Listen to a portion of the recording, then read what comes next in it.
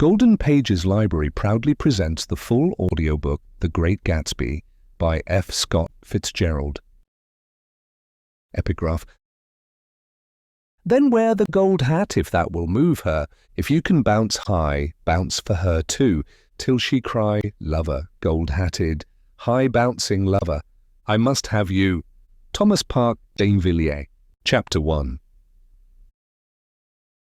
In my younger and more vulnerable years, my father gave me some advice that I've been turning over in my mind ever since. Whenever you feel like criticizing anyone, he told me, just remember that all the people in this world haven't had the advantages that you've had. He didn't say any more, but we've always been unusually communicative in a reserved way, and I understood that he meant a great deal more than that.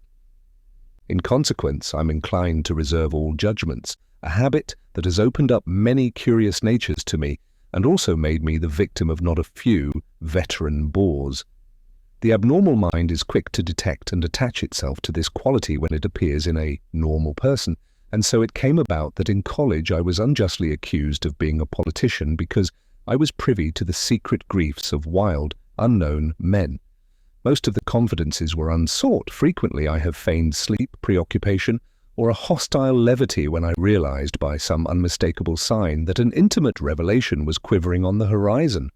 For the intimate revelations of young men, or at least the terms in which they express them, are usually plagiaristic and marred by obvious suppressions. Reserving judgments is a matter of infinite hope. I am still a little afraid of missing something if I forget that, as my father snobbishly suggested, and I snobbishly repeat, a sense of the fundamental decencies is parcelled out unequally at birth. And after boasting this way of my tolerance, I come to the admission that it has a limit. Conduct may be founded on the hard rock or the wet marshes, but after a certain point I don't care what it's founded on. When I came back from the East last autumn, I felt that I wanted the world to be in uniform and at a sort of moral attention forever. I wanted no more riotous excursions with privileged glimpses into the human heart. Only Gatsby, the man who gives his name to this book, was exempt from my reaction. Gatsby, who represented everything for which I have an unaffected scorn. If personality is an unbroken series of successful gestures, then there was something gorgeous about him, some heightened sensitivity to the promises of life, as if he were related to one of those intricate machines that register earthquakes 10,000 miles away. This responsiveness had nothing to do with that flabby impressionability which is dignified under the name of the creative temperament. It was an extraordinary gift for hope, a romantic readiness such as I have never found in any other person, and which it is not likely I shall ever find again. No, Gatsby turned out all right at the end. It is what preyed on Gatsby, what foul dust floated in the wake of his dreams, that temporarily closed out my interest in the abortive sorrows and short-winded elations of men. My family have been prominent, well-to-do people in this Middle Western city for 3 generations. The Carraways are something of a clan, and we have a tradition that we're descended from the Dukes of Buchanan, but the actual founder of my line was my grandfather's brother, who came here in '51, sent a substitute to the Civil War, and started the wholesale hardware business that my father carries on today. I never saw this great uncle, but I'm supposed to look like him, with special reference to the rather hard-boiled painting that hangs in father's office. I graduated from New Haven in 1915, just a quarter of a century after my father, and a little later I participated in that delayed Teutonic migration known as the Great War. I enjoyed the counter-raid so thoroughly that I came back restless. Instead of being the warm center of the world, the Middle West now seemed like the ragged edge of the universe. So I decided to go east and learned the bond business. Everybody I knew was in the bond business, so I supposed it could support one more single man. All my aunts and uncles talked it over as if they were choosing a prep school for me, and finally said, "Why, yes," with very grave, hesitant faces. Father agreed to finance me for a year, and after various delays I came east permanently, I thought, in the spring of 2022. The practical thing was to find rooms in the city, but it was a warm season and I had just left a country of wide lawns and friendly trees. So when a young man at the office suggested that we take a house together in a commuting town, it sounded like a great idea. He found the house, a weather-beaten cardboard bungalow at $80 a month, but at the last minute the firm ordered him to Washington, and I went out to the country alone. I had a dog, at least I had him for a few days until he ran away, and an old Dodge and a Finnish woman who made my bed and cooked breakfast and muttered Finnish wisdom to herself over the electric stove. It was lonely for a day or so until one morning some man, more recently arrived than I, stopped me on the road. "How do you get to West Egg Village?" he asked helplessly. I told him, and as I walked on I was lonely no longer. I was a guide, a pathfinder, an original settler. He had casually conferred on me the freedom of the neighborhood. And so with the sunshine and the great bursts of leaves growing on the trees, just as things grow in fast movies, I had that familiar conviction that life was beginning over again with the summer. There was so much to read for one thing, and so much fine health to be pulled down out of the young, breath-giving air.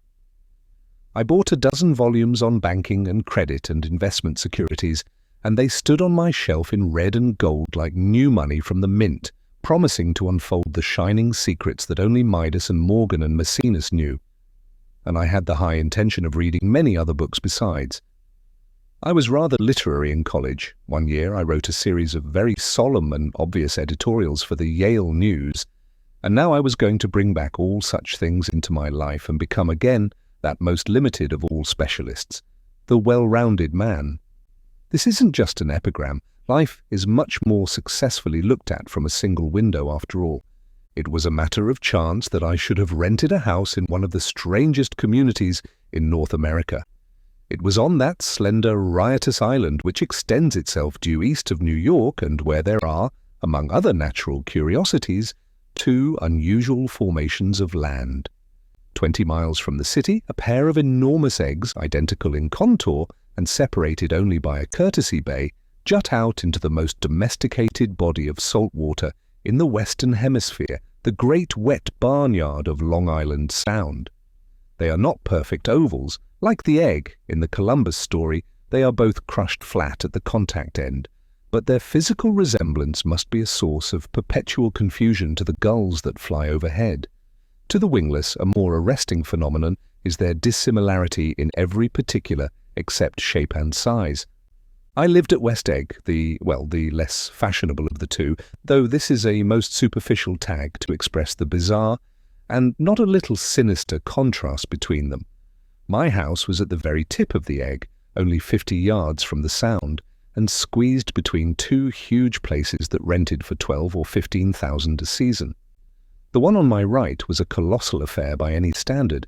It was a factual imitation of some Hôtel de Ville in Normandy, with a tower on one side, spanking new under a thin beard of raw ivy, and a marble swimming pool and more than 40 acres of lawn and garden. It was Gatsby's mansion. Or rather, as I didn't know Mr. Gatsby, it was a mansion inhabited by a gentleman of that name. My own house was an eyesore, but it was a small eyesore, and it had been overlooked, so I had a view of the water, a partial view of my neighbour's lawn, and the consoling proximity of millionaires, all for $80 a month. Across the courtesy bay, the white palaces of fashionable East Egg glittered along the water, and the history of the summer really begins on the evening I drove over there to have dinner with the Tom Buchanans. Daisy was my second cousin once removed, and I'd known Tom in college, and just after the war I spent 2 days with them in Chicago. Her husband, among various physical accomplishments, had been one of the most powerful ends that ever played football at New Haven. A national figure in a way, one of those men who reach such an acute limited excellence at 21 that everything afterwards savours of anticlimax. His family were enormously wealthy. Even in college his freedom with money was a matter for reproach. But now he'd left Chicago and come east in a fashion that rather took your breath away. For instance, he'd brought down a string of polo ponies from Lake Forest. It was hard to realize that a man in my own generation was wealthy enough to do that. Why they came east, I don't know. They had spent a year in France for no particular reason, and then drifted here and there unrestfully wherever people played polo and were rich together. "This was a permanent move," said Daisy over the telephone, but I didn't believe it. I had no sight into Daisy's heart, but I felt that Tom would drift on forever, seeking a little wistfully for the dramatic turbulence of some irrecoverable football game.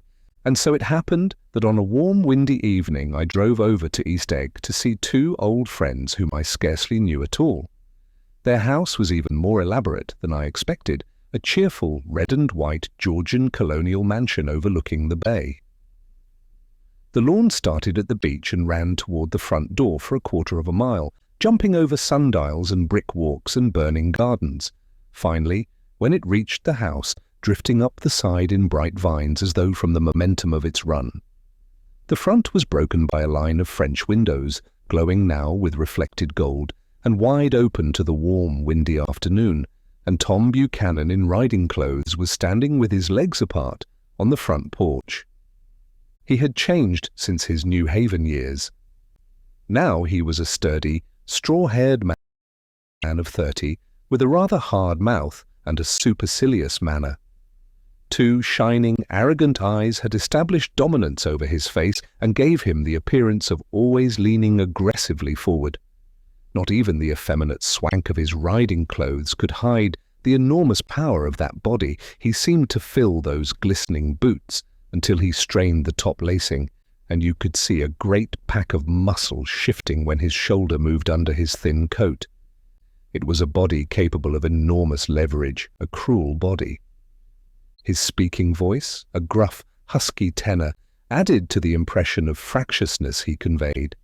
There was a touch of paternal contempt in it, even toward people he liked, and there were men at New Haven who had hated his guts. "Now, don't think my opinion on these matters is final," he seemed to say, "just because I'm stronger and more of a man than you are." We were in the same senior society, and while we were never intimate, I always had the impression that he approved of me and wanted me to like him with some harsh, defiant wistfulness of his own. We talked for a few minutes on the sunny porch. "I've got a nice place here," he said, his eyes flashing about restlessly. Turning me around by one arm, he moved a broad, flat hand along the front vista, including in its sweep a sunken Italian garden, a half-acre of deep, pungent roses, and a snub-nosed motorboat that bumped the tide offshore. It belonged to Domain, the oil man. He turned me around again, politely and abruptly. "We'll go inside." We walked through a high hallway into a bright, rosy-coloured space, fragilely bound into the house by French windows at either end. The windows were ajar and gleaming white against the fresh grass outside that seemed to grow a little way into the house. A breeze blew through the room, blew curtains in at one end and out the other like pale flags, twisting them up toward the frosted wedding cake of the ceiling, and then rippled over the wine-coloured rug, making a shadow on it as wind does on the sea. The only completely stationary object in the room was an enormous couch on which two young women were buoyed up as though upon an anchored balloon. They were both in white, and their dresses were rippling and fluttering as if they had just been blown back in after a short flight around the house. I must have stood for a few moments listening to the whip and snap of the curtains and the groan of a picture on the wall. Then there was a boom as Tom Buchanan shut the rear windows and the court wind died out about the room, and the curtains and the rugs and the two young women ballooned slowly to the floor. The younger of the two was a stranger to me. She was extended full length at her end of the divan, completely motionless, and with her chin raised a little as if she were balancing something on it which was quite likely to fall. If she saw me out of the corner of her eyes, she gave no hint of it. Indeed, I was almost surprised into murmuring an apology for having disturbed her by coming in. The other girl, Daisy, made an attempt to rise. She leaned slightly forward with a conscientious expression. Then she laughed, an absurd, charming little laugh, and I laughed too and came forward into the room.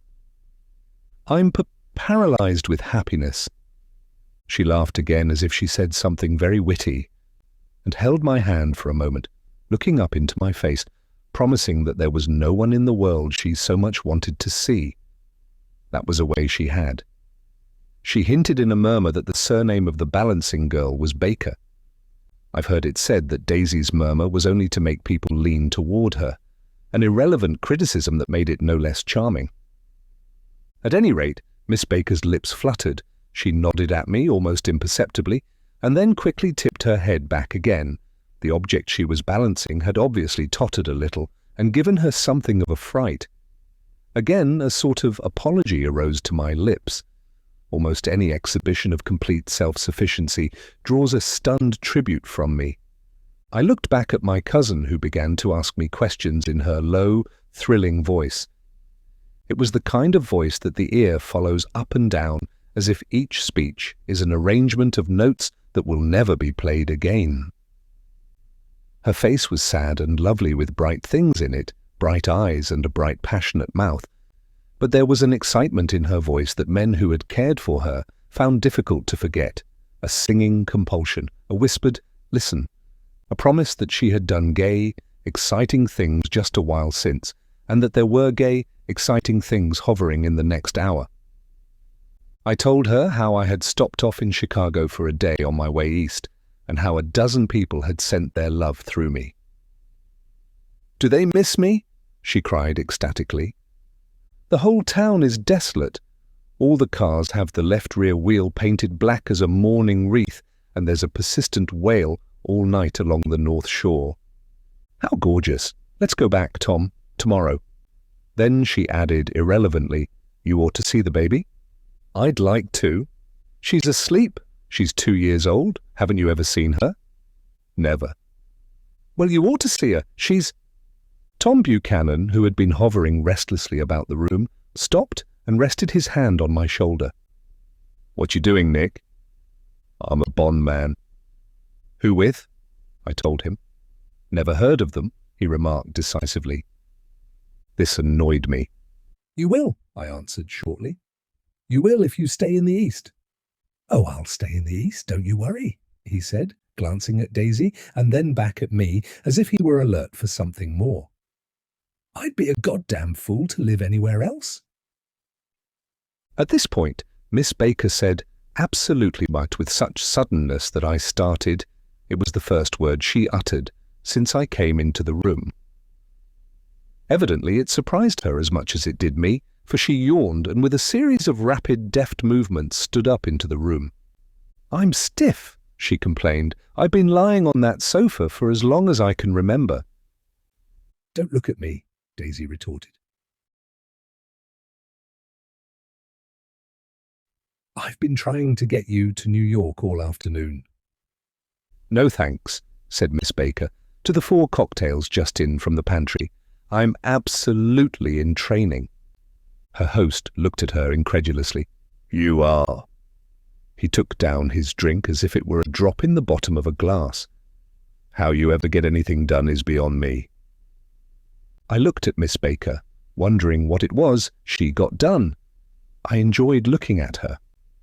She was a slender, small-breasted girl with an erect carriage which she accentuated by throwing her body backward at the shoulders like a young cadet. Her grey, sun-strained eyes looked back at me with polite reciprocal curiosity out of a wan, charming, discontented face. It occurred to me now that I had seen her or a picture of her somewhere before. "You live in West Egg," she remarked contemptuously. "I know somebody there." "I don't know a single—" "You must know Gatsby." "Gatsby?" demanded Daisy.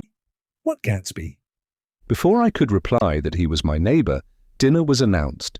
Wedging his tense arm imperatively under mine, Tom Buchanan compelled me from the room as though he were moving a checker to another square. Slenderly, languidly, their hands set lightly on their hips, the 2 young women preceded us out onto a rosy-coloured porch open toward the sunset, where 4 candles flickered on the table in the diminished wind. "Why candles?" objected Daisy, frowning.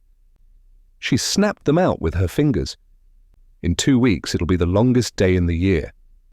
She looked at us all radiantly. "Do you always watch for the longest day of the year and then miss it?"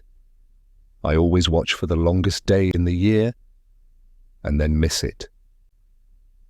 We ought to plan something, yawned Miss Baker, sitting down at the table as if she were getting into bed. All right, said Daisy. What'll we plan? She turned to me helplessly. What do people plan? Before I could answer, her eyes fastened with an awed expression on her little finger. Look, she complained. I hurt it. We all looked. The knuckle was black and blue. You did it, Tom, she said accusingly. I know you didn't mean to, but you did do it. That's what I get for marrying a brute of a man, a great big hulking physical specimen of a... I hate that word hulking, objected Tom crossly, even in kidding. Hulking, insisted Daisy. Sometimes she and Miss Baker talked at once, unobtrusively, and with a bantering inconsequence that was never quite chatter, that was as cool as their white dresses and their impersonal eyes in the absence of all desire. They were here, and they accepted Tom and me, making only a polite, pleasant effort to entertain or to be entertained. They knew that presently dinner would be over, and a little later the evening too would be over, and casually put away. It was sharply different from the West, where an evening was hurried from phase to phase toward its close in a continually disappointed anticipation, or else in sheer nervous dread of the moment itself. You make me feel uncivilized, Daisy, I confessed, on my second glass of corky but rather impressive claret. Can't you talk about crops or something? I meant nothing in particular by this remark, but it was taken up in an unexpected way. Civilization's going to pieces, broke out Tom violently. I've gotten to be a terrible pessimist about things. Have you read The Rise of the Coloured Empires by this man Goddard? Why, no, I answered, rather surprised by his tone. Well, it's a fine book and everybody ought to read it.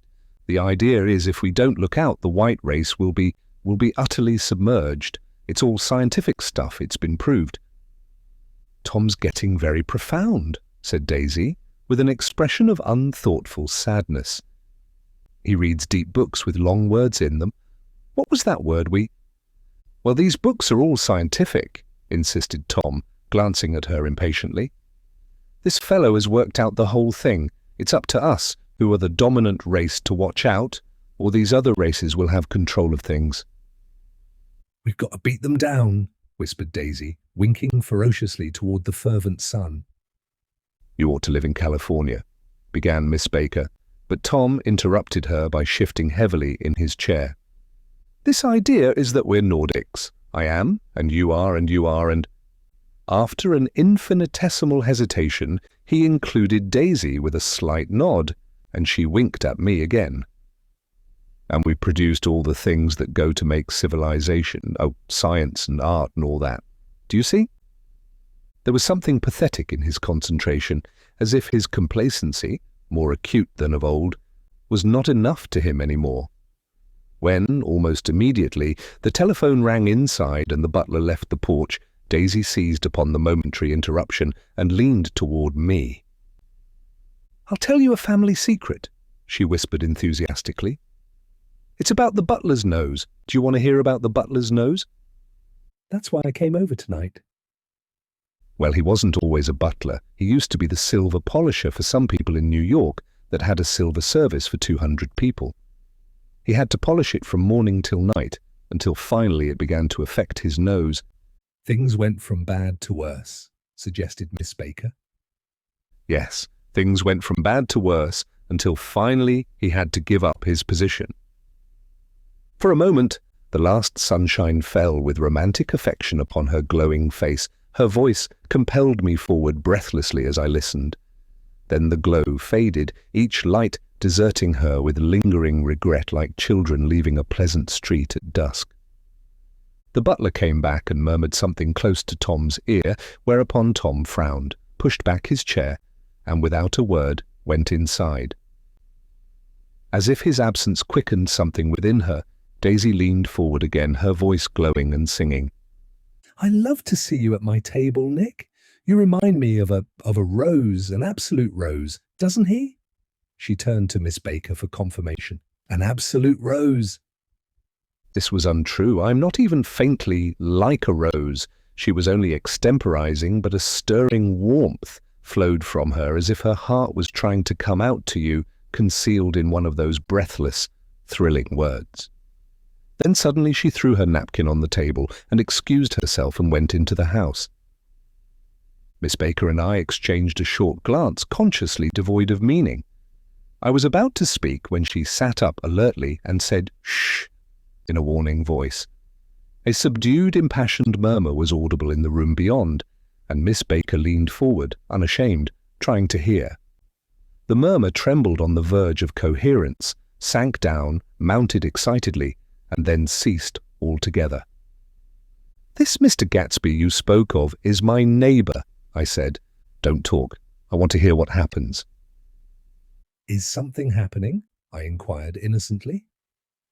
"You mean to say you don't know?" said Miss Baker, honestly surprised. I thought everybody knew. I don't. "Why," she said hesitantly, "Tom's got some woman in New York." "Got some woman?" I repeated blankly. Miss Baker nodded. "She might have the decency not to telephone him at dinner time, don't you think?" Almost before I had grasped her meaning, there was the flutter of a dress and the crunch of leather boots, and Tom and Daisy were back at the table. "It couldn't be helped," cried Daisy, with tense gaiety. She sat down, glanced searchingly at Miss Baker, and then at me, and continued, "I looked outdoors for a minute, and it's very romantic outdoors. There's a bird on the lawn that I think must be a nightingale, come over on the Cunard or White Star Line. He's singing away." Her voice sang. "It's romantic, isn't it, Tom?" "Very romantic," he said, and then miserably to me, "If it's light enough after dinner, I want to take you down to the stables."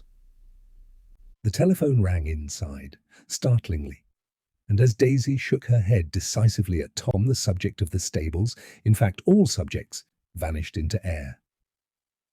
Among the broken fragments of the last 5 minutes at table, I remember the candles being lit again, pointlessly, and I was conscious of wanting to look squarely at everyone and yet to avoid all eyes.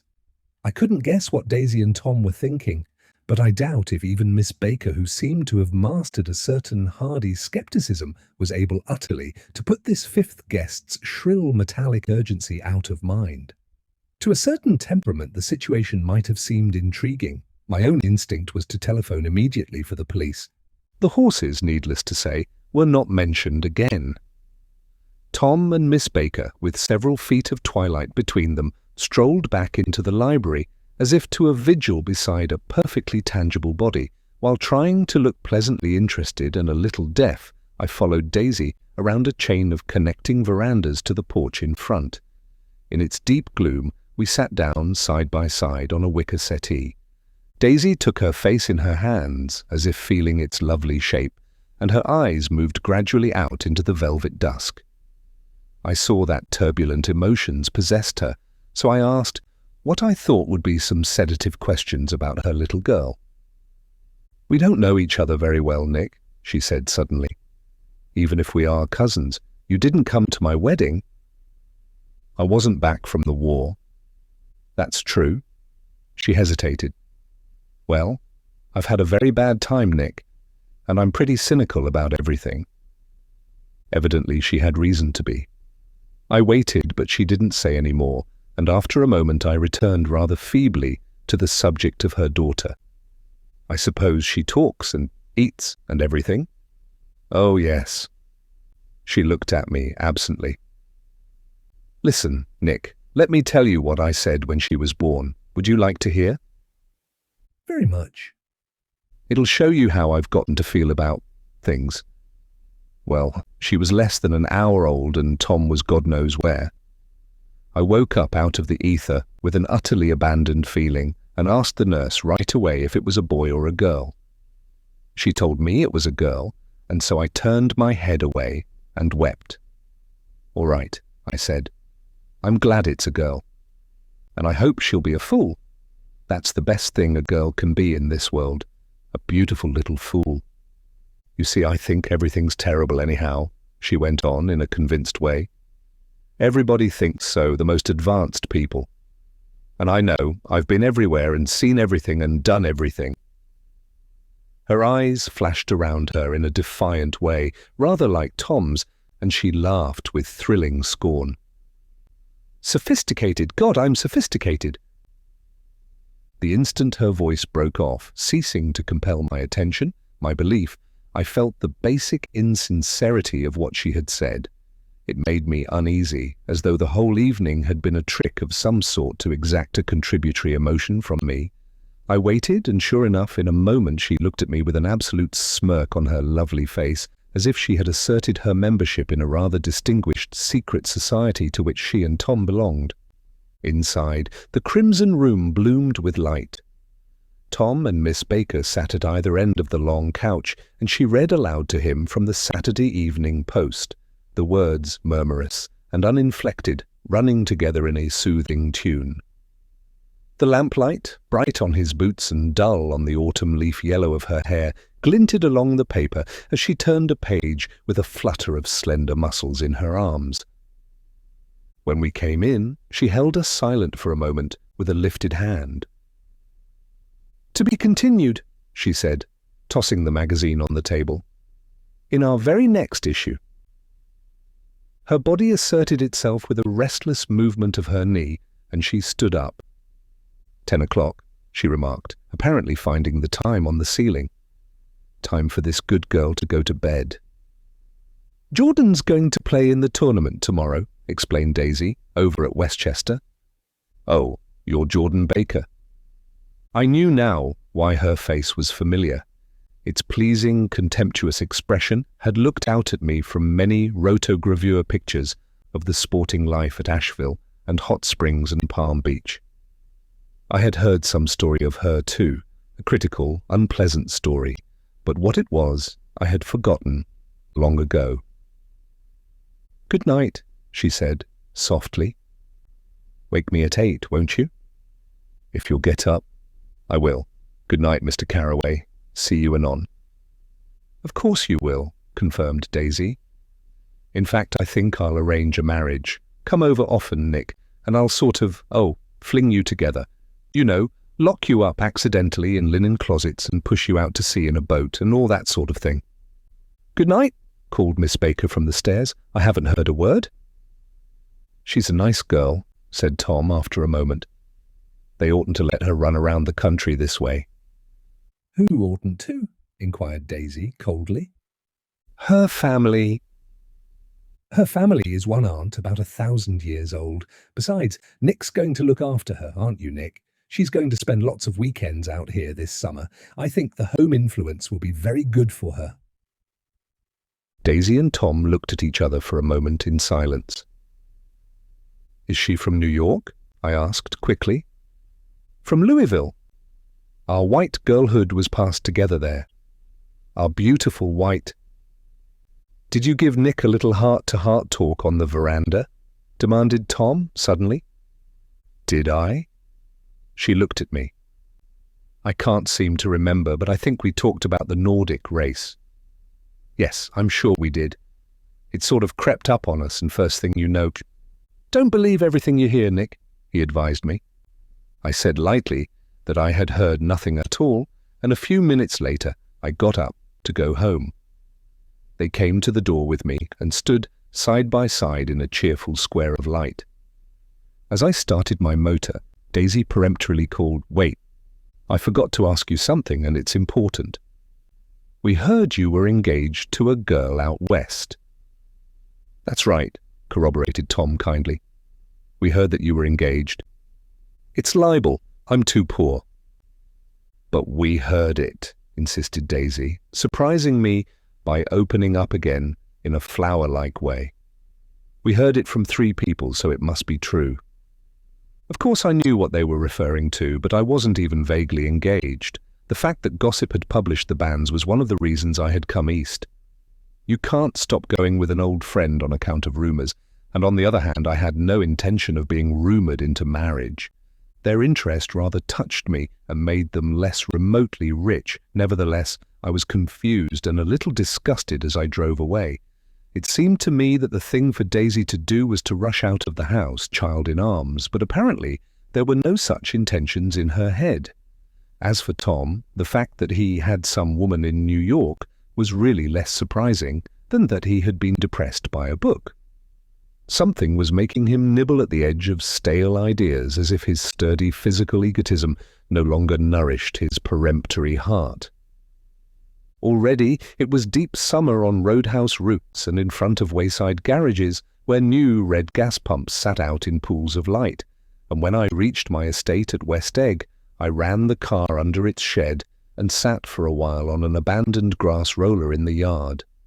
The wind had blown off, leaving a loud bright night, with wings beating in the trees and a persistent organ sound as the full bellows of the earth blew the frogs full of life.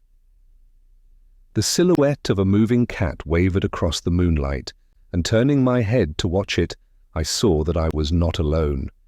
50 feet away, a figure had emerged from the shadow of my neighbor's mansion and was standing with his hands in his pockets regarding the silver pepper of the stars. Something in his leisurely movements and the secure position of his feet upon the lawn suggested that it was Mr. Gatsby himself come out to determine what share was his of our local heavens. I decided to call to him. Miss Baker had mentioned him at dinner, and that would do for an introduction. But I didn't call to him, for he gave a sudden intimation that he was content to be alone. He stretched out his arms toward the dark water in a curious way, and far as I was from him, I could have sworn he was trembling. Involuntarily, I glanced seaward and distinguished nothing except a single green light, minute and far away. That might have been the end of a dock. When I looked once more for Gatsby, he had vanished, and I was alone again in the unquiet darkness. Chapter 2. About halfway between West Egg and New York, the motor road hastily joins the railroad and runs beside it for a quarter of a mile, so as to shrink away from a certain desolate area of land. This is a valley of ashes, a fantastic farm where ashes grow like wheat into ridges and hills, and grotesque gardens where ashes take the forms of houses and chimneys and rising smoke, and finally, with a transcendent effort, of men who move dimly and already crumbling through the powdery air. Occasionally a line of grey cars crawls along an invisible track, gives out a ghastly creak and comes to rest, and immediately the ash-grey men swarm up with leaden spades and stir up an impenetrable cloud which screens their obscure operations from your sight. But above the grey land and the spasms of bleak dust which drift endlessly over it, you perceive, after a moment, the eyes of Dr. T.J. Eckelberg. The eyes of Dr. T.J. Eckelberg are blue and gigantic. Their retinas are 1 yard high. They look out of no face, but instead from a pair of enormous yellow spectacles which pass over a non-existent nose. Evidently some wild wag of an oculist set them there to fatten his practice in the borough of Queens, and then sank down himself into eternal blindness, or forgot them and moved away. But his eyes, dimmed a little by many paintless days under sun and rain, brood on over the solemn dumping ground. The Valley of Ashes is bounded on one side by a small, foul river, and when the drawbridge is up to let barges through, the passengers on waiting trains can stare at the dismal scene for as long as half an hour. There is always a halt there of at least a minute, and it was because of this that I first met Tom Buchanan's mistress. The fact that he had one was insisted upon wherever he was known. His acquaintances resented the fact that he turned up in popular restaurants with her, and, leaving her at a table, sauntered about, chatting with whomsoever he knew. Though I was curious to see her, I had no desire to meet her, but I did. I went up to New York with Tom on the train one afternoon, and when we stopped by the ash heaps, he jumped to his feet and, taking hold of my elbow, literally forced me from the car. "We're getting off," he insisted. "I want you to meet my girl." I think he'd tanked up a good deal at luncheon, and his determination to have my company bordered on violence. The supercilious assumption was that on Sunday afternoon I had nothing better to do.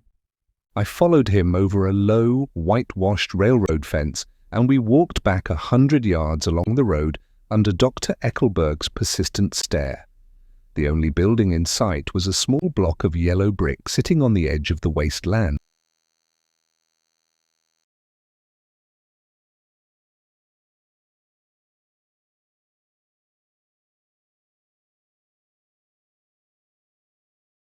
A sort of compact main street ministering to it and contiguous to absolutely nothing. One of the 3 shops it contained was for rent, and another was an all-night restaurant approached by a trail of ashes. The third was a garage, repairs. George B. Wilson, cars bought and sold, and I followed Tom inside. The interior was unprosperous and bare. The only car visible was the dust-covered wreck of a Ford which crouched in a dim corner. It had occurred to me that this shadow of a garage must be a blind, and that sumptuous and romantic apartments were concealed overhead when the proprietor himself appeared in the door of an office, wiping his hands on a piece of waste. He was a blond, spiritless man, anemic and faintly handsome. When he saw us, a damp gleam of hope sprang into his light blue eyes. "Hello, Wilson, old man," said Tom, slapping him jovially on the shoulder. "How's business?"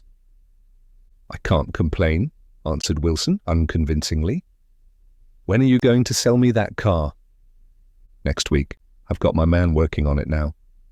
"Works pretty slow, don't he?" "No, he doesn't," said Tom coldly. "And if you feel that way about it, maybe I'd better sell it somewhere else after all." "I don't mean that," explained Wilson quickly.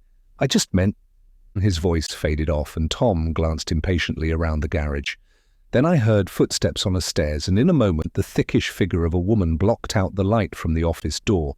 She was in the middle 30s and faintly stout, but she carried her surplus flesh sensuously, as some women can.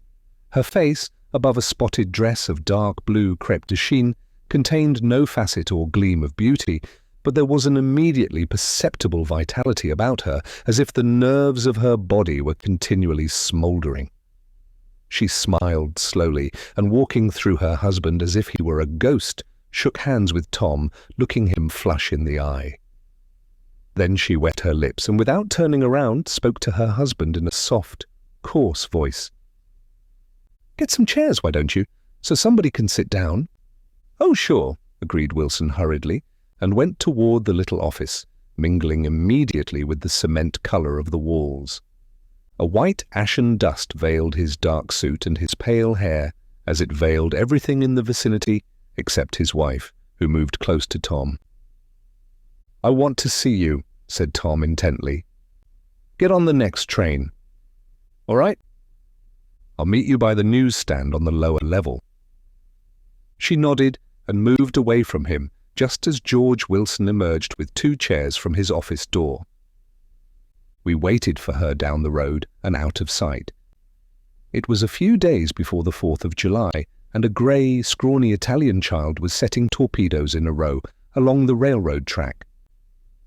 "Terrible place, isn't it?" said Tom, exchanging a frown with Dr. Eckelberg. "Awful.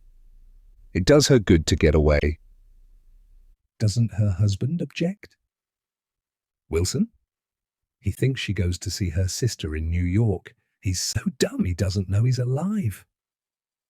So Tom Buchanan and his girl and I went up together to New York, or not quite together, for Mrs. Wilson sat discreetly in another car. Tom deferred that much to the sensibilities of those East Eggers who might be on the train. She had changed her dress to a brown-figured muslin, which stretched tight over her rather wide hips, as Tom helped her to the platform in New York. At the newsstand, she bought a copy of Town Tattle and a moving picture magazine, and in the station drugstore some cold cream and a small flask of perfume.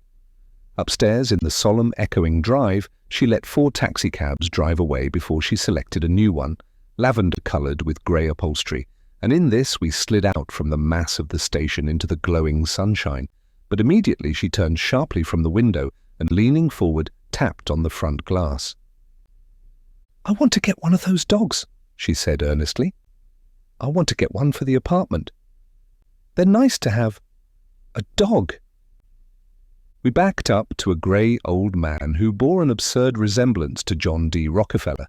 In a basket, swung from his neck, cowered a dozen very recent puppies, of an indeterminate breed. "What kind are they?" asked Mrs. Wilson eagerly as he came to the taxi window. "All kinds. What kind do you want, lady?" "I'd like to get one of those police dogs. I don't suppose you've got that kind." The man peered doubtfully into the basket, plunged in his hand and drew one up, wriggling by the back of the neck. "That's no police dog," said Tom. "No, it's not exactly a police dog," said the man with disappointment in his voice. "It's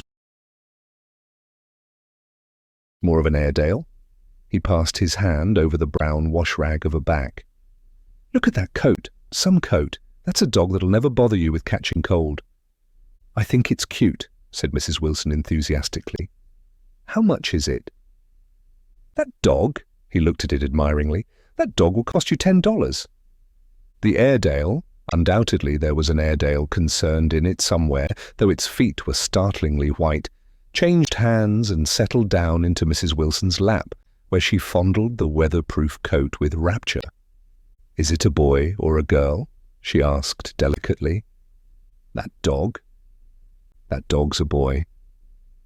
"It's a bitch," said Tom decisively. "Here's your money. Go and buy 10 more dogs with it." We drove over to Fifth Avenue, so warm and soft, almost pastoral, on the summer Sunday afternoon, that I wouldn't have been surprised to see a great flock of white sheep turn the corner. "Hold on," I said. "I have to leave you here." "No, you don't," interposed Tom quickly. "Myrtle'll be hurt if you don't come up to the apartment. Won't you, Myrtle?" "Come on," she urged. "I'll telephone my sister Catherine. She's said to be very beautiful by people who ought to know." "Well, I'd like to, but—" We went on, cutting back again, over the park, toward the west. Hundreds. At 158th Street, the cab stopped at one slice in a long white cake of apartment houses. Throwing a regal homecoming glance around the neighborhood, Mrs. Wilson gathered up her dog and her other purchases and went haughtily in. "I'm going to have the McKees come up," she announced as we rose in the elevator. And of course I got to call up my sister too. The apartment was on the top floor, a small living room, a small dining room, a small bedroom, and a bath. The living room was crowded to the doors with a set of tapestried furniture entirely too large for it, so that to move about was to stumble continually over scenes of ladies swinging in the gardens of Versailles. The only picture was an over-enlarged photograph, apparently a hen sitting on a blurred rock. Looked at from a distance, however, the hen resolved itself into a bonnet, and the countenance of a stout old lady beamed down into the room. Several old copies of Town Tattle lay on the table together with a copy of Simon Called Peter and some of the small scandal magazines of Broadway. Mrs. Wilson was first concerned with the dog. A reluctant elevator boy went for a box full of straw and some milk, to which he added on his own initiative a tin of large, hard dog biscuits, one of which decomposed apathetically in the saucer of milk all afternoon. Meanwhile, Tom brought out a bottle of whiskey from a locked bureau door. I have been drunk just twice in my life, and the second time was that afternoon, so everything that happened has a dim, hazy cast over it, although until after 8 o'clock the apartment was full of cheerful sun. Sitting on Tom's lap, Mrs. Wilson called up several people on the telephone. Then there were no cigarettes, and I went out to buy some at the drugstore on the corner. When I came back, they had disappeared, so I sat down discreetly in the living room and read a chapter of Simon Called Peter. Either it was terrible stuff, or the whiskey distorted things because it didn't make any sense to me. Just as Tom and Myrtle, after the first drink Mrs. Wilson and I called each other by our first names, reappeared, company commenced to arrive at the apartment door. The sister, Catherine, was a slender, worldly girl of about 30, with a solid, sticky bob of red hair and a complexion powdered milky white. Her eyebrows had been plucked and then drawn on again at a more rakish angle, but the efforts of nature toward the restoration of the old alignment gave a blurred air to her face. When she moved about, there was an incessant clicking as innumerable pottery bracelets jingled up and down upon her arms. She came in with such a proprietary haste and looked around so possessively at the furniture that I wondered if she lived here. But when I asked her, she laughed immoderately, repeated my question aloud, and told me she lived with a girlfriend at a hotel. Mr. McKee was a pale, feminine man from the flat below. He had just shaved, for there was a white spot of lather on his cheekbone, and he was most respectful in his greeting to everyone in the room. He informed me that he was in the artistic game, and I gathered later that he was a photographer and had made the dim enlargement of Mrs. Wilson's mother, which hovered like an ectoplasm on the wall. His wife was shrill, languid, handsome, and horrible. She told me with pride that her husband had photographed her 127 times since they had been married. Mrs. Wilson had changed her costume some time before and was now attired in an elaborate afternoon dress of cream-coloured chiffon, which gave out a continual rustle as she swept about the room. With the influence of the dress, her personality had also undergone a change.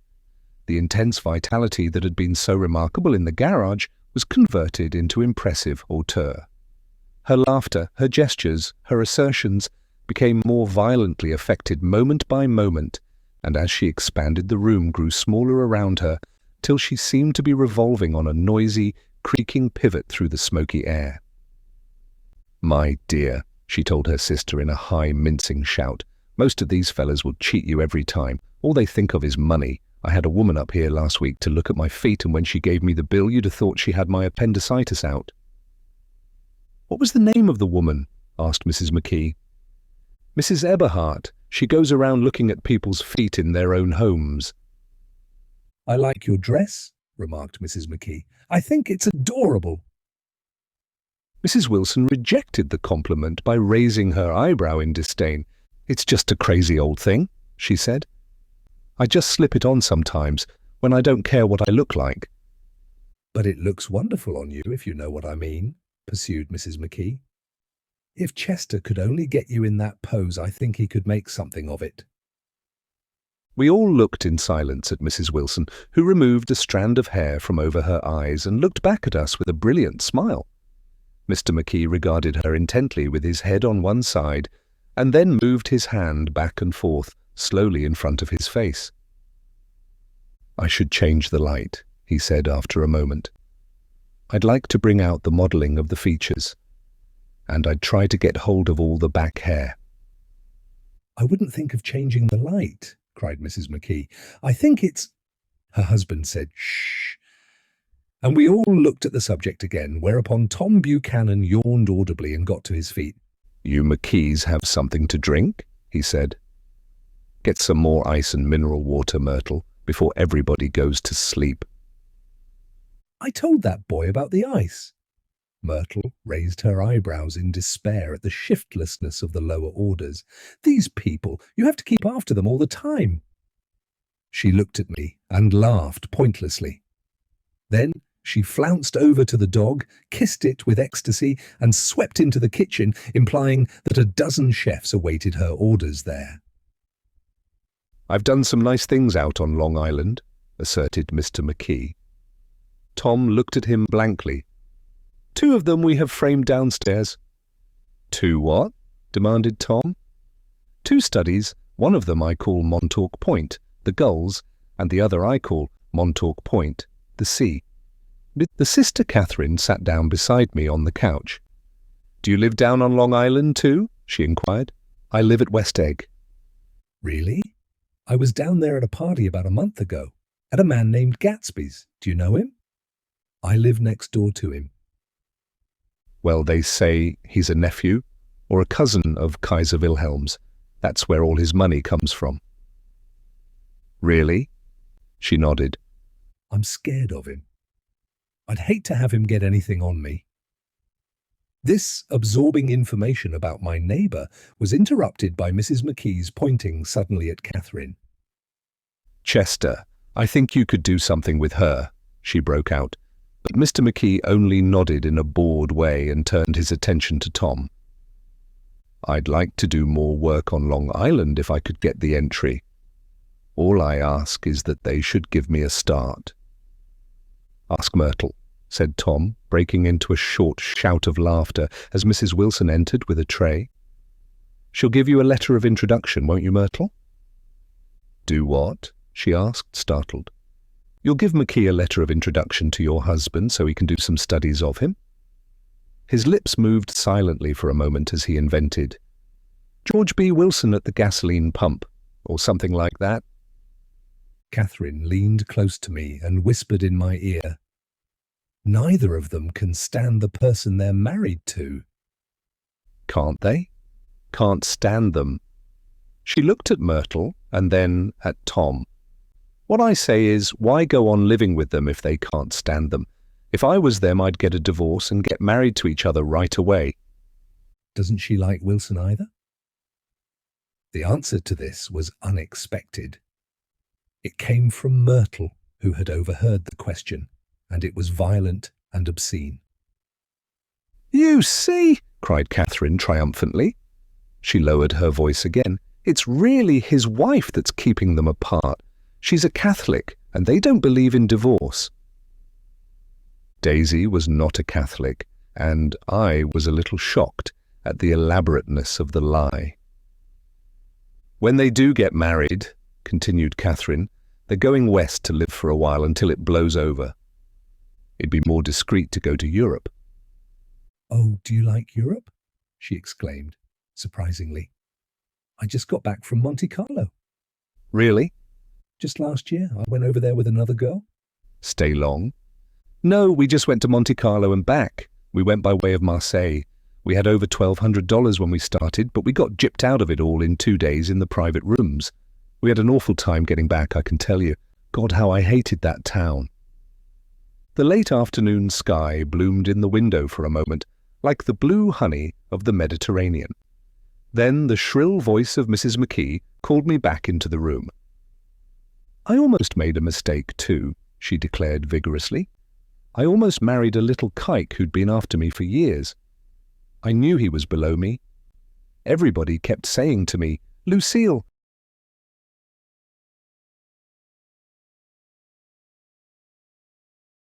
that man's way below you, but if I hadn't met Chester, he'd have got me sure.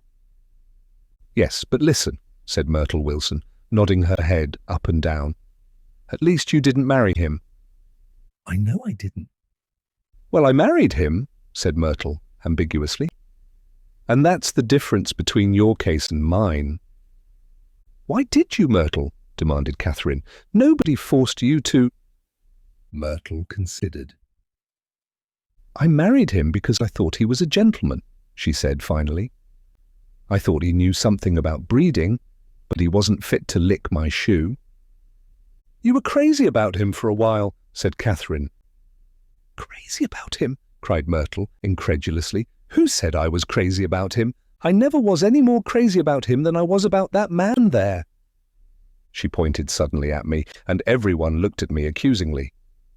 I tried to show by my expression that I had played no part in her past. The only crazy I was when I married him. I knew right away I made a mistake. He borrowed somebody's best suit to get married in and never even told me about it. And the man came after it one day when he was out. She looked around to see who was listening. Oh, is that your suit? I said. This is the first I ever heard about it. But I gave it to him, and then I lay down and cried to beat the band all afternoon. She really ought to get away from him, resumed Catherine to me. They've been living over that garage for 11 years, and Tom's the first sweetie she ever had. The bottle of whiskey, a second one, was now in constant demand by all present, excepting Catherine, who felt just as good on nothing at all. Tom rang for the janitor and sent him for some celebrated sandwiches, which were a complete supper in themselves. I wanted to get out and walk eastward toward the park through the soft twilight, but each time I tried to go, I became entangled in some wild, strident argument which pulled me back, as if with ropes, into my chair. Yet high over the city, our line of yellow windows must have contributed their share of human secrecy to the casual watcher in the darkening streets, and I was him too, looking up and wondering. I was within and without, simultaneously enchanted and repelled by the inexhaustible variety of life. Myrtle pulled her chair close to mine, and suddenly her warm breath poured over me the story of her first meeting with Tom. It was on the two little seats facing each other that are always the last ones left on the train. I was going up to New York to see my sister and spend the night. He had on a dress suit and patent leather shoes, and I couldn't keep my eyes off him, but every time he looked at me I had to pretend to be looking at the advertisement over his head. When we came into the station, he was next to me, and his white shirt front pressed against my arm, and so I told him I'd have to call a policeman, but he knew I lied. I was so excited that when I got into a taxi with him, I didn't hardly know I wasn't getting into a subway train. All I kept thinking about over and over was, "You can't live forever, you can't live forever." She turned to Mrs. McKee, and the room rang full of her artificial laughter. "My dear," she cried, "I'm going to give you this dress as soon as I'm through with it. I've got to get another one tomorrow. I'm going to make a list of all the things I've got to get.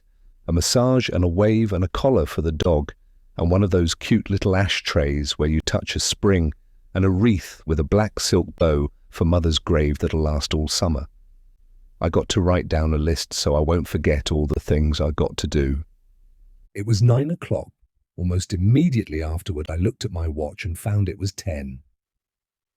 Mr. McKee was asleep on a chair with his fists clenched in his lap, like a photograph of a man of action. Taking out my handkerchief, I wiped from his cheek the remains of the spot of dried lather that had worried me all the afternoon. The little dog was sitting on the table, looking with blind eyes through the smoke, and from time to time groaning faintly. People disappeared, reappeared, made plans to go somewhere, and then lost each other, searched for each other, found each other a few feet away. Sometime toward midnight, Tom Buchanan and Mrs. Wilson stood face to face discussing in impassioned voices whether Mrs. Wilson had any right to mention Daisy's name. "Daisy! Daisy! Daisy!" shouted Mrs. Wilson. "I'll say it whenever I want to. Daisy! Making a short, deft movement, Tom Buchanan broke her nose with his open hand. Then there were bloody towels upon the bathroom floor, and women's voices scolding, and high over the confusion a long, broken wail of pain. Mr. McKee awoke from his doze and started in a daze toward the door. When he had gone halfway, he turned around and stared at the scene, his wife and Catherine scolding and consoling as they stumbled here and there among the crowded furniture with articles of aid, and the despairing figure on the couch bleeding fluently and trying to spread a copy of Town Tattle over the tapestry scenes of Versailles. Then Mr. McKee turned and continued on out the door. Taking my hat from the chandelier, I followed. "Come to lunch some day?" he suggested, as we groaned down in the elevator. "Where?" "Anywhere." "Keep your hands off the lever," snapped the elevator boy. "I beg your pardon," said Mr. McKee with dignity. "I didn't know I was touching it." "All right," I agreed. "I'll be glad to." I was standing beside his bed, and he was sitting up between the sheets, clad in his underwear, with a great portfolio in his hands. Beauty and the Beast, Loneliness, Old Grocery Horse, Brooklyn Bridge.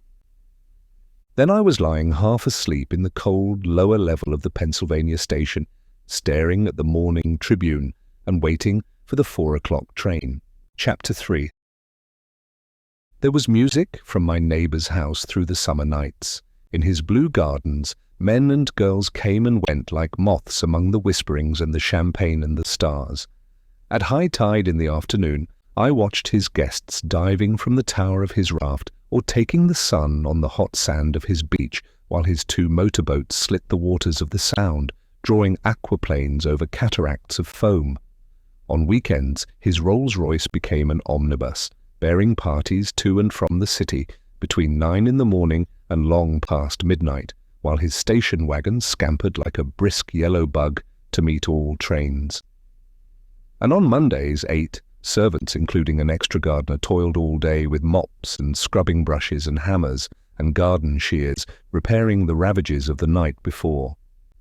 Every Friday, 5 crates of oranges and lemons arrived from a fruiterer in New York. Every Monday, these same oranges and lemons left his back door in a pyramid of pulpless halves.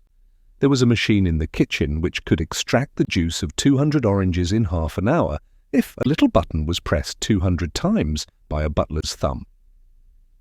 At least once a fortnight, a corps of caterers came down with several hundred feet of canvas and enough coloured lights to make a Christmas tree of Gatsby's enormous garden.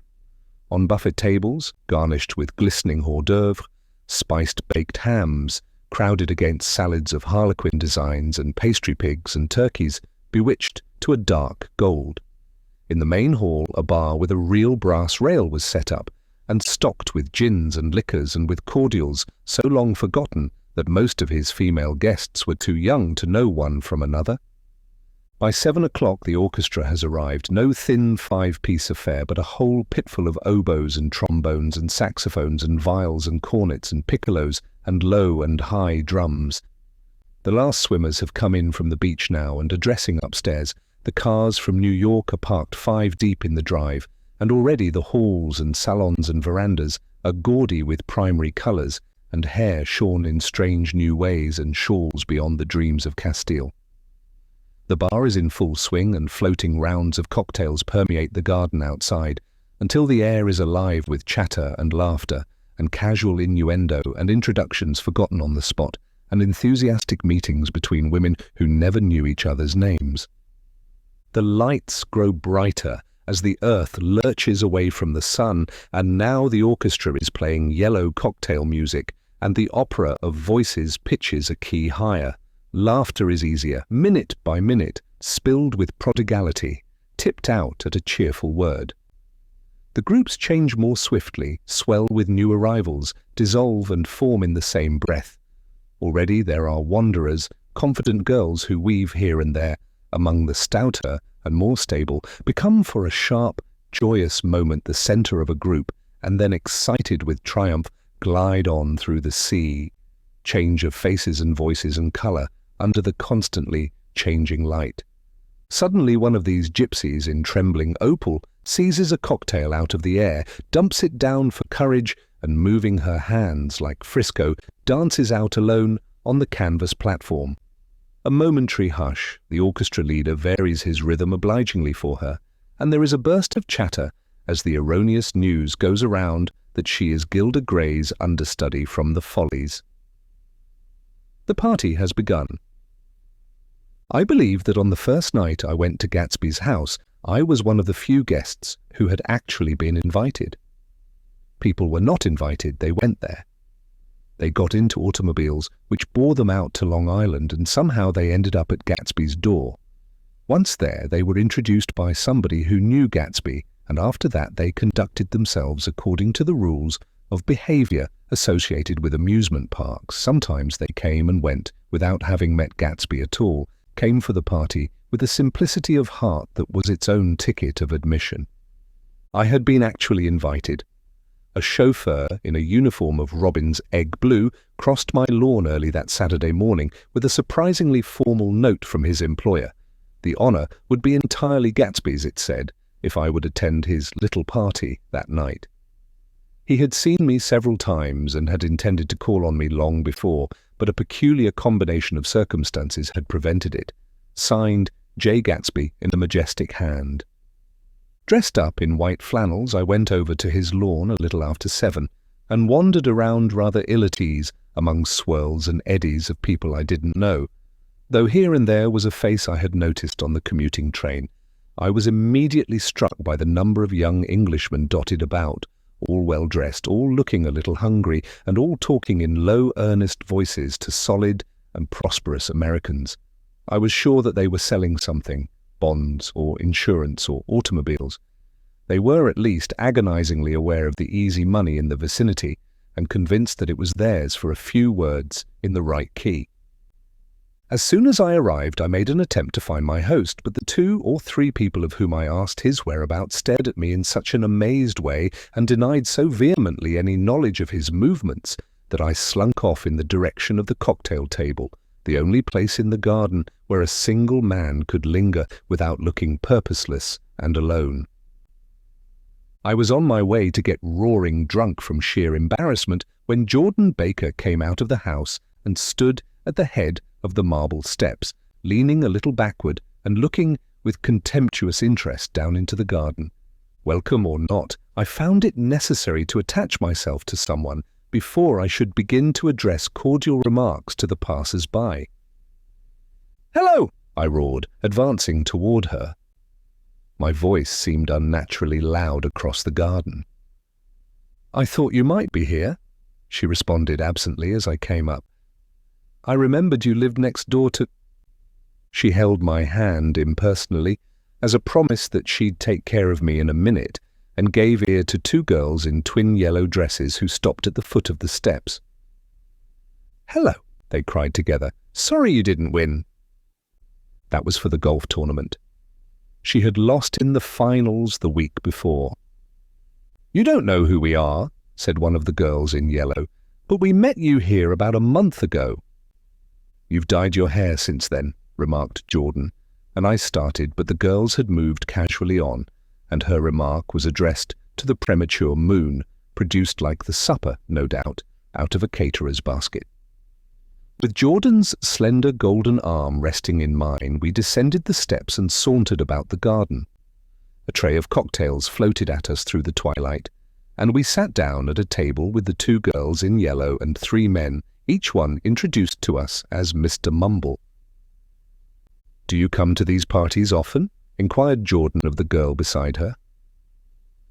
"The last one was the one I met you at," answered the girl, in an alert, confident voice. She turned to her companion. "Wasn't it for you, Lucille?" It was for Lucille, too. "I like to come," Lucille said. "I never care what I do, so I always have a good time. When I was here last, I tore my gown on a chair, and he asked me my name and address. Inside of a week, I got a package from Quarrier's with a new evening gown in it." "Did you keep it?" asked Jordan. "Sure I did. I was going to wear it tonight, but it was too big in the bust and had to be altered. It was gas blue with lavender beads. $265. "There's something funny about a fellow that'll do a thing like that," said the other girl eagerly. "He doesn't want any trouble with anybody." "Who doesn't?" I inquired. "Gatsby. Somebody told me." The two girls and Jordan leaned together confidentially. "Somebody told me they thought he killed a man once." A thrill passed over all of us. The three Mr. Mumbles bent forward and listened eagerly. "I don't think it's so much that," argued Lucille skeptically. "It's more that he was a German spy during the war." One of the men nodded in confirmation. "I heard that from a man who knew all about him, grew up with him in Germany," he assured us positively. "Oh, no," said the first girl. "It couldn't be that, because he was in the American army during the war." As our credulity switched back to her, she leaned forward with enthusiasm. "You look at him sometimes when he thinks nobody's looking at him. I'll bet he killed a man." She narrowed her eyes and shivered. Lucille shivered. We all turned and looked around for Gatsby. It was testimony to the romantic speculation he inspired that there were whispers about him from those who found little that it was necessary to whisper about in this world. The first supper, there would be another one after midnight, was now being served, and Jordan invited me to join her own party, who were spread around a table on the other side of the garden. There were three married couples and Jordan's escort, a persistent undergraduate given to violent innuendo, and obviously under the impression that sooner or later Jordan was going to yield him up her person to a greater or lesser degree. Instead of rambling, this party had preserved a dignified homogeneity and assumed to itself the function of representing the staid nobility of the countryside, East Egg condescending to West Egg and carefully on guard against its spectroscopic gaiety. "Let's get out," whispered Jordan, after a somehow wasteful and inappropriate half-hour. "This is much too polite for me." We got up, and she explained that we were going to find the host. I had never met him, she said, and it was making me uneasy. The undergraduate nodded in a cynical, melancholy way. The bar, where we glanced first, was crowded, but Gatsby was not there. She couldn't find him from the top of the steps, and he wasn't on the veranda. On a chance, we tried an important-looking door and walked into a high Gothic library, panelled with carved English oak and probably transported complete from some ruin overseas. A stout, middle-aged man with enormous owl-eyed spectacles was sitting somewhat drunk on the edge of a great table, staring with unsteady concentration at the shelves of books. As we entered, he wheeled excitedly around and examined Jordan from head to foot. "What do you think?" he demanded impetuously. About what? He waved his hand toward the bookshelves. About that. As a matter of fact, you needn't bother to ascertain. I ascertained. They're real. "The books?" He nodded. Absolutely real. Have pages and everything. I thought they'd be a nice durable cardboard. Matter of fact, they're absolutely real. Pages and... Here, let me show you. Taking our skepticism for granted, he rushed to the bookcases and returned with Volume 1 of the Stoddard Lectures. "See," he cried triumphantly. "It's a bona fide piece of printed matter. It fooled me. This fella's a regular Belasco. It's a triumph. What thoroughness, what realism. Knew when to stop too. Didn't cut the pages. But what do you want? What do you expect?" He snatched the book from me and replaced it hastily on its shelf, muttering that if one brick was removed, the whole library was liable to collapse. "Who brought you?" he demanded. "Or did you just come? I was brought." "Most people were brought." Jordan looked at him alertly, cheerfully, without answering. "I was brought by a woman named Roosevelt," he continued. "Mrs. Claude Roosevelt. Do you know her?" "I met her somewhere last night. I've been drunk for about a week now, and I thought it might sober me up to sit in a library." Has it? "A little bit, I think. I can't tell yet. I've only been here an hour. Did I tell you about the books? They're real. You told us. We shook hands with him gravely and went back outdoors. There was dancing now on the canvas in the garden, old men pushing young girls backward in eternal graceless circles, superior couples holding each other tortuously, fashionably, and keeping in the corners, and a great number of single girls dancing individualistically or relieving the orchestra for a moment of the burden of the banjo or the traps. By midnight, the hilarity had increased. A celebrated tenor had sung in Italian, and a notorious contralto had sung in jazz, and between the numbers, people were doing stunts all over the garden, while happy, vacuous bursts of laughter rose toward the summer sky. A pair of stage twins, who turned out to be the girls in yellow, did a baby act in costume, and champagne was served in glasses bigger than finger bowls. The moon had risen higher, and floating in the sound was a triangle of silver scales, trembling a little to the stiff, tinny drip of the banjos on the lawn. I was still with Jordan Baker. We were sitting at a table with a man of about my age and a rowdy little girl who gave way upon the slightest provocation to uncontrollable laughter. I was enjoying myself now. I had taken 2 finger bowls of champagne, and the scene had changed before my eyes into something significant, elemental, and profound. At a lull in the entertainment, the man looked at me and smiled. "Your face is familiar," he said politely. "Weren't you in the 3rd Division during the war?" "Why, yes. I was in the 9th Machine Gun Battalion. I was in the 7th Infantry until June 1918. I knew I'd seen you somewhere before." We talked for a moment about some wet, grey little villages in France. Evidently, he lived in this vicinity, for he told me that he had just bought a hydroplane and was going to try it out in the morning. "Want to go with me, old sport?" "Just near the shore, along the Sound." What time? "Any time that suits you best." It was on the tip of my tongue to ask his name when Jordan looked around and smiled. "Having a gay time now?" she inquired. "Much better." I turned again to my new acquaintance. "This is an unusual party for me. I haven't even seen the host. I live over there." I waved my hand at the invisible hedge in the distance, and this man Gatsby sent over his chauffeur with an invitation. For a moment he looked at me as if he failed to understand. "I'm Gatsby," he said suddenly. "What?" I exclaimed. "Oh, I beg your pardon. I thought you knew, old sport. I'm afraid I'm not a very good host." He smiled understandingly, much more than understandingly. It was one of those rare smiles with a quality of eternal reassurance in it that you may come across 4 or 5 times in life. It faced, or seemed to face, the whole external world for an instant, and then concentrated on you with an irresistible prejudice in your favor. It understood you just so far as you wanted to be understood, believed in you as you would like to believe in yourself, and assured you that it had precisely the impression of you that, at your best, you hoped to convey. Precisely at that point, it vanished, and I was looking at an elegant young roughneck, a year or 2 over 30, whose elaborate formality of speech just missed being absurd.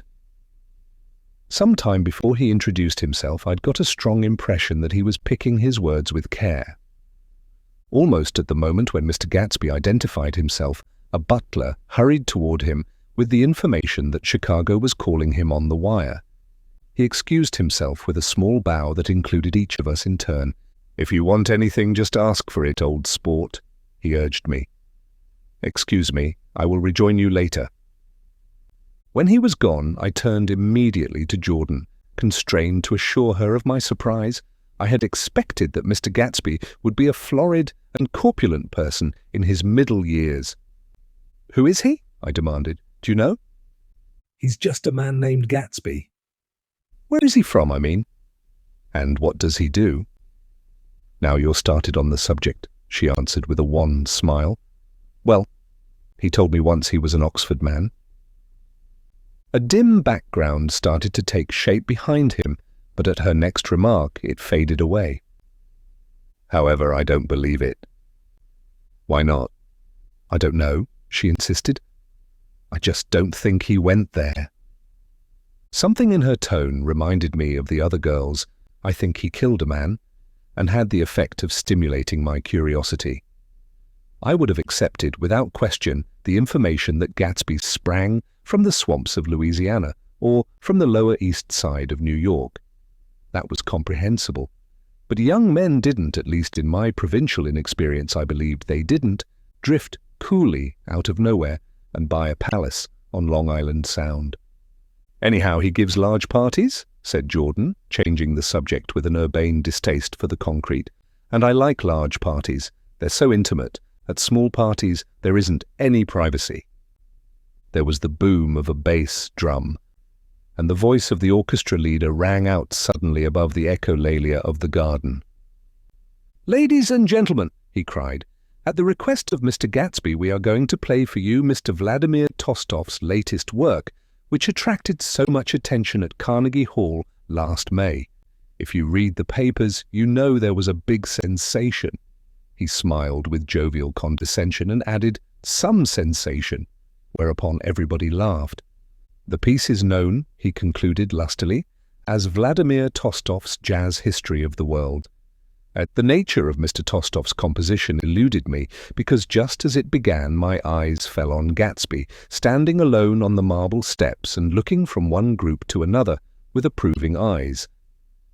His tanned skin was drawn attractively tight on his face, and his short hair looked as though it were trimmed every day. I could see nothing sinister about him. I wondered if the fact that he was not drinking helped to set him off from his guests, for it seemed to me that he grew more correct as the fraternal hilarity increased. When the Jazz History of the World was over, girls were putting their heads on men's shoulders in a puppyish, convivial way. Girls were swooning backward playfully into men's arms, even into groups, knowing that someone would arrest their falls. But no one swooned backward on Gatsby, and no French bob touched Gatsby's shoulder, and no singing quartets were formed with Gatsby's head for one link. "I beg your pardon." Gatsby's butler was suddenly standing beside us. "Miss Baker?" he inquired. "I beg your pardon, but Mr. Gatsby would like to speak to you alone." "With me?" she exclaimed in surprise. "Yes, madame." She got up slowly, raising her eyebrows at me in astonishment, and followed the butler toward the house. I noticed that she wore her evening dress, all her dresses, like sports clothes. There was a jauntiness about her movements, as if she had first learned to walk upon golf courses on clean, crisp mornings. I was alone, and it was almost 2. For some time, confused and intriguing sounds had issued from a long, many-windowed room which overhung the terrace. Eluding Jordan's undergraduate, who was now engaged in an obstetrical conversation with 2 chorus girls and who implored me to join him, I went inside. The large room was full of people. One of the girls in yellow was playing the piano, and beside her stood a tall, red-haired young lady from a famous chorus engaged in song. She had drunk a quantity of champagne, and during the course of her song she had decided ineptly that everything was very, very sad. She was not only singing, she was weeping too. Whenever there was a pause in the song, she filled it with gasping, broken sobs, and then took up the lyric again in a quavering soprano. The tears coursed down her cheeks, not freely, however, for when they came into contact with her heavily beaded eyelashes, they assumed an inky colour and pursued the rest of their way in slow, black rivulets. A humorous suggestion was made that she sing the notes on her face, whereupon she threw up her hands, sank into a chair, and went off into a deep, vinous sleep. "She had a fight with a man who says he's her husband," explained a girl at my elbow. I looked around. Most of the remaining women were now having fights with men said to be their husbands. Even Jordan's party, the quartet from East Egg, were rent asunder by dissension. One of the men was talking with curious intensity to a young actress, and his wife, after attempting to laugh at the situation in a dignified and indifferent way, broke down entirely and resorted to flank attacks. At intervals, she appeared suddenly at his side like an angry diamond and hissed, "You promised," into his ear. The reluctance to go home was not confined to wayward men. The hall was at present occupied by 2 deplorably sober men and their highly indignant wives. The wives were sympathizing with each other in slightly raised voices. "Whenever he sees I'm having a good time, he wants to go home. Never heard anything so selfish in my life." We're always the first ones to leave. "So are we." "Well, we're almost the last tonight," said one of the men sheepishly. "The orchestra left half an hour ago." In spite of the wives' agreement that such malevolence was beyond credibility, the dispute ended in a short struggle, and both wives were lifted kicking into the night. As I waited for my hat in the hall, the door of the library opened, and Jordan, Baker, and Gatsby came out together. He was saying some last word to her, but the eagerness in his manner tightened abruptly into formality as several people approached him to say goodbye. Jordan's party were calling impatiently to her from the porch, but she lingered for a moment to shake hands. "I've just heard the most amazing thing," she whispered. "How long were we in there?" "Why, about an hour." "It was simply amazing," she repeated abstractedly. "But I swore I wouldn't tell it, and here I am tantalizing you." She yawned gracefully in my face. "Please come and see me. Phone book. Under the name of Mrs. Sigourney Howard, my aunt." She was hurrying off as she talked. Her brown hand waved a jaunty salute as she melted into her party at the door. Rather ashamed that on my first appearance I had stayed so late, I joined the last of Gatsby's guests who were clustered around him. I wanted to explain that I'd hunted for him early in the evening and to apologize for not having known him in the garden. "Don't mention it," he enjoined me eagerly. "Don't give it another thought, old sport." The familiar expression held no more familiarity than the hand which reassuringly brushed my shoulder. "And don't forget we're going up in the hydroplane tomorrow morning at 9 o'clock. Then the butler, behind his shoulder. "Philadelphia wants you on the phone, sir." "All right, in a minute. Tell them I'll be right there. Good night. Good night. Good night." He smiled, and suddenly there seemed to be a pleasant significance in having been among the last to go, as if he had desired it all the time. "Good night, old sport. Good night." But as I walked down the steps, I saw that the evening was not quite over. 50 feet from the door, a dozen headlights illuminated a bizarre and tumultuous scene. In the ditch beside the road, right side up but violently shorn of one wheel, rested a new coupe which had left Gatsby's drive not 2 minutes before. The sharp jut of a wall accounted for the detachment of the wheel, which was now getting considerable attention from half a dozen curious chauffeurs. However, as they had left their cars blocking the road, a harsh, discordant din from those in the rear had been audible for some time and added to the already violent confusion of the scene. A man in a long duster had dismounted from the wreck and now stood in the middle of the road, looking from the car to the tyre and from the tyre to the observers in a pleasant, puzzled way. "See," he explained, "it went in the ditch." The fact was infinitely astonishing to him, and I recognized first the unusual quality of wonder, and then the man. It was the late patron of Gatsby's library. "How did it happen?" He shrugged his shoulders. "I know nothing whatever about mechanics," he said decisively. "But how did it happen? Did you run into the wall?" "Don't ask me," said Owl Eyes, washing his hands of the whole matter. "I know very little about driving, next to nothing. It happened, and that's all I know." "Well, if you're a poor driver, you oughtn't to try driving at night." "But I wasn't even trying," he explained indignantly. "I wasn't even trying." An awed hush fell upon the bystanders. "Do you want to commit suicide?" "You're lucky it was just a wheel, a bad driver, and not even trying." "You don't understand," explained the criminal. "I wasn't driving. There's another man in the car." The shock that followed this declaration found voice in a sustained "Ah ha!" as the door of the coupe swung slowly open. The crowd, it was now a crowd, stepped back involuntarily, and when the door had opened wide, there was a ghostly pause. Then very gradually, part by part, a pale, dangling individual stepped out of the wreck, pawing tentatively at the ground with a large, uncertain dancing shoe.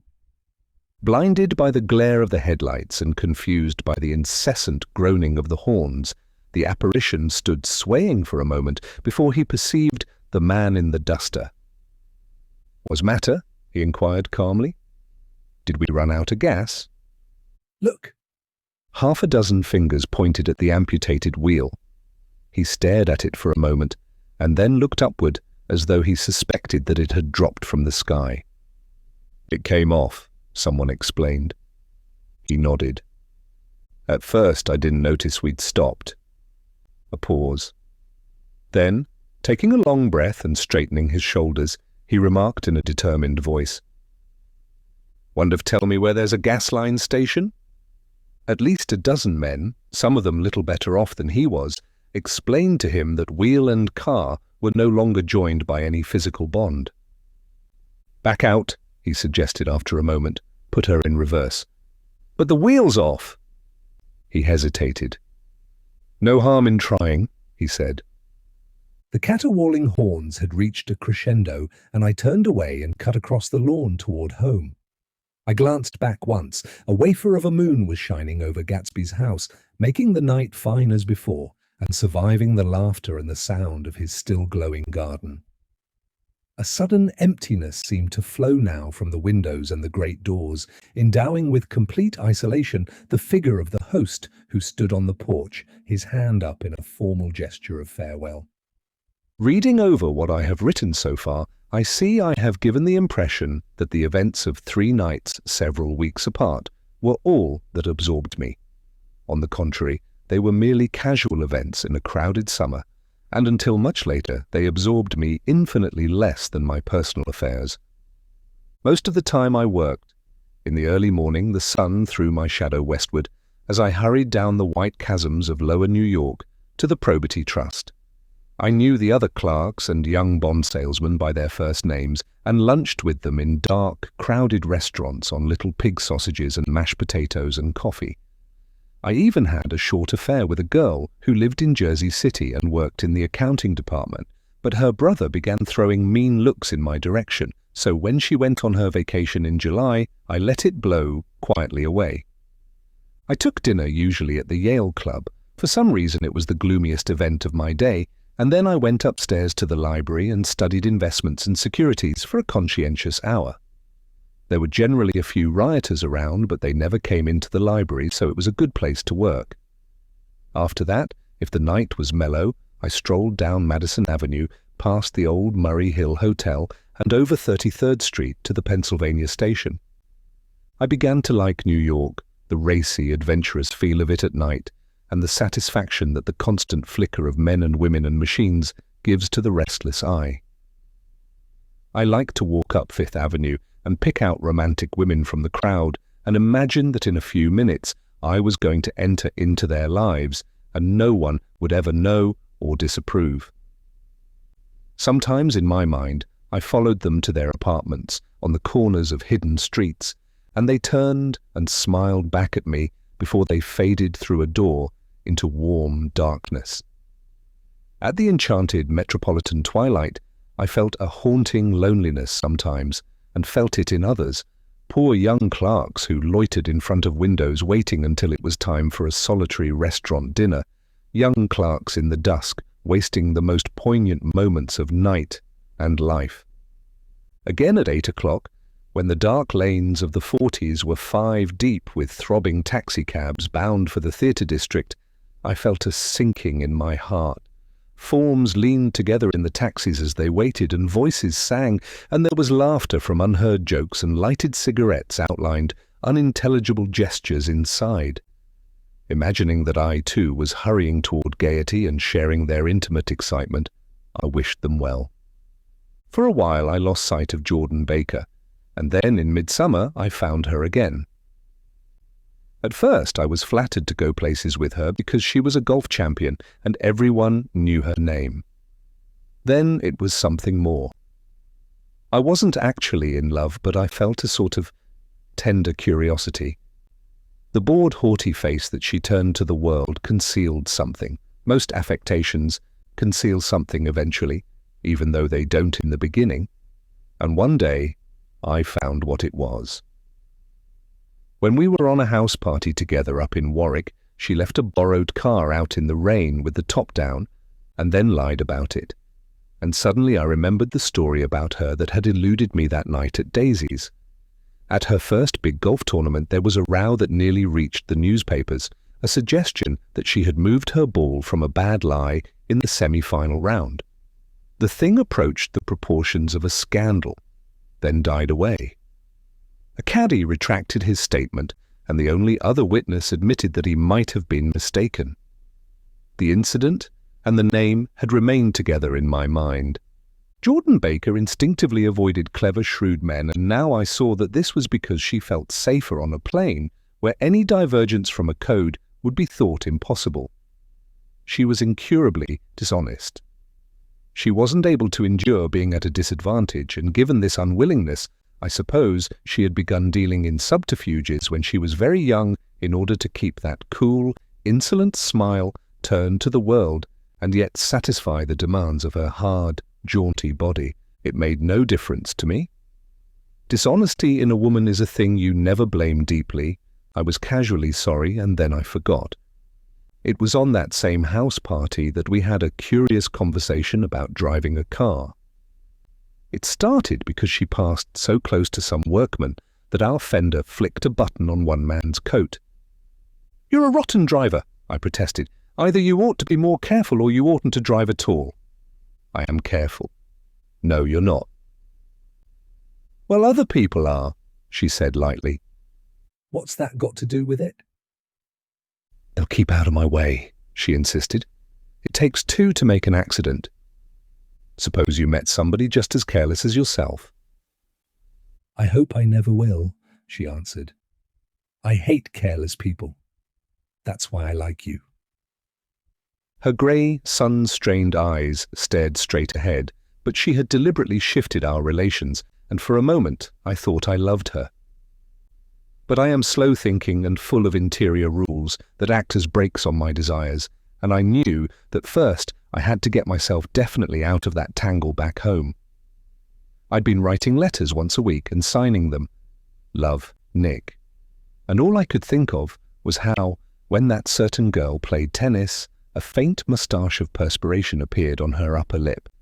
Nevertheless, there was a vague understanding that had to be tactfully broken off before I was free. Everyone suspects himself of at least one of the cardinal virtues, and this is mine. I am one of the few honest people that I have ever known. Chapter 4.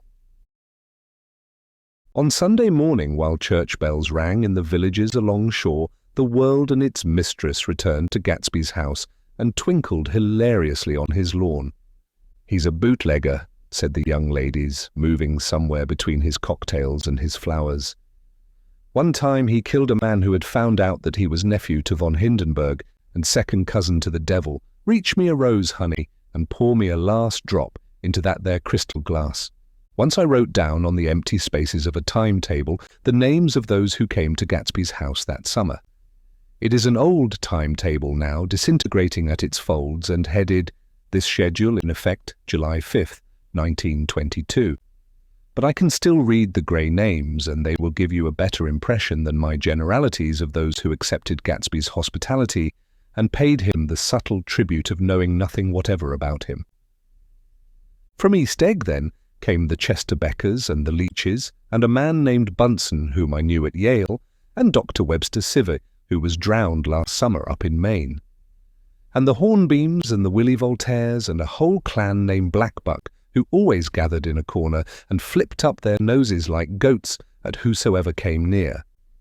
And the Ismays and the Christies, or rather Hubert Auerbach and Mr. Christie's wife, and Edgar Beaver, whose hair, they say, turned cotton white one winter afternoon for no good reason at all. Clarence Endive was from East Egg, as I remember. He came only once, in white knickerbockers, and had a fight with a bum named Etty in the garden. From farther out on the island came the Cheadles, and the O.R.P. Schraders, and the Stonewall Jackson Abrams of Georgia, and the Fishguards and the Ripley Snells. Snell was there 3 days before he went to the penitentiary, so drunk out on the gravel drive that Mrs. Ulysses Sweat's automobile ran over his right hand. The Danceys came too, and S.B. Whitebait, who was well over 60, and Morris A. Flink, and the Hammerheads, and Beluga the tobacco importer, and Beluga's girls. From West Egg came the Poles and the Mulreadys, and Cecil Roebuck, and Cecil Schoen, and Gulick, the state senator, and Newton Orchid, who controlled films par excellence, and Eckhoust, and Clyde Cohen, and Don S. Schwartz, the son, and Arthur McCarty, all connected with the movies in one way or another, and the Catlips, and the Bembergs, and G. Earl Muldoon, brother to that Muldoon who afterward strangled his wife. Da Fontano, the promoter, came there, and Ed LaGrosse and James B. Rotgut, Ferret, and the De Jongs and Ernest Lilly, they came to gamble, and when Ferret wandered into the garden, it meant he was cleaned out, and Associated Traction would have to fluctuate profitably next day. A man named Klipspringer was there so often and so long that he became known as the Boarder. I doubt if he had any other home. Of theatrical people, there were Gus Ways and Horace O'Donovan, and Lester Meyer and George Duckweed and Francis Bull. Also from New York were the Cromes and the Backissons and the Denekers and Russell Betty and the Corrigans and the Kelleher's and the Dewars and the Scullys and S.W. Belcher and the Smirks and the young Quinns, divorced now, and Henry L. Palmetto, who killed himself by jumping in front of a subway train in Times Square. Benny McClenahan arrived always with 4 girls. They were never quite the same ones in physical person, but they were so identical one with another that it inevitably seemed they had been there before. I have forgotten their names, Jacqueline, I think, or else Consuela, or Gloria, or Judy, or June, and their last names were either the melodious names of flowers and months, or the sterner ones of the great American capitalists, whose cousins, if pressed, they would confess themselves to be. In addition to all these, I can remember that Faustina O'Brien came there at least once, and the Baedeker girls and young Brewer, who had his nose shot off in the war, and Mr. Albrucksberger, and Miss Haag, his fiancée, and Ardita Fitzpeters, and Mr. P. Jewett, once head of the American Legion, and Miss Claudia Hipp, with a man reputed to be her chauffeur, and a prince of something whom we called Duke, and whose name, if I ever knew it, I have forgotten. All these people came to Gatsby's house in the summer, At 9 o'clock one morning late in July, Gatsby's gorgeous car lurched up the rocky drive to my door and gave out a burst of melody from its three-noted horn. It was the first time he had called on me, though I had gone to 2 of his parties, mounted in his hydroplane, and, at his urgent invitation, made frequent use of his beach. "Good morning, old sport. You're having lunch with me today, and I thought we'd ride up together." He was balancing himself on the dashboard of his car with that resourcefulness of movement that is so peculiarly American, that comes, I suppose, with the absence of lifting work or rigid sitting in youth, and even more with the formless grace of our nervous, sporadic games. This quality was continually breaking through his punctilious manner in the shape of restlessness. He was never quite still. There was always a tapping foot somewhere or the impatient opening and closing of a hand. He saw me looking with admiration at his car. "It's pretty, isn't it, old sport?" He jumped off to give me a better view. "Haven't you ever seen it before?" I'd seen it. Everybody had seen it. It was a rich cream colour, bright with nickel, swollen here and there in its monstrous length, with triumphant hat boxes and supper boxes and toolboxes, and terraced with a labyrinth of windshields that mirrored a dozen suns. Sitting down behind many layers of glass in a sort of green leather conservatory, we started to town.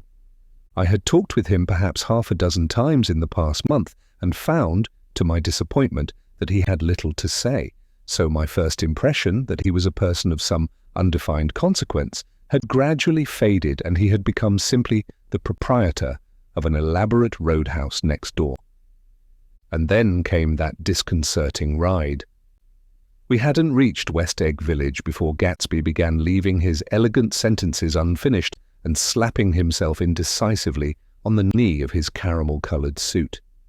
"Look here, old sport," he broke out, surprisingly. "What's your opinion of me, anyhow?"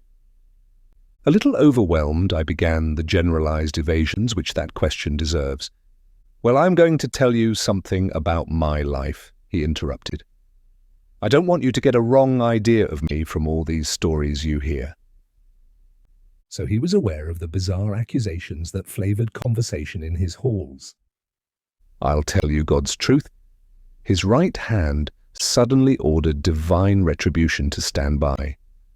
"I am the son of some wealthy people in the Middle West, all dead now. I was brought up in America but educated at Oxford because all my ancestors have been educated there for many years. It is a family tradition."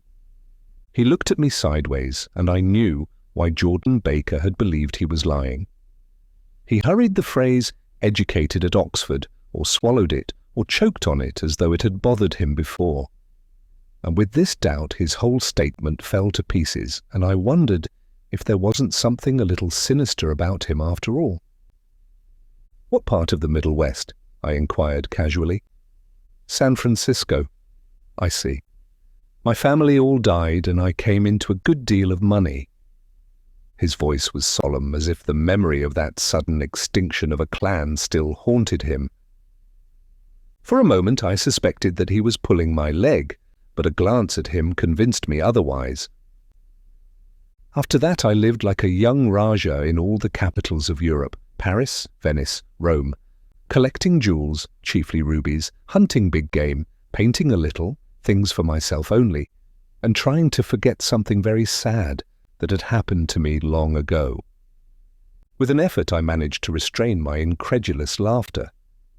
The very phrases were worn so threadbare that they evoked no image except that of a turbaned character, leaking sawdust at every pore as he pursued a tiger through the Bois de Boulogne. Then came the war, old sport. It was a great relief, and I tried very hard to die, but I seemed to bear an enchanted life. I accepted a commission as first lieutenant when it began. In the Argonne forest, I took 2 machine-gun detachments so far forward that there was a half-mile gap on either side of us where the infantry couldn't advance. We stayed there 2 days and 2 nights, 130 men with 16 Lewis guns, and when the infantry came up at last, they found the insignia of 3 German divisions among the piles of dead.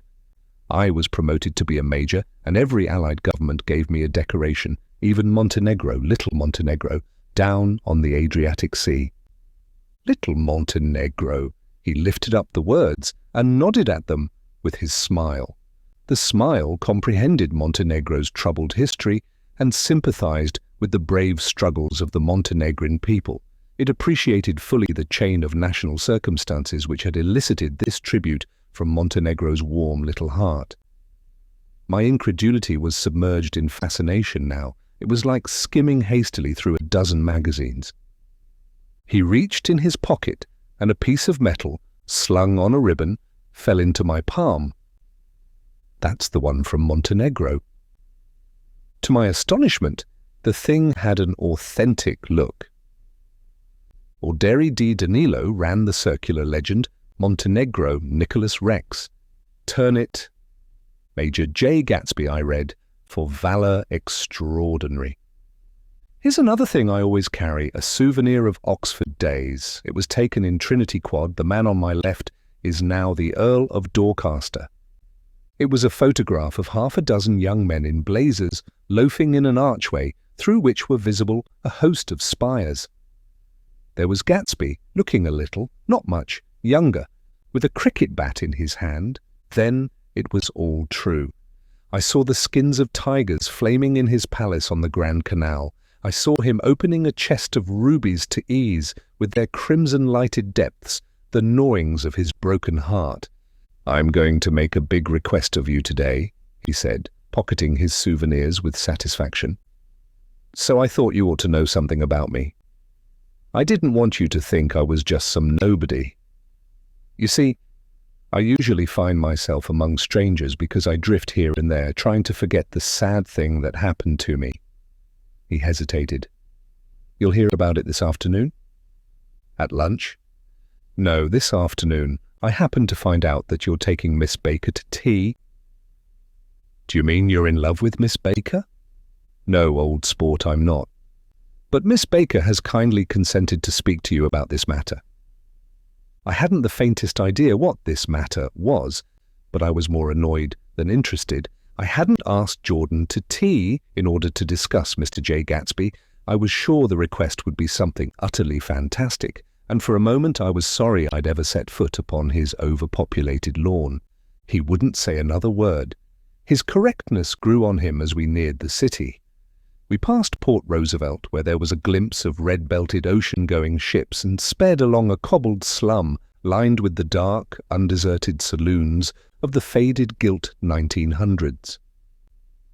Then the Valley of Ashes opened out on both sides of us, and I had a glimpse of Mrs. Wilson straining at the garage pump with panting vitality as we went by. With fenders spread like wings, we scattered light through half Astoria, only half, for as we twisted among the pillars of the elevated, I heard the familiar jug, jug, spat of a motorcycle, and a frantic policeman rode alongside. "All right, old sport," called Gatsby. We slowed down, taking a white card from his wallet. He waved it before the man's eyes. "Right you are," agreed the policeman, tipping his cap. "Know you next time, Mr. Gatsby. Excuse me." "What was that?" I inquired. "The picture of Oxford?" I was able to do the commissioner a favour once, and he sends me a Christmas card every year. Over the great bridge, with the sunlight through the girders, making a constant flicker upon the moving cars, with the city rising up across the river in white heaps and sugar lumps all built with a wish out of non-olfactory money. The city scene from the Queensborough Bridge is always the city scene for the first time, in its first wild promise of all the mystery and the beauty in the world. A dead man passed us in a hearse heaped with blooms, followed by 2 carriages with drawn blinds and by more cheerful carriages for friends. The friends looked out at us with the tragic eyes and short upper lips of southeastern Europe, and I was glad that the sight of Gatsby's splendid car was included in their sombre holiday. As we crossed Blackwell's Island, a limousine passed us, driven by a white chauffeur, in which sat 3 modish Negroes, 2 bucks and a girl. I laughed aloud as the yolks of their eyeballs rolled toward us in haughty rivalry. Anything can happen now that we've slid over this bridge, I thought. Anything at all. Even Gatsby could happen without any particular wonder. Roaring noon. In a well-fanned 42nd Street cellar, I met Gatsby for lunch. Blinking away the brightness of the street outside my eyes, picked him out obscurely in the anteroom, talking to another man. "Mr. Carraway, this is my friend Mr. Wolfsheim." A small, flat-nosed Jew raised his large head and regarded me with two fine growths of hair which luxuriated in either nostril. After a moment, I discovered his tiny eyes in the half-darkness. "So I took one look at him," said Mr. Wolfsheim, shaking my hand earnestly. "And what do you think I did?" "What?" I inquired politely. But evidently he was not addressing me, for he dropped my hand and covered Gatsby with his expressive nose. "I handed the money to Catspaw, and I said, 'All right, Catspaw, don't pay him a penny till he shuts his mouth.' He shut it then and there."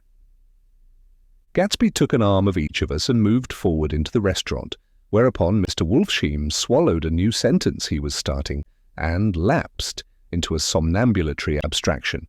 "Highballs?" asked the head waiter. "This is a nice restaurant here," said Mr. Wolfsheim, looking at the Presbyterian nymphs on the ceiling, "but I like across the street better." "Yes, highballs," agreed Gatsby, and then to Mr. Wolfsheim, "It's too hot over there."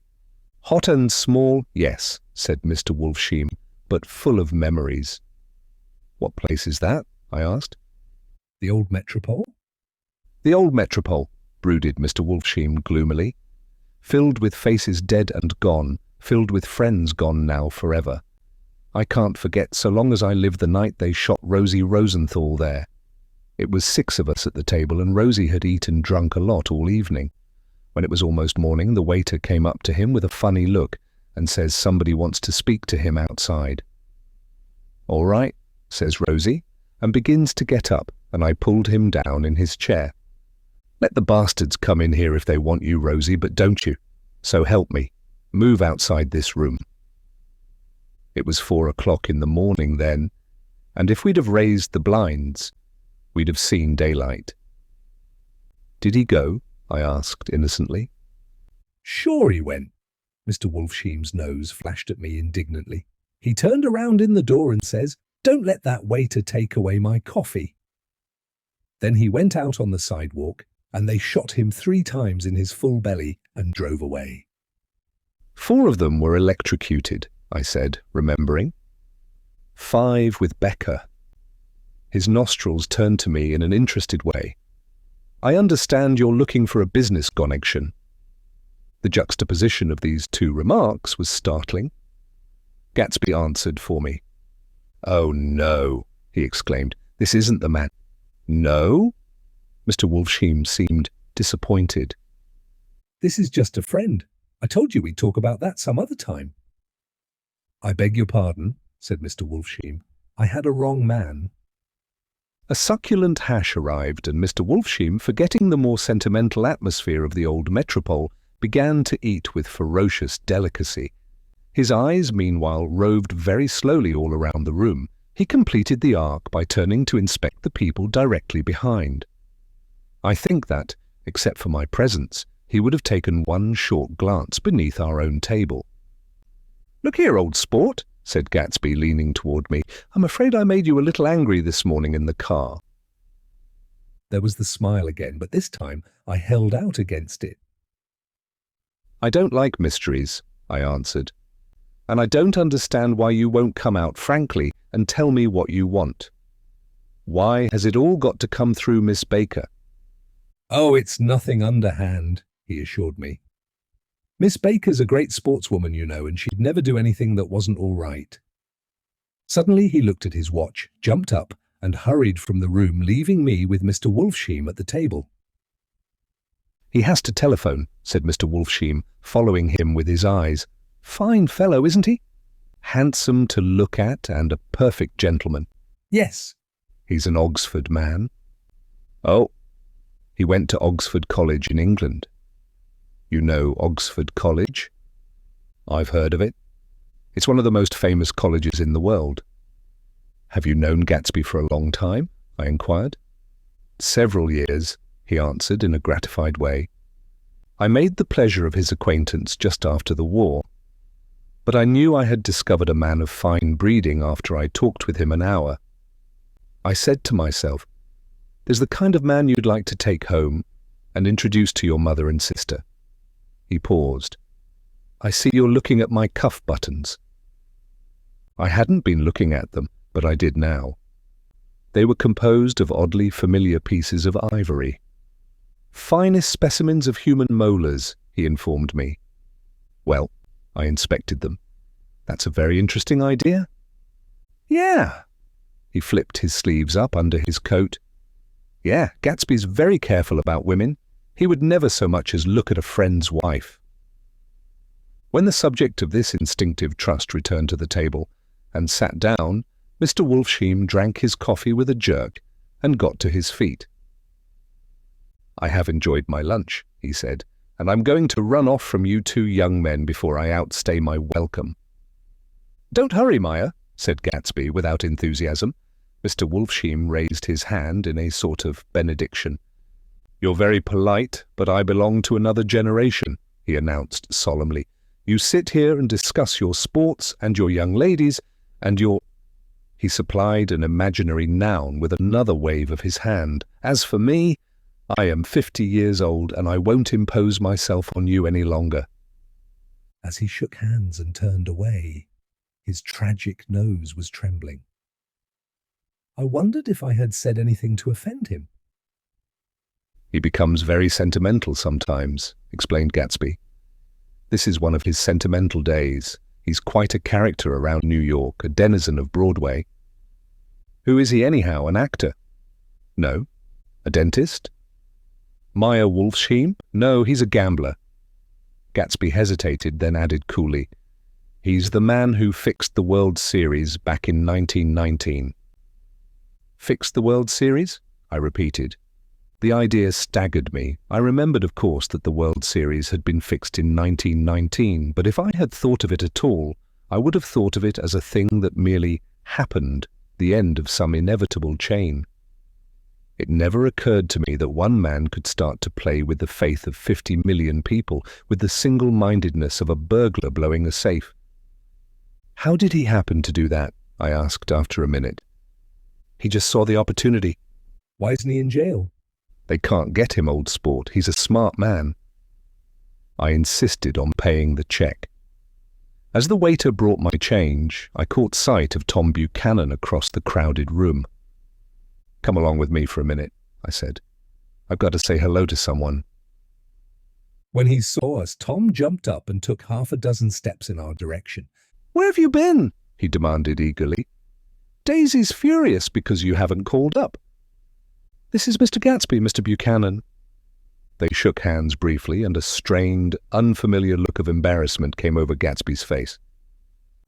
"How have you been, anyhow?" demanded Tom of me. "How'd you happen to come up this far to eat?" "I've been having lunch with Mr. Gatsby." I turned toward Mr. Gatsby, but he was no longer there. "One October day in 1917, said Jordan Baker that afternoon, sitting up very straight on a straight chair in the tea garden at the Plaza Hotel. I was walking along from one place to another, half on the sidewalks and half on the lawns. I was happier on the lawns because I had on shoes from England with rubber knobs on the soles that bit into the soft ground. I had on a new plaid skirt, also that blew a little in the wind, and whenever this happened, the red, white, and blue banners in front of all the houses stretched out stiff and said tut, tut, tut, tut in a disapproving way. The largest of the banners and the largest of the lawns belonged to Daisy Faye's house. She was just 18, 2 years older than me, and by far the most popular of all the young girls in Louisville. She dressed in white and had a little white roadster, and all day long the telephone rang in her house, and excited young officers from Camp Taylor demanded the privilege of monopolizing her that night. Anyways, for an hour. When I came opposite her house that morning, her white roadster was beside the curb, and she was sitting in it with a lieutenant I had never seen before. They were so engrossed in each other that she didn't see me until I was 5 feet away. "Hello, Jordan," she called unexpectedly. "Please come here." I was flattered that she wanted to speak to me because of all the older girls I admired her most. She asked me if I was going to the Red Cross and make bandages. I was. Well then, would I tell them that she couldn't come that day? The officer looked at Daisy while she was speaking, in a way that every young girl wants to be looked at sometime. And because it seemed romantic to me, I have remembered the incident ever since. His name was Jay Gatsby, and I didn't lay eyes on him again for over 4 years. Even after I'd met him on Long Island, I didn't realize it was the same man. That was 1917. By the next year, I had a few beaux myself, and I began to play in tournaments. So I didn't see Daisy very often. She went with a slightly older crowd, when she went with anyone at all. Wild rumors were circulating about her, how her mother had found her packing her bag one winter night to go to New York and say goodbye to a soldier who was going overseas. She was effectually prevented, but she wasn't on speaking terms with her family for several weeks. After that, she didn't play around with the soldiers anymore, but only with a few flat-footed, short-sighted young men in town who couldn't get into the army at all. By the next autumn, she was gay again, gay as ever. She had a debut after the armistice, and in February she was presumably engaged to a man from New Orleans. In June, she married Tom Buchanan of Chicago, with more pomp and circumstance than Louisville ever knew before. He came down with 100 people in 4 private cars and hired a whole floor of the Sealback Hotel, and the day before the wedding, he gave her a string of pearls valued at $350,000. I was bridesmaid. I came into her room half an hour before the bridal dinner and found her lying on her bed as lovely as the June night in her flowered dress and as drunk as a monkey. She had a bottle of Sauterne in one hand and a letter in the other. "Gratulate me," she muttered. "Never had a drink before, but oh, how I do enjoy it." "What's the matter, Daisy?" I was scared, I can tell you. I'd never seen a girl like that before. "Here, dearest." She groped around in a wastebasket she had with her on the bed and pulled out the string of pearls. "Take 'em downstairs and give 'em back to whoever they belong to. Tell 'em all Daisy's change her mind. Say, Daisy's change her mind." She began to cry. She cried and cried. I rushed out and found her mother's maid, and we locked the door and got her into a cold bath. She wouldn't let go of the letter.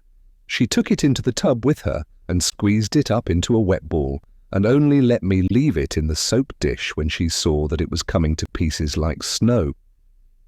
But she didn't say another word. We gave her spirits of ammonia and put ice on her forehead and hooked her back into her dress, and half an hour later when we walked out of the room, the pearls were around her neck, and the incident was over. Next day at 5 o'clock she married Tom Buchanan without so much as a shiver and started off on a 3-month trip to the South Seas.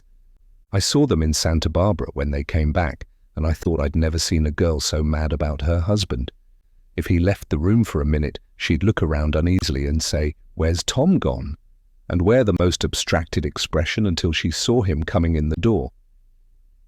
She used to sit on the sand with his head in her lap by the hour, rubbing her fingers over his eyes and looking at him with unfathomable delight.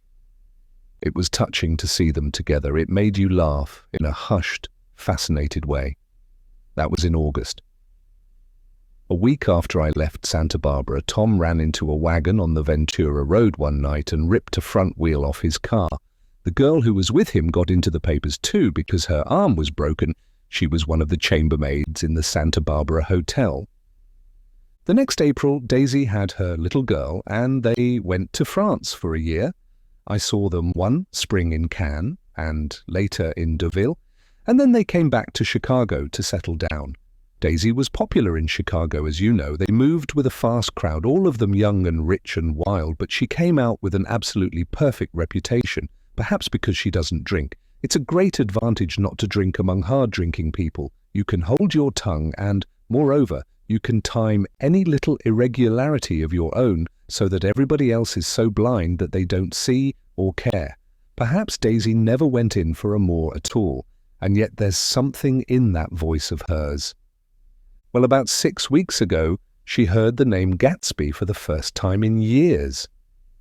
It was when I asked you, do you remember, if you knew Gatsby in West Egg. After you had gone home, she came into my room and woke me up and said, "What Gatsby?" And when I described him, I was half asleep. She said in the strangest voice that it must be the man she used to know. It wasn't until then that I connected this Gatsby with the officer in her white car. When Jordan Baker had finished telling all this, we had left the plaza for half an hour and were driving in a Victoria through Central Park. The sun had gone down behind the tall apartments of the movie stars in the West 50s, and the clear voices of girls, already gathered like crickets on the grass, rose through the hot twilight. "I'm the Sheikh of Araby. Your love belongs to me. At night, when you are asleep, Into your tent I'll creep." It was a strange coincidence, I said. But it wasn't a coincidence at all. Why not? Gatsby bought that house so that Daisy would be just across the bay. Then it had not been merely the stars to which he had aspired on that June night. He came alive to me, delivered suddenly from the womb of his purposeless splendor. "He wants to know," continued Jordan, "if you'll invite Daisy to your house some afternoon, and then let him come over."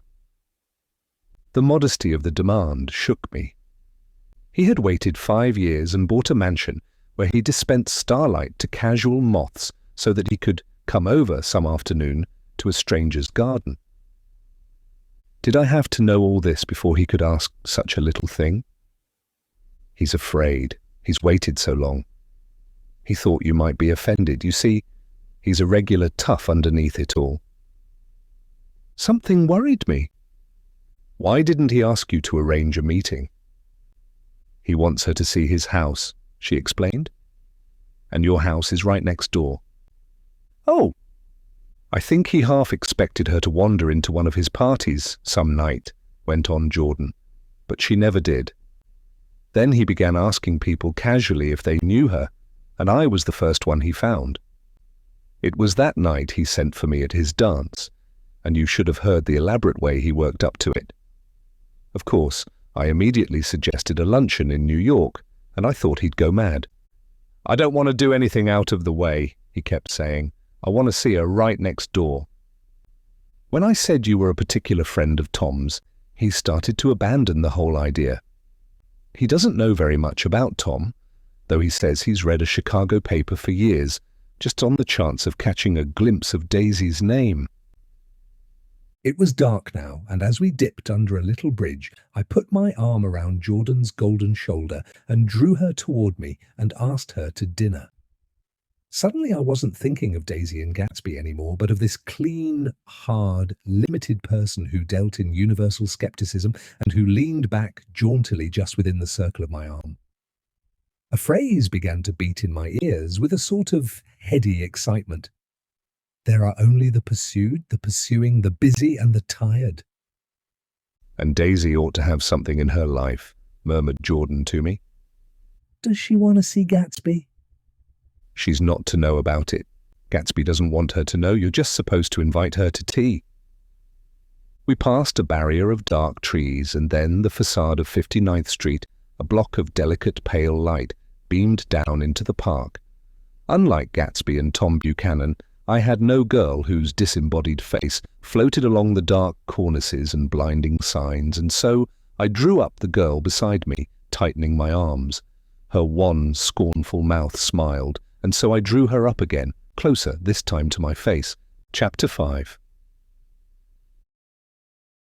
When I came home to West Egg that night, I was afraid for a moment that my house was on fire. 2 o'clock and the whole corner of the peninsula was blazing with light, which fell unreal on the shrubbery and made thin, elongating glints upon the roadside wires. Turning a corner, I saw that it was Gatsby's house, lit from tower to cellar. At first, I thought it was another party, a wild rout that had resolved itself into hide-and-go-seek or sardines in the box, with all the house thrown open to the game. But there wasn't a sound. Only wind in the trees, which blew the wires and made the lights go off and on again, as if the house had winked into the darkness. As my taxi groaned away, I saw Gatsby walking toward me across his lawn. Your place looks like the World's Fair, I said. Does it? He turned his eyes toward it absently. I have been glancing into some of the rooms. Let's go to Coney Island, old sport, in my car. It's too late. Well, suppose we take a plunge in the swimming pool. I haven't made use of it all summer. I've got to go to bed. All right. He waited, looking at me with suppressed eagerness. I talked with Miss Baker, I said after a moment. I'm going to call up Daisy tomorrow and invite her over here to tea. Oh, that's all right, he said carelessly. I don't want to put you to any trouble. What day would suit you? What day would suit you? He corrected me quickly. I don't want to put you to any trouble, you see. How about the day after tomorrow? He considered for a moment. Then, with reluctance, I want to get the grass cut, he said. We both looked at the grass. There was a sharp line where my ragged lawn ended and the darker, well-kept expanse of his began. I suspected that he meant my grass. There's another little thing, he said uncertainly, and hesitated. Would you rather put it off for a few days? I asked. Oh, it isn't about that. At least, he fumbled with a series of beginnings. Why, look here, old sport, you don't make much money, do you? Not very much. This seemed to reassure him, and he continued more confidently. I thought you didn't, if you'll pardon my... You see, I carry on a little business on the side, a sort of sideline, you understand, and I thought that if you don't make very much, you're selling bonds, aren't you, old sport? Trying to. Well, this would interest you. It wouldn't take up much of your time, and you might pick up a nice bit of money. It happens to be a rather confidential sort of thing. I realize now that under different circumstances, that conversation might have been one of the crises of my life. But because the offer was obviously and tactlessly for a service to be rendered, I had no choice except to cut him off there. I've got my hands full, I said. I'm much obliged, but I couldn't take on any more work. You wouldn't have to do any business with Wolfsheim. Evidently, he thought that I was shying away from the connection mentioned at lunch, but I assured him he was wrong. He waited a moment longer, hoping I'd begin a conversation, but I was too absorbed to be responsive, so he went unwillingly home. The evening had made me light-headed and happy. I think I walked into a deep sleep as I entered my front door, so I didn't know whether or not Gatsby went to Coney Island, or for how many hours he glanced into rooms while his house blazed gaudily on. I called up Daisy from the office next morning and invited her to come to tea. Don't bring Tom, I warned her. What? Don't bring Tom. Who is Tom? She asked innocently. The day agreed upon was pouring rain. At 11 o'clock, a man in a raincoat dragging a lawnmower tapped at my front door and said that Mr. Gatsby had sent him over to cut my grass. This reminded me that I had forgotten to tell my Finn to come back, so I drove into West Egg Village to search for her among soggy, whitewashed alleys and to buy some cups and lemons and flowers. The flowers were unnecessary, for at 2 o'clock a greenhouse arrived from Gatsby's with innumerable receptacles to contain it. An hour later, the front door opened nervously, and Gatsby, in a white flannel suit, silver shirt, and gold-coloured tie, hurried in. He was pale, and there were dark signs of sleeplessness beneath his eyes. "Is everything all right?" he asked immediately. "The grass looks fine, if that's what you mean." "What grass?" he inquired blankly. "Oh, the grass in the yard." He looked out the window at it, but judging from his expression, I don't believe he saw a thing. "Looks very good," he remarked vaguely. "One of the papers said they thought the rain would stop about 4. I think it was the Journal. Have you got everything you need in the shape of tea?" I took him into the pantry, where he looked a little reproachfully at the Finn. Together we scrutinized the 12 lemon cakes from the delicatessen shop. "Will they do?" I asked. Of course. They're fine." And he added hollowly, "Old sport." The rain cooled about 3:30 to a damp mist through which occasional thin drops swam like dew. Gatsby looked with vacant eyes through a copy of Clay's Economics, starting at the finished tread that shook the kitchen floor and peering toward the bleared windows from time to time, as if a series of invisible but alarming happenings were taking place outside. Finally, he got up and informed me in an uncertain voice that he was going home. "Why's that?" "Nobody's coming to tea. It's too late." He looked at his watch as if there was some pressing demand on his time elsewhere. "I can't wait all day." "Don't be silly. It's just 2 minutes to 4. He sat down miserably as if I had pushed him, and simultaneously there was the sound of a motor turning into my lane. We both jumped up, and a little harrowed myself, I went out into the yard. Under the dripping bare lilac trees, a large open car was coming up the drive. It stopped. Daisy's face, tipped sideways beneath a 3-cornered lavender hat, looked out at me with a bright, ecstatic smile. "Is this absolutely where you live, my dearest one?" The exhilarating ripple of her voice was a wild tonic in the rain. I had to follow the sound of it for a moment, up and down, with my ear alone before any words came through. A damp streak of hair lay like a dash of blue paint across her cheek, and her hand was wet with glistening drops as I took it to help her from the car. "Are you in love with me?" she said low in my ear. "Or why did I have to come alone?" That's the secret of Castle Rackrent. Tell your chauffeur to go far away and spend an hour. Come back in an hour, Ferdy. Then in a grave murmur, "His name is Ferdy. Does the gasoline affect his nose?" "I don't think so," she said innocently. "Why?" We went in. To my overwhelming surprise, the living room was deserted. "Well, that's funny," I exclaimed. "What's funny?" She turned her head as there was a light, dignified knocking at the front door. I went out and opened it. Gatsby, pale as death, with his hands plunged like weights in his coat pockets, was standing in a puddle of water, glaring tragically into my eyes. With his hands still in his coat pockets, he stalked by me into the hall, turned sharply as if he were on a wire, and disappeared into the living room. It wasn't a bit funny. Aware of the loud beating of my own heart, I pulled the door to against the increasing rain. For half a minute there wasn't a sound. Then from the living room I heard a sort of choking murmur, and part of a laugh followed by Daisy's voice on a clear, artificial note. "I certainly am awfully glad to see you again." A pause. It endured horribly. I had nothing to do in the hall, so I went into the room. Gatsby, his hands still in his pockets, was reclining against the mantelpiece in a strained counterfeit of perfect ease, even of boredom. His head leaned back so far that it rested against the face of a defunct mantelpiece clock, and from this position his distraught eyes stared down at Daisy, who was sitting frightened but graceful on the edge of a stiff chair. "We've met before," muttered Gatsby.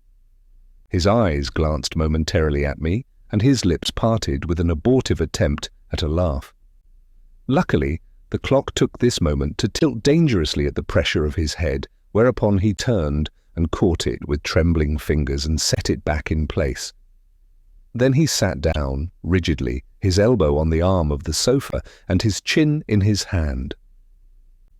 "I'm sorry about the clock," he said.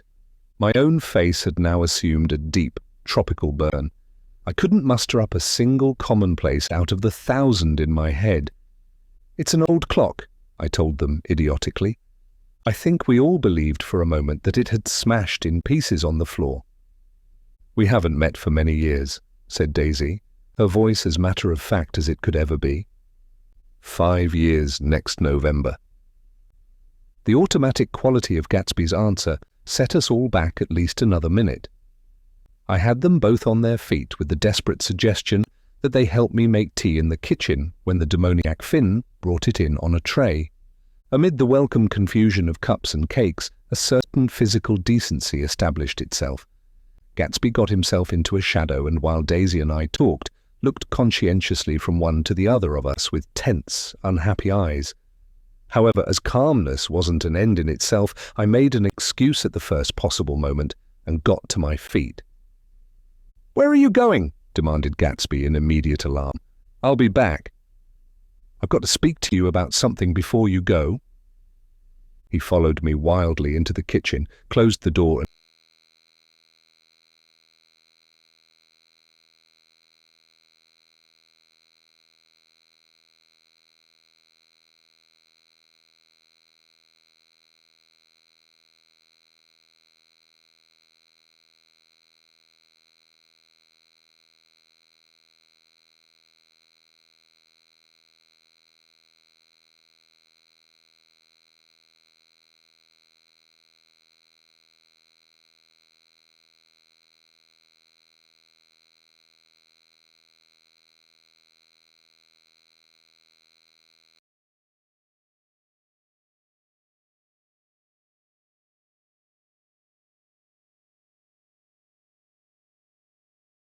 and whispered, "Oh, God," in a miserable way.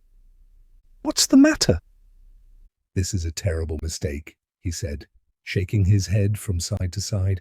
"A terrible, terrible mistake." "You're just embarrassed, that's all." And luckily, I added, "Daisy's embarrassed too." "She's embarrassed?" he repeated incredulously. "Just as much as you are." "Don't talk so loud." "You're acting like a little boy," I broke out impatiently. "Not only that, but you're rude. Daisy's sitting in there all alone." He raised his hand to stop my words, looked at me with unforgettable reproach, and opening the door, cautiously, went back into the other room. I walked out the back way, just as Gatsby had when he had made his nervous circuit of the house half an hour before, and ran for a huge, black, knotted tree whose massed leaves made a fabric against the rain.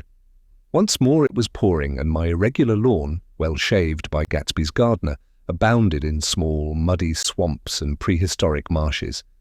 There was nothing to look at from under the tree except Gatsby's enormous house, so I stared at it, like Kant at his church steeple, for half an hour. A brewer had built it early in the period craze, a decade before, and there was a story that he'd agreed to pay 5 years' taxes on all the neighbouring cottages if the owners would have their roofs thatched with straw. Perhaps their refusal took the heart out of his plan to found a family. He went into an immediate decline. His children sold his house with the black wreath still on the door. Americans, while occasionally willing to be serfs, have always been obstinate about being peasantry. After half an hour the sun shone again, and the grocer's automobile rounded Gatsby's drive with the raw material for his servant's dinner. I felt sure he wouldn't eat a spoonful. A maid began opening the upper windows of his house, appeared momentarily in each, and, leaning from a large central bay, spat meditatively into the garden. It was time I went back. While the rain continued, it had seemed like the murmur of their voices, rising and swelling a little, now and then, with gusts of emotion.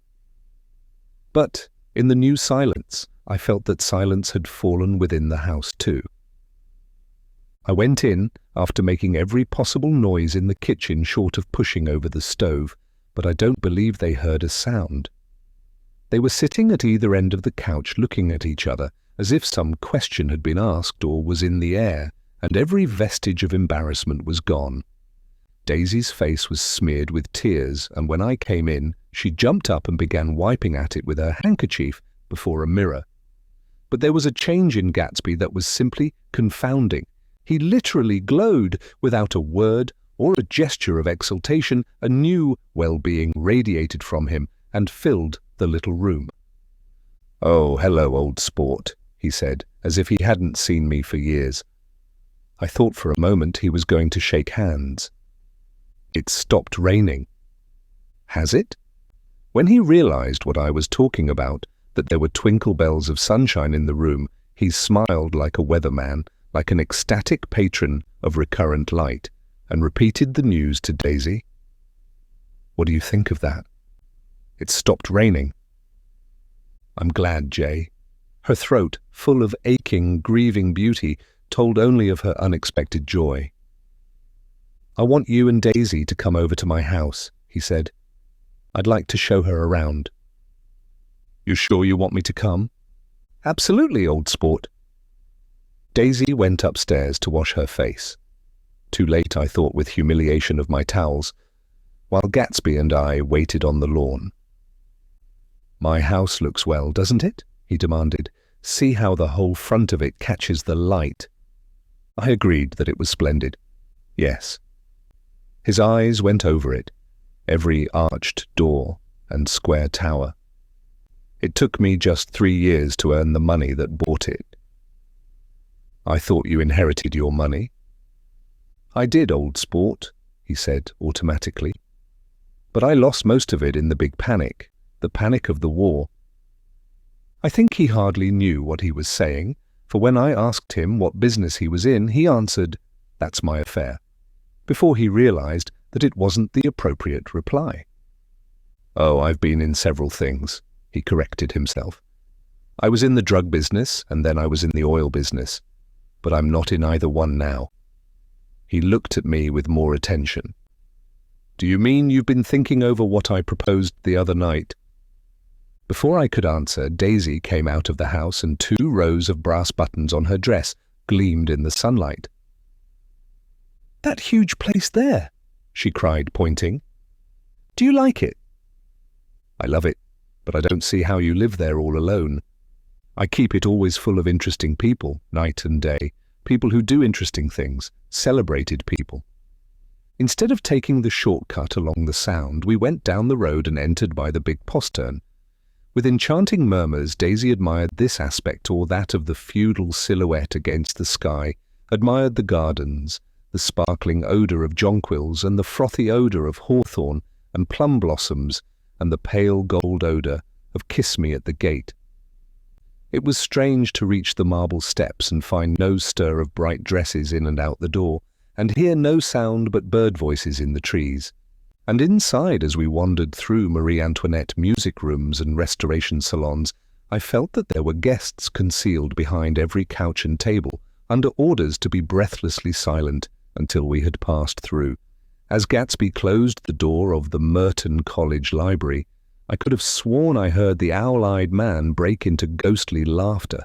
We went upstairs through period bedrooms swathed in rose and lavender silk and vivid with new flowers, through dressing rooms and pool rooms and bathrooms with sunken baths, intruding into one chamber where a dishevelled man in pyjamas was doing liver exercises on the floor. It was Mr. Klipspringer, the boarder.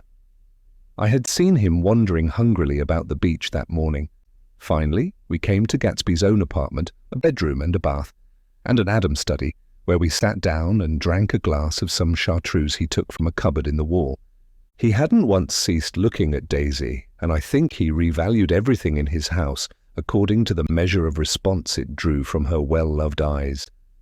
Sometimes, too, he stared around at his possessions in a dazed way, as though in her actual and astounding presence none of it was any longer real.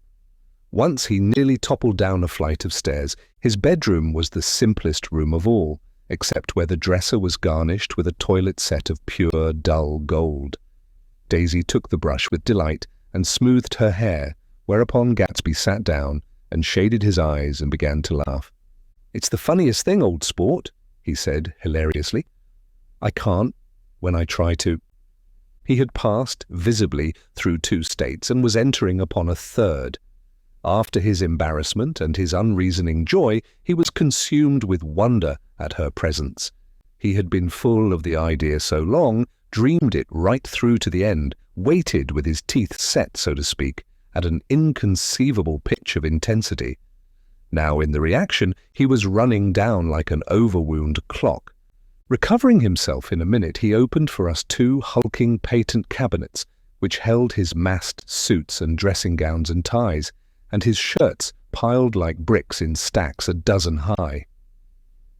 "I've got a man in England who buys me clothes. He sends over a selection of things at the beginning of each season, spring and fall." He took out a pile of shirts and began throwing them, one by one before us, shirts of sheer linen and thick silk and fine flannel, which lost their folds as they fell and covered the table in many-coloured disarray. While we admired, he brought more, and the soft, rich heap mounted higher, shirts with stripes and scrolls and plaids in coral, and apple green and lavender and faint orange with monograms of Indian blue. Suddenly, with a strained sound, Daisy bent her head into the shirts and began to cry stormily. "They're such beautiful shirts," she sobbed, her voice muffled in the thick folds. "It makes me sad because I've never seen such beautiful shirts before." After the house, we were to see the grounds and the swimming pool and the hydroplane and the midsummer flowers, but outside Gatsby's window it began to rain again, so we stood in a row looking at the corrugated surface of the Sound. "If it wasn't for the mist, we could see your home across the bay," said Gatsby. "You always have a green light that burns all night at the end of your dock." Daisy put her arm through his abruptly, but he seemed absorbed in what he had just said. Possibly it had occurred to him that the colossal significance of that light had now vanished forever. Compared to the great distance that had separated him from Daisy, it had seemed very near to her, almost touching her. It had seemed as close as a star to the moon. Now it was again a green light on a dock. His count of enchanted objects had diminished by one. I began to walk about the room, examining various indefinite objects in the half-darkness. A large photograph of an elderly man in yachting costume attracted me, hung on the wall over his desk. "Who's this?" "That? That's Mr. Dan Cody, old sport." The name sounded faintly familiar. "He's dead now. He used to be my best friend years ago." There was a small picture of Gatsby, also in yachting costume, on the bureau. Gatsby, with his head thrown back defiantly, taken apparently when he was about 18. "I adore it!" exclaimed Daisy. "The pompadour. You never told me you had a pompadour. Or a yacht." "Look at this," said Gatsby quickly. "Here's a lot of clippings about you." They stood side by side, examining it. I was going to ask to see the rubies when the phone rang and Gatsby took up the receiver. "Yes." "Well, I can't talk now. I can't talk now, old sport. I said a small town. He must know what a small town is. Well, he's no use to us if Detroit is his idea of a small town." He rang off. "Come here, quick!" cried Daisy at the window. The rain was still falling, but the darkness had parted in the west, and there was a pink and golden billow of foamy clouds above the sea. "Look at that," she whispered. And then, after a moment, "I'd like to just get one of those pink clouds and put you in it and push you around." I tried to go then, but they wouldn't hear of it. Perhaps my presence made them feel more satisfactorily alone. "I know what we'll do," said Gatsby. "We'll have Klipspringer play the piano." He went out of the room calling Ewing and returned in a few minutes accompanied by an embarrassed, slightly worn young man with shell-rimmed glasses and scanty blonde hair. He was now decently clothed in a sports shirt open at the neck, sneakers and duck trousers of a nebulous hue. "Did we interrupt your exercises?" inquired Daisy politely. "I was asleep," cried Mr. Klipspringer in a spasm of embarrassment. "That is, I'd been asleep, then I got up." "Klipspringer plays the piano," said Gatsby, cutting him off. "Don't you, Ewing, old sport?" "I don't play well. I hardly play at all. I'm all out of practice." "We'll go downstairs," interrupted Gatsby. He flipped a switch. The grey windows disappeared as the house glowed full of light. In the music room, Gatsby turned on a solitary lamp beside the piano. He lit Daisy's cigarette from a trembling match and sat down with her on a couch far across the room where there was no light save what the gleaming floor bounced in from the hall. When Klipspringer had played The Love Nest, he turned around on the bench and searched unhappily for Gatsby in the gloom. "I'm all out of practice, you see. I told you I couldn't play. I'm all out of practice." "Don't talk so much, old sport," commanded Gatsby. "Play! In the morning, in the evening." "Ain't we got fun?" Outside, the wind was loud and there was a faint flow of thunder along the sound. All the lights were going on in West Egg now. The electric trains, men carrying, were plunging home through the rain from New York. It was the hour of a profound human change, and excitement was generating on the air. One thing's sure and nothing's surer. The rich get richer and the poor get children. In the meantime, in between time. As I went over to say goodbye, I saw that the expression of bewilderment had come back into Gatsby's face, as though a faint doubt had occurred to him as to the quality of his present happiness. Almost 5 years, there must have been moments even that afternoon, when Daisy tumbled short of his dreams, not through her own fault, but because of the colossal vitality of his illusion. It had gone beyond her, beyond everything. He had thrown himself into it with a creative passion, adding to it all the time, decking it out with every bright feather that drifted his way. No amount of fire or freshness can challenge what a man will store up in his ghostly heart. As I watched him, he adjusted himself a little, visibly. His hand took hold of hers, and as she said something low in his ear, he turned toward her with a rush of emotion. I think that voice held him most with its fluctuating, feverish warmth, because it couldn't be overdreamed. That voice was a deathless song. They had forgotten me, but Daisy glanced up and held out her hand. Gatsby didn't know me now at all. I looked once more at them, and they looked back at me, remotely, possessed by intense life. Then I went out of the room and down the marble steps into the rain, leaving them there together. Chapter 6. About this time, an ambitious young reporter from New York arrived one morning at Gatsby's door and asked him if he had anything to say. "Anything to say about what?" inquired Gatsby politely. "Why, any statement to give out?" It transpired after a confused 5 minutes that the man had heard Gatsby's name around his office in a connection which he either wouldn't reveal or didn't fully understand. This was his day off, and with laudable initiative he had hurried out to see. It was a random shot, and yet the reporter's instinct was right. Gatsby's notoriety, spread about by the hundreds who had accepted his hospitality and so become authorities on his past, had increased all summer until he fell just short of being news. Contemporary legends such as the underground pipeline to Canada attached themselves to him, and there was one persistent story that he didn't live in a house at all, but in a boat that looked like a house and was moved secretly up and down the Long Island shore. Just why these inventions were a source of satisfaction to James Gatz of North Dakota isn't easy to say. James Gatz, that was really, or at least legally, his name. He had changed it at the age of 17, and at the specific moment that witnessed the beginning of his career, when he saw Dan Cody's yacht drop anchor over the most insidious flat on Lake Superior. It was James Gatz who had been loafing along the beach that afternoon in a torn green jersey and a pair of canvas pants, but it was already Jay Gatsby who borrowed a rowboat, pulled out to the Tuolumne, and informed Cody that a wind might catch him and break him up in half an hour. I suppose he'd had the name ready for a long time, even then. His parents were shiftless and unsuccessful farm people. His imagination had never really accepted them as his parents at all. The truth was that Jay Gatsby of West Egg, Long Island, sprang from his platonic conception of himself.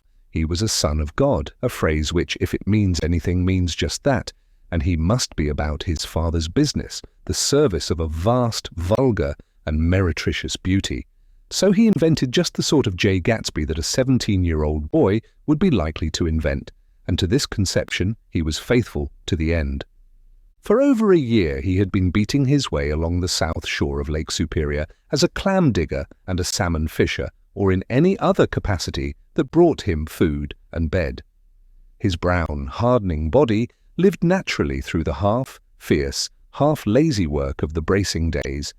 He knew women early, and since they spoiled him, he became contemptuous of them, of young virgins because they were ignorant, of the others because they were hysterical about things which in his overwhelming self-absorption he took for granted, but his heart was in a constant, turbulent riot. The most grotesque and fantastic conceits haunted him in his bed at night. A universe of ineffable gaudiness spun itself out in his brain while the clock ticked on the washstand and the moon soaked with wet light his tangled clothes upon the floor. Each night he added to the pattern of his fancies until drowsiness closed down upon some vivid scene with an oblivious embrace. For a while these reveries provided an outlet for his imagination. They were a satisfactory hint of the unreality of reality, a promise that the rock of the world was founded securely on a fairy's wing. An instinct toward his future glory had led him, some months before, to the small Lutheran college of St. Olaf in southern Minnesota. He stayed there 2 weeks, dismayed at its ferocious indifference to the drums of his destiny, to destiny itself, and despising the janitor's work with which he was to pay his way through. Then he drifted back to Lake Superior, and he was still searching for something to do on the day that Dan Cody's yacht dropped anchor in the shallows along shore. Cody was 50 years old then, a product of the Nevada silver fields, of the Yukon, of every rush for metal since '75. The transactions in Montana copper that made him many times a millionaire found him physically robust, but on the verge of soft-mindedness, and suspecting this, an infinite number of women tried to separate him from his money. The none too savory ramifications by which Ella Kay, the newspaper woman, played Madame de Maintenon to his weakness and sent him to sea in a yacht were common knowledge to the turgid journalism of 1902. He had been coasting along all too hospitable shores for 5 years when he turned up as James Gats's destiny at Little Girl Bay. To the young Gats, resting on his oars and looking up at the railed deck, the yacht represented all the beauty and glamour in the world. I suppose he smiled at Cody. He had probably discovered that people liked him when he smiled. At any rate, Cody asked him a few questions. One of them elicited the brand new name, and found that he was quick and extravagantly ambitious. A few days later, he took him to Duluth and bought him a blue coat, 6 pair of white duck trousers and a yachting cap. And when the Tuolumne left for the West Indies and the Barbary Coast, Gatsby left too. He was employed in a vague personal capacity. While he remained with Cody, he was in turn steward, mate, skipper, secretary, and even jailer for Dan Cody. Sober knew what lavish doings Dan Cody drunk might soon be about, and he provided for such contingencies by reposing more and more trust in Gatsby. The arrangement lasted 5 years, during which the boat went 3 times around the continent. It might have lasted indefinitely, except for the fact that Ella Kay came on board one night in Boston, and a week later, Dan Cody inhospitably died. I remember the portrait of him up in Gatsby's bedroom, a grey, florid man with a hard, empty face, the pioneer debauchee who during one phase of American life brought back to the eastern seaboard the savage violence of the frontier brothel and saloon. It was indirectly due to Cody that Gatsby drank so little. Sometimes in the course of gay parties, women used to rub champagne into his hair. For himself, he formed the habit of letting liquor alone. And it was from Cody that he inherited money, a legacy of $25,000. He didn't get it. He never understood the legal device that was used against him, but what remained of the millions went intact to Ella Kay. He was left with his singularly appropriate education. The vague contour of Jay Gatsby had filled out to the substantiality of a man. He told me all this very much later, but I've put it down here with the idea of exploding those first wild rumors about his antecedents, which weren't even faintly true. Moreover, he told it to me at a time of confusion when I had reached the point of believing everything and nothing about him. So I take advantage of this short halt, while Gatsby, so to speak, caught his breath, to clear this set of misconceptions away. It was a halt, too, in my association with his affairs. For several weeks I didn't see him or hear his voice on the phone. Mostly, I was in New York, trotting around with Jordan and trying to ingratiate myself with her senile aunt, but finally I went over to his house one Sunday afternoon. I hadn't been there 2 minutes when somebody brought Tom Buchanan in for a drink. I was startled, naturally, but the really surprising thing was that it hadn't happened before. They were a party of 3 on horseback, Tom and a man named Sloan, and a pretty woman in a brown riding habit who had been there previously. "I'm delighted to see you," said Gatsby, standing on his porch. "I'm delighted that you dropped in." As though they cared. "Sit right down, have a cigarette or a cigar." He walked around the room quickly, ringing bells. "I'll have something to drink for you in just a minute." He was profoundly affected by the fact that Tom was there. But he would be uneasy anyhow until he had given them something, realizing in a vague way that that was all they came for. Mr. Sloane wanted nothing. A lemonade? No thanks. A little champagne? Nothing at all, thanks. I'm sorry. "Did you have a nice ride?" Very good roads around here. "I suppose the automobiles?" "Yeah." Moved by an irresistible impulse, Gatsby turned to Tom, who had accepted the introduction as a stranger. "I believe we've met somewhere before, Mr. Buchanan." "Oh, yes," said Tom, gruffly polite, but obviously not remembering.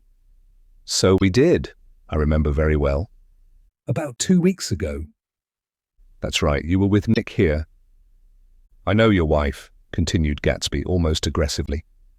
"That's so?" Tom turned to me. "You live near here, Nick?" "Next door." "That's so?" Mr. Sloane didn't enter into the conversation, but lounged back haughtily in his chair.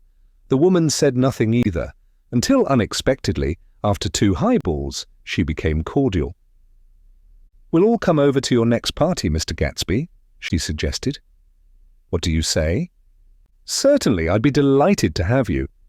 Be very nice, said Mr. Sloane, without gratitude. Well, think ought to be starting home. "Please don't hurry," Gatsby urged them. He had control of himself now, and he wanted to see more of Tom. Why don't you stay for supper? I wouldn't be surprised if some other people dropped in from New York." "You come to supper with me," said the lady enthusiastically. "Both of you?" This included me. Mr. Sloane got to his feet. "Come along," he said, but to her only. "I mean it," she insisted. "I'd love to have you. Lots of room." Gatsby looked at me questioningly. He wanted to go, and he didn't see that Mr. Sloane had determined he shouldn't. "I'm afraid I won't be able to," I said. "Will you come?" she urged, concentrating on Gatsby. Mr. Sloane murmured something close to her ear. "We won't be late if we start now," she insisted aloud. "I haven't got a horse," said Gatsby. "I used to ride in the army, but I've never bought a horse. I'll have to follow you in my car. Excuse me for just a minute." The rest of us walked out on the porch, where Sloane and the lady began an impassioned conversation aside. "My God, I believe the man's coming," said Tom. "Doesn't he know she doesn't want him?" "She says she does want him." "She has a big dinner party, and he won't know a soul there." He frowned. "I wonder where in the devil he met Daisy. By God, I may be old-fashioned in my ideas, but women run around too much these days to suit me. They meet all kinds of crazy fish." Suddenly Mr. Sloane and the lady walked down the steps and mounted their horses. "Come on," said Mr. Sloane to Tom. "We're late. We've got to go." And then to me, "Tell him we couldn't wait, will you?" Tom and I shook hands. The rest of us exchanged a cool nod, and they trotted quickly down the drive, disappearing under the August foliage, just as Gatsby, with hat and light overcoat in hand, came out the front door. Tom was evidently perturbed at Daisy's running around alone, for on the following Saturday night he came with her to Gatsby's party. Perhaps his presence gave the evening its peculiar quality of oppressiveness. It stands out in my memory from Gatsby's other parties that summer. There were the same people, or at least the same sort of people, the same profusion of champagne, the same many-coloured, many-keyed commotion, but I felt an unpleasantness in the air, a pervading harshness that hadn't been there before. Or perhaps I had merely grown used to it, grown to accept West Egg as a world complete in itself, with its own standards and its own great figures, second to nothing, because it had no consciousness of being so, and now I was looking at it again, through Daisy's eyes. It is invariably saddening to look through new eyes at things upon which you have expended your own powers of adjustment. They arrived at twilight, And as we strolled out among the sparkling hundreds, Daisy's voice was playing murmurous tricks in her throat. "These things excite me so," she whispered. "If you want to kiss me any time during the evening, Nick, just let me know and I'll be glad to arrange it for you. Just mention my name. Or present a green card. I'm giving out green." "Look around," suggested Gatsby. "I'm looking around. I'm having a marvelous—" "You must see the faces of many people you've heard about." Tom's arrogant eyes roamed the crowd. "We don't go around very much," he said. "In fact, I was just thinking I don't know a soul here." "Perhaps you know that lady?"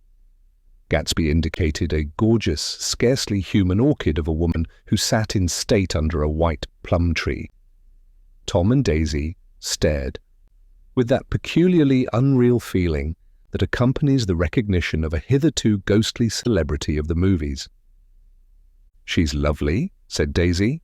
"The man bending over her is her director."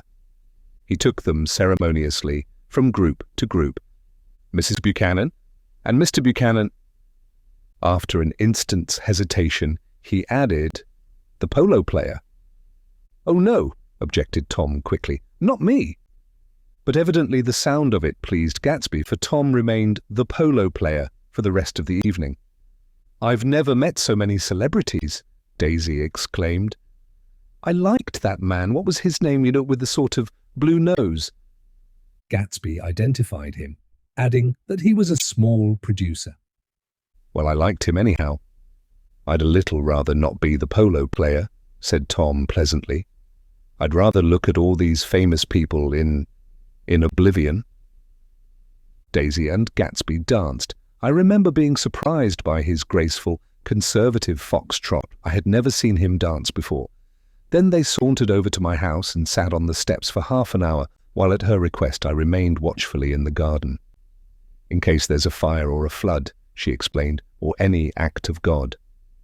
Tom appeared from his oblivion as we were sitting down to supper together. "Do you mind if I eat with some people over here?" he said. "A fellow's getting off some funny stuff." "Go ahead," answered Daisy genially. "And if you want to take down any addresses, here's my little gold pencil." She looked around after a moment and told me the girl was common but pretty, and I knew that except for the half hour she'd been alone with Gatsby, she wasn't having a good time. We were at a particularly tipsy table. That was my fault. Gatsby had been called to the phone, and I'd enjoyed these same people only 2 weeks before. But what had amused me then turned septic on the air now.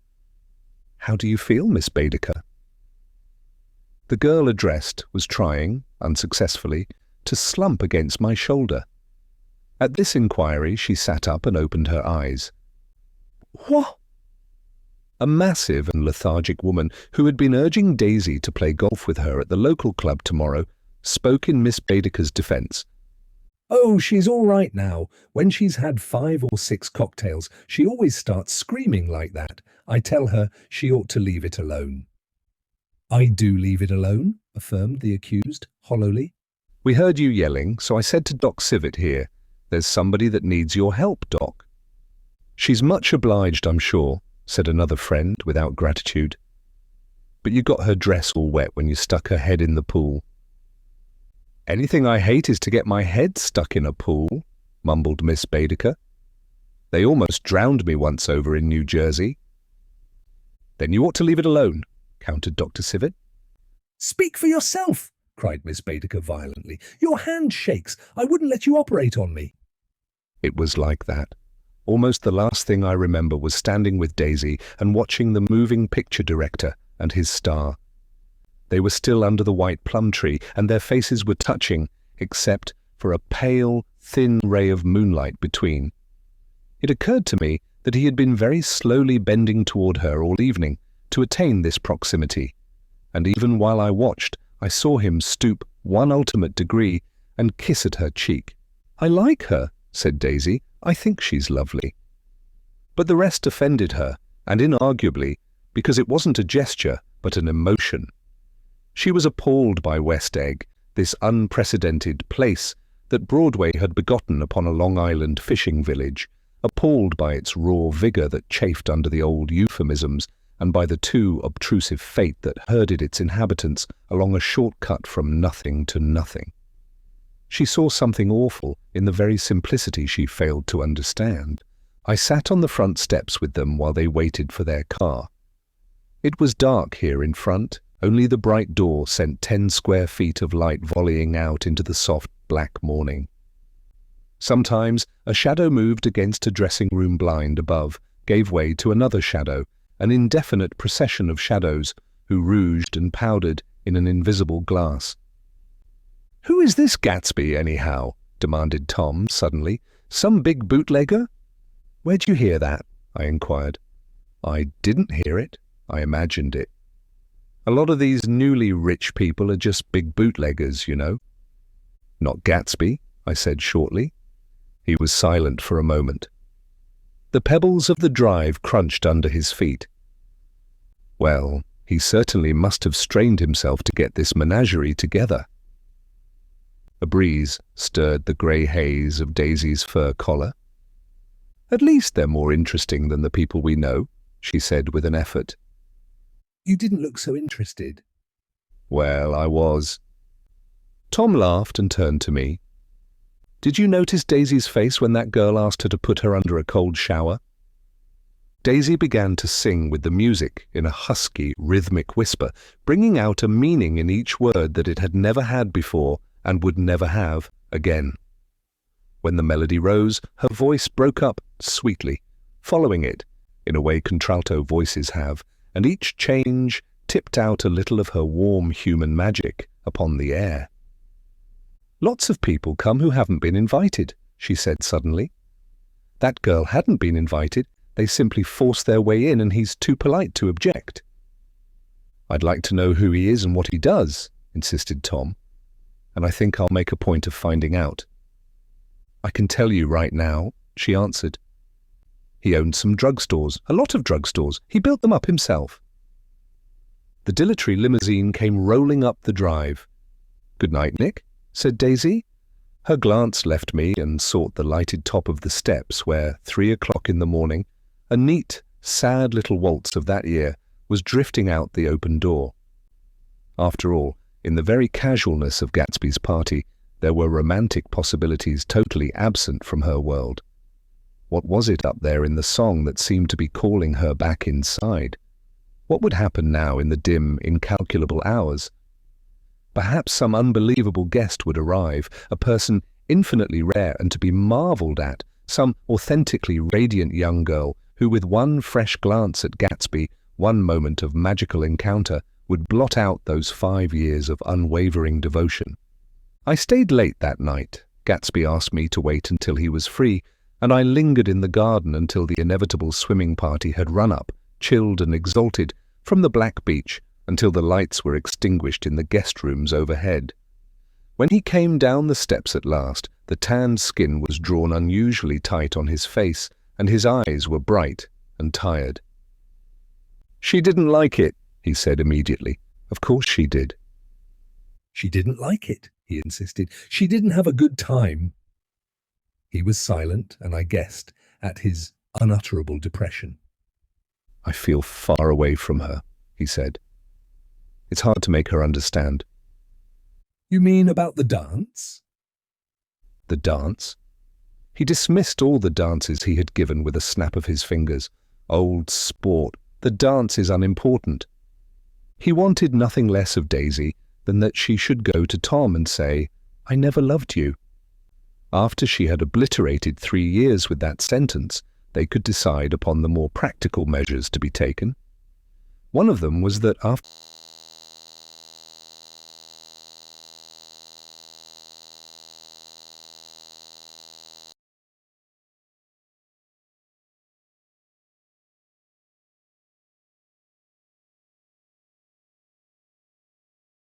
she was free, they were to go back to Louisville and be married from her house, just as if it were 5 years ago.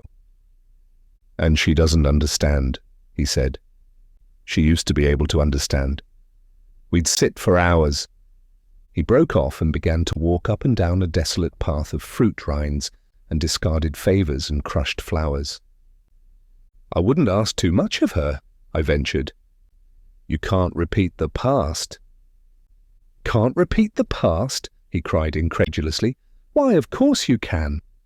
He looked around him wildly, as if the past were lurking here in the shadow of his house, just out of reach of his hand. I'm going to fix everything just the way it was before, he said, nodding determinedly. She'll see. He talked a lot about the past, and I gathered that he wanted to recover something, some idea of himself perhaps that had gone into loving Daisy. His life had been confused and disordered since then, but if he could once return to a certain starting place and go over it all slowly, he could find out what that thing was. One autumn night, 5 years before, they had been walking down the street when the leaves were falling, and they came to a place where there were no trees, and the sidewalk was white with moonlight. They stopped here and turned toward each other. Now it was a cool night, with that mysterious excitement in it which comes at the 2 changes of the year. The quiet lights in the houses were humming out into the darkness, and there was a stir and bustle among the stars. Out of the corner of his eye, Gatsby saw that the blocks of the sidewalk really formed a ladder and mounted to a secret place above the trees. He could climb to it, if he climbed alone, and once there he could suck on the pap of life, gulp down the incomparable milk of wonder. His heart beat faster and faster as Daisy's white face came up to his own. He knew that when he kissed this girl and forever wed his unutterable visions to her perishable breath, his mind would never romp again like the mind of God. So he waited, listening for a moment longer to the tuning fork that had been struck upon a star. Then he kissed her. At his lips' touch, she blossomed for him like a flower, and the incarnation was complete. Through all he said, even through his appalling sentimentality, I was reminded of something, an elusive rhythm, a fragment of lost words that I had heard somewhere a long time ago. For a moment a phrase tried to take shape in my mouth, and my lips parted like a dumb man's, as though there was more struggling upon them than a wisp of startled air. But they made no sound, and what I had almost remembered was uncommunicable forever. Chapter 7. It was when curiosity about Gatsby was at its highest that the lights in his house failed to go on one Saturday night, and, as obscurely as it had begun, his career as Trimalchio was over. Only gradually did I become aware that the automobiles which turned expectantly into his drive stayed for just a minute, and then drove sulkily away. Wondering if he was sick, I went over to find out. An unfamiliar butler, with a villainous face, squinted at me suspiciously from the door. "Is Mr. Gatsby sick?" "Nope." After a pause, he added, "Sir," in a dilatory, grudging way. "I hadn't seen him around and I was rather worried. Tell him Mr. Carraway came over." "Who?" he demanded rudely. "Carraway?" "Carraway. All right, I'll tell him." Abruptly, he slammed the door. My Finn informed me that Gatsby had dismissed every servant in his house a week ago and replaced them with half a dozen others who never went into West Egg Village to be bribed by the tradesmen, but ordered moderate supplies over the telephone. The grocery boy reported that the kitchen looked like a pigsty, and the general opinion in the village was that the new people weren't servants at all. Next day, Gatsby called me on the phone. "Going away?" I inquired. "No, old sport. I hear you fired all your servants."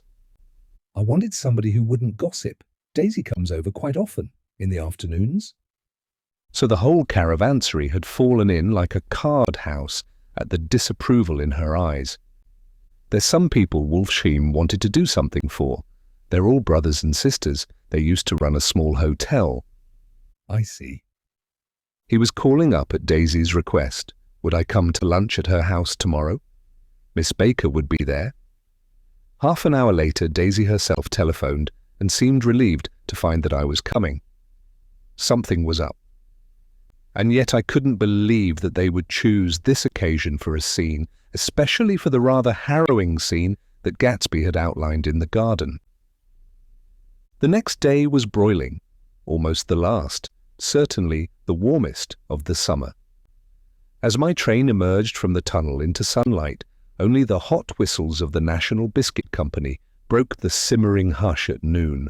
The straw seats of the car hovered on the edge of combustion. The woman next to me perspired delicately for a while into her white shirtwaist, and then, as her newspaper dampened under her fingers, lapsed despairingly into deep heat with a desolate cry. Her pocketbook slapped to the floor. "Oh my!" she gasped. I picked it up with a weary bend and handed it back to her, holding it at arm's length and by the extreme tip of the corners to indicate that I had no designs upon it. But everyone nearby, including the woman, suspected me just the same. "Hot!" said the conductor to familiar faces. "Some weather. Hot! Hot! Hot! Is it hot enough for you? Is it hot? Is it—" My commutation ticket came back to me with a dark stain from his hand. That anyone should care in this heat, whose flushed lips he kissed, whose head made damp the pajama pocket over his heart. Through the hall of the Buchanan's house blew a faint wind, carrying the sound of the telephone bell out to Gatsby and me as we waited at the door. "The master's body!" roared the butler into the mouthpiece. "I'm sorry, madame, but we can't furnish it. It's far too hot to touch this noon." What he really said was, "Yes, yes, I'll see." He set down the receiver and came toward us, glistening slightly, to take our stiff straw hats. "Madame expects you in the salon," he cried, needlessly indicating the direction. In this heat, every extra gesture was an affront to the common store of life. The room, shadowed well with awnings, was dark and cool. Daisy and Jordan lay upon an enormous couch like silver idols, weighing down their own white dresses against the singing breeze of the fans. "We can't move," they said together. Jordan's fingers, powdered white over their tan, rested for a moment in mine. "And Mr. Thomas Buchanan, the athlete?" I inquired. Simultaneously I heard his voice, gruff, muffled, husky, at the hall telephone. Gatsby stood in the center of the crimson carpet and gazed around with fascinated eyes. Daisy watched him and laughed, a sweet, exciting laugh. A tiny gust of powder rose from her bosom into the air. "The rumor is," whispered Jordan, "that's Tom's girl on the telephone." We were silent. The voice in the hall rose high with annoyance. "Very well, then. I won't sell you the car at all. I'm under no obligations to you at all. And as for your bothering me about it at lunchtime, I won't stand that at all." "Holding down the receiver," said Daisy cynically. "No, he's not," I assured her. "It's a bona fide deal. I happen to know about it." Tom flung open the door, blocked out its space for a moment with his thick body, and hurried into the room. "Mr. Gatsby." He put out his broad, flat hand with well-concealed dislike. "I'm glad to see you, sir. Nick." "Make us a cold drink," cried Daisy. As he left the room again, she got up and went over to Gatsby and pulled his face down, kissing him on the mouth. "You know I love you," she murmured. "You forget there's a lady present," said Jordan. Daisy looked around doubtfully. "You kiss Nick too." "What a low, vulgar girl."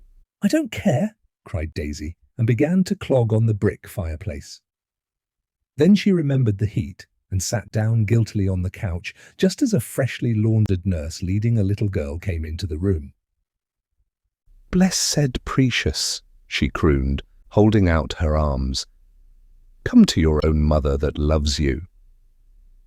The child, relinquished by the nurse, rushed across the room and rooted shyly into her mother's dress. "The Blessed Precious, did mother get powder on your old yellowy hair? Stand up now and say howdy-do." Gatsby and I, in turn, leaned down and took the small, reluctant hand. Afterward, he kept looking at the child with surprise. I don't think he had ever really believed in its existence before. "I got dressed before luncheon," said the child, turning eagerly to Daisy. That's because your mother wanted to show you off. Her face bent into the single wrinkle of the small white neck. You dream, you absolute little dream. Yes, admitted the child calmly. Aunt Jordan's got on a white dress too. How do you like Mother's friends? Daisy turned her around so that she faced Gatsby. Do you think they're pretty? Where's Daddy? She doesn't look like her father, explained Daisy. She looks like me. She's got my hair in shape of the face. Daisy sat back upon the couch. The nurse took a step forward and held out her hand. Come, Pammy. Goodbye, sweetheart. With a reluctant backward glance, the well-disciplined child held to her nurse's hand and was pulled out the door just as Tom came back, preceding 4 gin rickeys that clicked full of ice. Gatsby took up his drink. They certainly look cool, he said, with visible tension. We drank in long, greedy swallows. I read somewhere that the sun's getting hotter every year, said Tom genially. It seems that pretty soon the Earth's going to fall into the sun, or wait a minute, it's just the opposite. The sun's getting colder every year. Come outside, he suggested to Gatsby. I'd like you to have a look at the place. I went with them out to the veranda. On the green sound, stagnant in the heat, one small sail crawled slowly toward the fresher sea. Gatsby's eyes followed it momentarily. He raised his hand and pointed across the bay. I'm right across from you. So, you are. Our eyes lifted over the rose beds and the hot lawn and the weedy refuse of the dog days along shore. Slowly the white wings of the boat moved against the blue, cool limit of the sky. Ahead lay the scalloped ocean and the abounding Blessed Isles. There's sport for you, said Tom, nodding. I'd like to be out there with him for about an hour. We had luncheon in the dining room, darkened too, against the heat, and drank down nervous gaiety with the cold ale. What'll we do with ourselves this afternoon? Cried Daisy. And the day after that, and the next 30 years? Don't be morbid, Jordan said. Life starts all over again when it gets crisp in the fall. But it's so hot, insisted Daisy, on the verge of tears. And everything's so confused. Let's all go to town. Her voice struggled on through the heat, beating against it, moulding its senselessness into forms.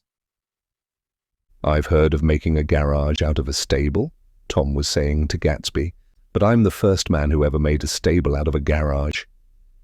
Who wants to go to town? Demanded Daisy insistently. Gatsby's eyes floated toward her. Ah, she cried, you look so cool. Their eyes met, and they stared together at each other, alone in space. With an effort, she glanced down at the table. You always look so cool, she repeated. She had told him that she loved him, and Tom Buchanan saw. He was astounded. His mouth opened a little, and he looked at Gatsby and then back at Daisy, as if he had just recognized her as someone he knew a long time ago.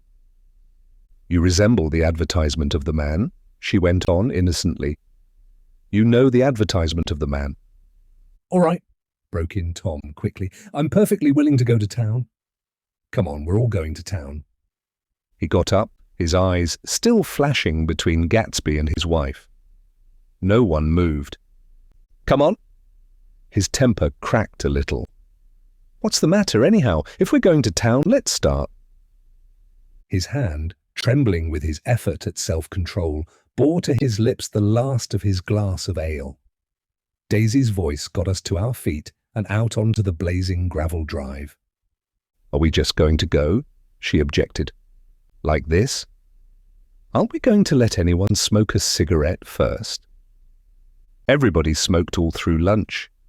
Oh, let's have fun, she begged him. It's too hot to fuss. He didn't answer. Have it your own way, she said. Come on, Jordan.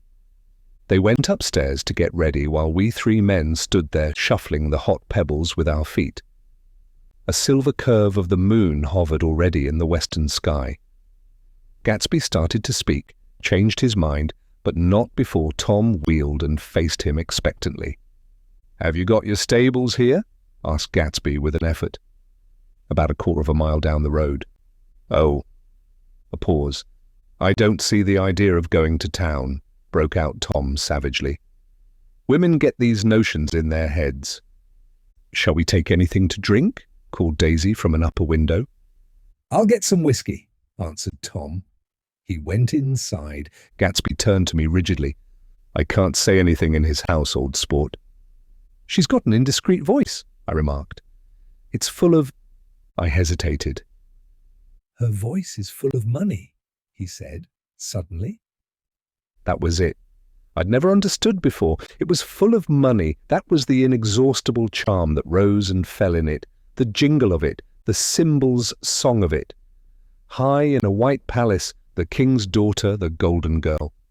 Tom came out of the house wrapping a quart bottle in a towel, followed by Daisy and Jordan, wearing small, tight hats of metallic cloth and carrying light capes over their arms. "Shall we all go in my car?" suggested Gatsby.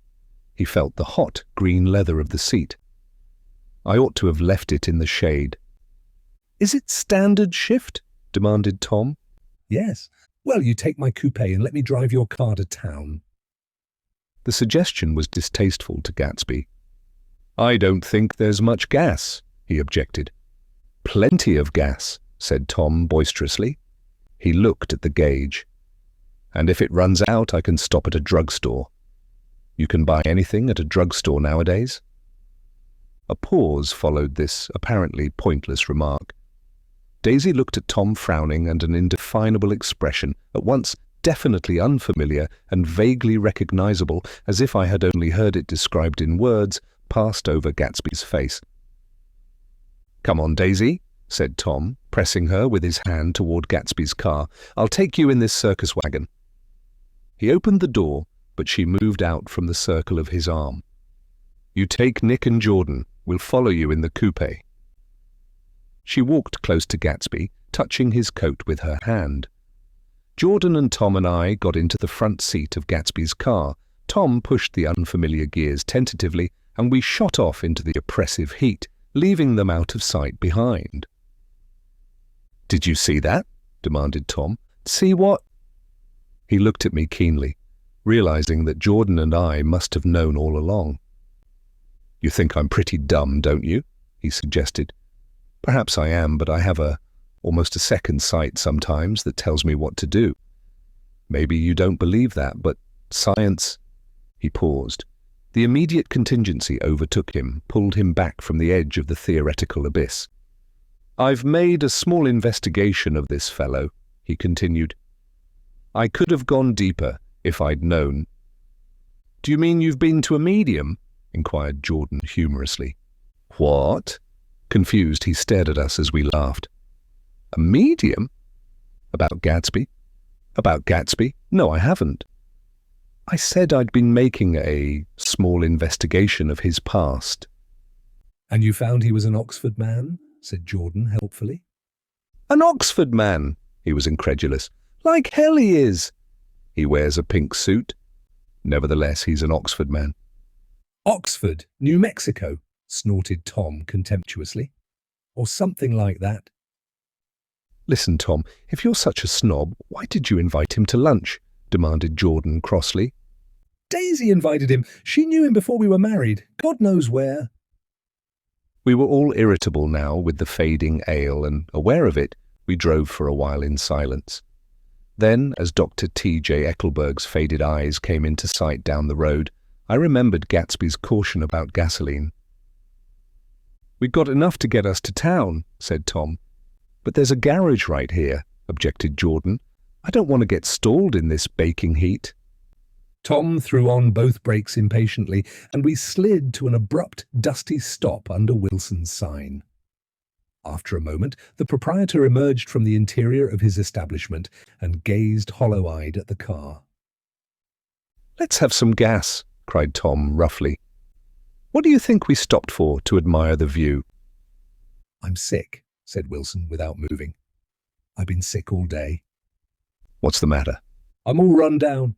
"Well, shall I help myself?" Tom demanded. You sounded well enough on the phone?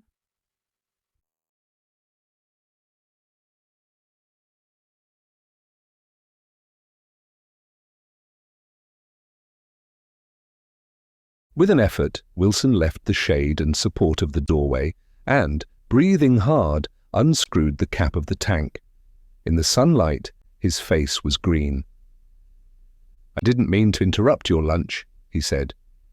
"But I need money pretty bad, and I was wondering what you were going to do with your old car." "How do you like this one?" inquired Tom. "I bought it last week."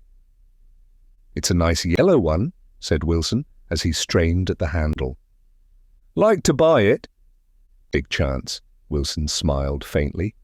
"No, but I could make some money on the other." What do you want money for all of a sudden?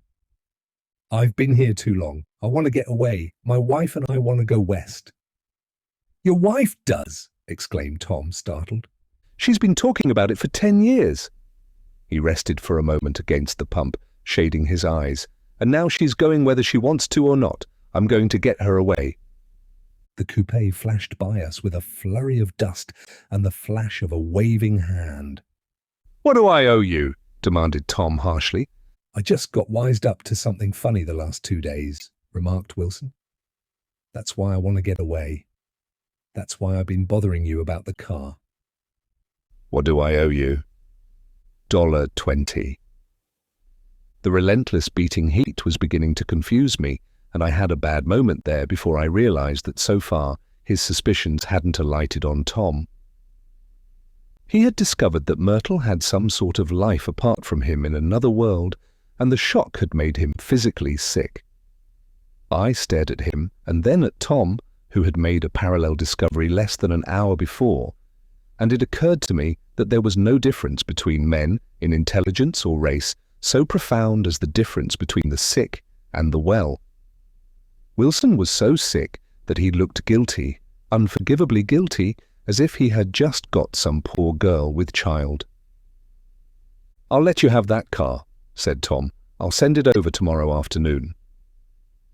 That locality was always vaguely disquieting, even in the broad glare of afternoon, and now I turned my head as though I had been warned of something behind.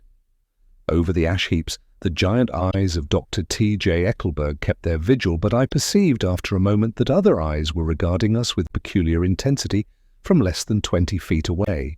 In one of the windows over the garage, the curtains had been moved aside a little, and Myrtle Wilson was peering down at the car. So engrossed was she that she had no consciousness of being observed, and one emotion after another crept into her face like objects into a slowly developing picture. Her expression was curiously familiar. It was an expression I had often seen on women's faces, but on Myrtle Wilson's face it seemed purposeless and inexplicable until I realized that her eyes, wide with jealous terror, were fixed not on Tom, but on Jordan Baker, whom she took to be his wife. There is no confusion like the confusion of a simple mind, and as we drove away, Tom was feeling the hot whips of panic. His wife and his mistress, until an hour ago, secure and inviolate, were slipping precipitately from his control. Instinct made him step on the accelerator with the double purpose of overtaking Daisy and leaving Wilson behind, and we sped along toward Astoria at 50 miles an hour, until, among the spidery girders of the elevated, we came in sight of the easygoing blue coupe. "Those big movies around 50th Street are cool," suggested Jordan. "I love New York on summer afternoons when everyone's away. There's something very sensuous about it, overripe, as if all sorts of funny fruits were going to fall into your hands." The word sensuous had the effect of further disquieting Tom, but before he could invent a protest, the coupe came to a stop, and Daisy signaled us to draw up alongside. "Where are we going?" she cried. "How about the movies?" "It's so hot," she complained. "You go, we'll ride around and meet you after." With an effort, her wit rose faintly. "We'll meet you on some corner." "I'll be the man smoking 2 cigarettes." "We can't argue about it here," Tom said impatiently, as a truck gave out a cursing whistle behind us. "You follow me to the south side of Central Park in front of the plaza." Several times he turned his head and looked back for their car, and if the traffic delayed them, he slowed pushed up until they came into sight. I think he was afraid they would dart down a side street and out of his life forever, but they didn't, and we all took the less explicable step of engaging the parlour of a suite in the Plaza Hotel. The prolonged and tumultuous argument that ended by herding us into that room eludes me, though I have a sharp, physical memory that, in the course of it, my underwear kept climbing like a damp snake around my legs and intermittent beads of sweat raced cool across my back. The notion originated with Daisy's suggestion that we hire 5 bathrooms and take cold baths, and then assumed more tangible form as a place to have a mint julep. Each of us said over and over that it was a crazy idea. We all talked at once to a baffled clerk and thought, or pretended to think, that we were being very funny. The room was large and stifling, and, though it was already 4 o'clock, opening the windows admitted only a gust of hot shrubbery from the park. Daisy went to the mirror and stood with her back to us, fixing her hair. "It's a swell suite," whispered Jordan respectfully, and everyone laughed. "Open another window," commanded Daisy without turning around. There aren't any more. "Well, we better telephone for an axe." "The thing to do is to forget about the heat," said Tom impatiently. "You make it 10 times worse by crabbing about it." He unrolled the bottle of whiskey from the towel and put it on the table. "Why not let her alone, old sport?" remarked Gatsby. "You're the one that wanted to come to town." There was a moment of silence. The telephone book slipped from its nail and splashed to the floor, whereupon Jordan whispered, "Excuse me," but this time no one laughed. "I'll pick it up," I offered. "I've got it." Gatsby examined the parted string, muttered, "Hum," in an interested way, and tossed the book on a chair. "That's a great expression of yours, isn't it?" said Tom sharply. What is? All this old sport business. Where'd you pick that up? "Now see here, Tom," said Daisy, turning around from the mirror. "If you're going to make personal remarks, I won't stay here a minute. Call up and order some ice for the mint julep." As Tom took up the receiver, the compressed heat exploded into sound, and we were listening to the portentous chords of Mendelssohn's Wedding March from the ballroom below. "Imagine marrying anybody in this heat," cried Jordan dismally. Still, I was married in the middle of June, Daisy remembered. Louisville in June? Somebody fainted. Who was it fainted, Tom? Biloxi, he answered shortly. "A man named Biloxi, Blocks Biloxi, and he made boxes, that's a fact. And he was from Biloxi, Tennessee." "They carried him into my house," appended Jordan, "because we lived just 2 doors from the church, and he stayed 3 weeks until Daddy told him he had to get out. The day after he left, Daddy died." After a moment she added, as if she might have sounded irreverent, "There wasn't any connection." "I used to know a Bill Biloxi from Memphis," I remarked. That was his cousin. I knew his whole family history before he left. He gave me an aluminum putter that I use today. The music had died down as the ceremony began, and now a long cheer floated in at the window, followed by intermittent cries of "Yay, yay, yay!" and finally by a burst of jazz as the dancing began. "We're getting old," said Daisy. "If we were young, we'd rise and dance." "Remember Biloxi?" Jordan warned her. "Where'd you know him, Tom?" "Biloxi?" He concentrated with an effort. "I didn't know him. He was a friend of Daisy's." He was not, she denied. I'd never seen him before. He came down in the private car. "Well, he said he knew you. He said he was raised in Louisville. Asa Bird brought him around at the last minute and asked if we had room for him." Jordan smiled. "He was probably bumming his way home. He told me he was president of your class at Yale." Tom and I looked at each other blankly. Biloxi? "First place, we didn't have any president." Gatsby's foot beat a short, restless tattoo, and Tom eyed him suddenly. "By the way, Mr. Gatsby, I understand you're an Oxford man." "Not exactly." "Oh yes, I understand you went to Oxford." "Yes, I went there." A pause. Then Tom's voice, incredulous and insulting. "You must have gone there about the time Biloxi went to New Haven." Another pause. A waiter knocked and came in with crushed mint and ice, but the silence was unbroken by his thank you and the soft closing of the door. This tremendous detail was to be cleared up at last. "I told you I went there," said Gatsby. "I heard you, but I'd like to know when." "It was in 1919. I only stayed 5 months. That's why I can't really call myself an Oxford man." Tom glanced around to see if we mirrored his unbelief, but we were all looking at Gatsby. "It was an opportunity they gave to some of the officers after the armistice," he continued. "We could go to any of the universities in England or France."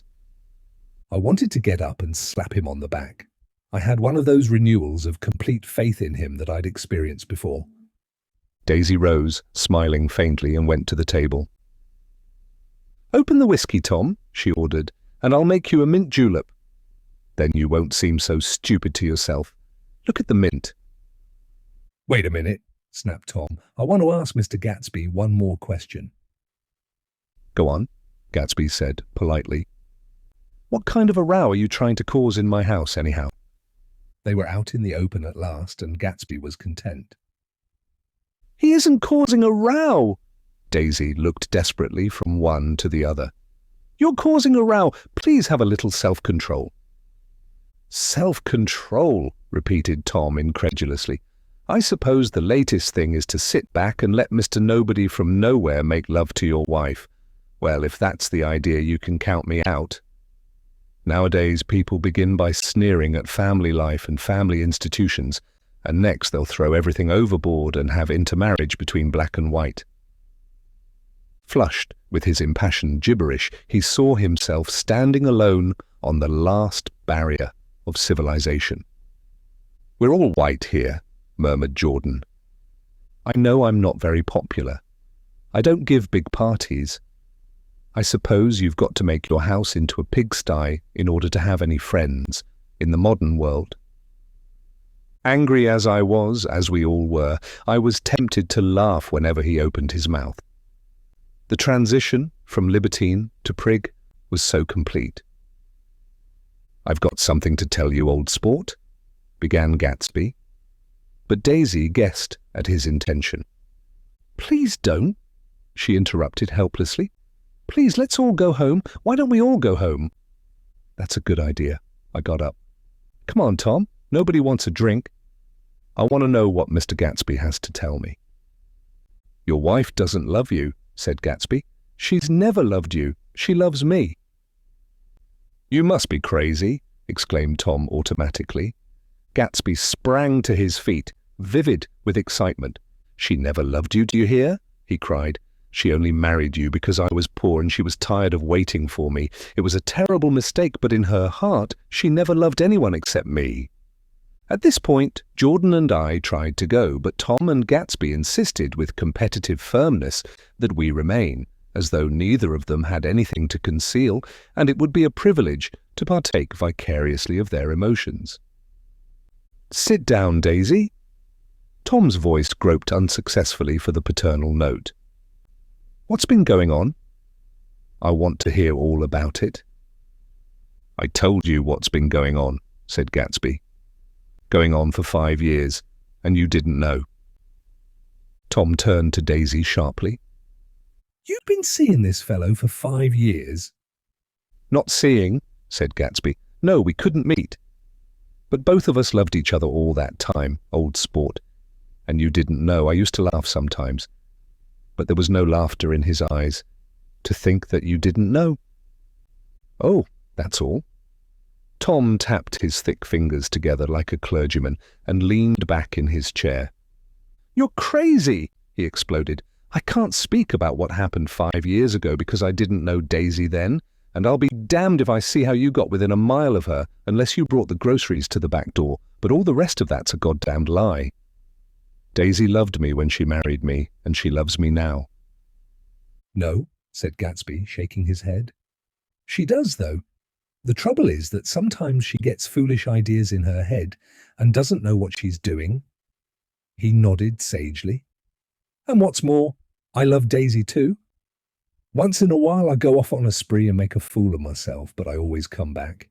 And in my heart I love her all the time. You're revolting, said Daisy. She turned to me, and her voice, dropping an octave lower, filled the room with thrilling scorn. Do you know why we left Chicago? I'm surprised that they didn't treat you to the story of that little spree. Gatsby walked over and stood beside her. Daisy, that's all over now, he said earnestly. It doesn't matter anymore. Just tell him the truth, that you never loved him, and it's all wiped out forever. She looked at him blindly. Why, how could I love him, possibly? You never loved him? She hesitated. Her eyes fell on Jordan and me with a sort of appeal, as though she realized at last what she was doing, and as though she had never, all along, intended doing anything at all. But it was done now, it was too late. I never loved him, she said, with perceptible reluctance. Not at Capiolani? Demanded Tom suddenly. No. From the ballroom beneath, muffled and suffocating chords were drifting up on hot waves of air. Not that day I carried you down from the punch bowl to keep your shoes dry? There was a husky tenderness in his tone. Daisy? Please don't. Her voice was cold, but the rancour was gone from it. She looked at Gatsby. There, Jay, she said, but her hand, as she tried to light a cigarette, was trembling. Suddenly she threw the cigarette and the burning match on the carpet. Oh, you want too much, she cried to Gatsby. I love you now, isn't that enough? I can't help what's past. She began to sob helplessly. I did love him once, but I loved you too. Gatsby's eyes opened and closed. You loved me too, he repeated. Even that's a lie, said Tom savagely. She didn't know you were alive. Why, there are things between Daisy and me that you'll never know, things that neither of us can ever forget. The words seemed to bite physically into Gatsby. I want to speak to Daisy alone, he insisted. She's all excited now. Even alone I can't say I never loved Tom, she admitted in a pitiful voice. It wouldn't be true. Of course it wouldn't, agreed Tom. She turned to her husband. As if it mattered to you, she said. Of course it matters. I'm going to take better care of you from now on. You don't understand, said Gatsby with a touch of panic. You're not going to take care of her anymore? I'm not. Tom opened his eyes wide and laughed. He could afford to control himself now. Why's that? Daisy's leaving you. Nonsense. I am, though, she said with a visible effort. She's not leaving me, Tom's words suddenly leaned down over Gatsby. Certainly not for a common swindler who'd have to steal the ring he put on her finger. I won't stand this, cried Daisy. Oh, please, let's get out. Who are you, anyhow? Broke out Tom. You're one of that bunch that hangs around with Maya Wolfsheim. That much I happen to know. I've made a little investigation into your affairs, and I'll carry it further tomorrow. You can suit yourself about that old sport, said Gatsby steadily. I found out what your drug stores were. He turned to us and spoke rapidly. He and this Wolfsheim bought up a lot of side street drug stores here and in Chicago and sold grain alcohol over the counter. That's one of his little stunts. I picked him for a bootlegger the first time I saw him, and I wasn't far wrong. What about it? Said Gatsby politely. I guess your friend Walter Chase wasn't too proud to come in on it. And you left him in the lurch, didn't you? You let him go to jail for a month over in New Jersey? God, you ought to hear Walter on the subject of you. He came to us dead broke. He was very glad to pick up some money, old sport. Don't you call me old sport, cried Tom. Gatsby said nothing. Walter could have you up on the betting laws too, but Wolfsheim scared him into shutting his mouth. That unfamiliar yet recognizable look was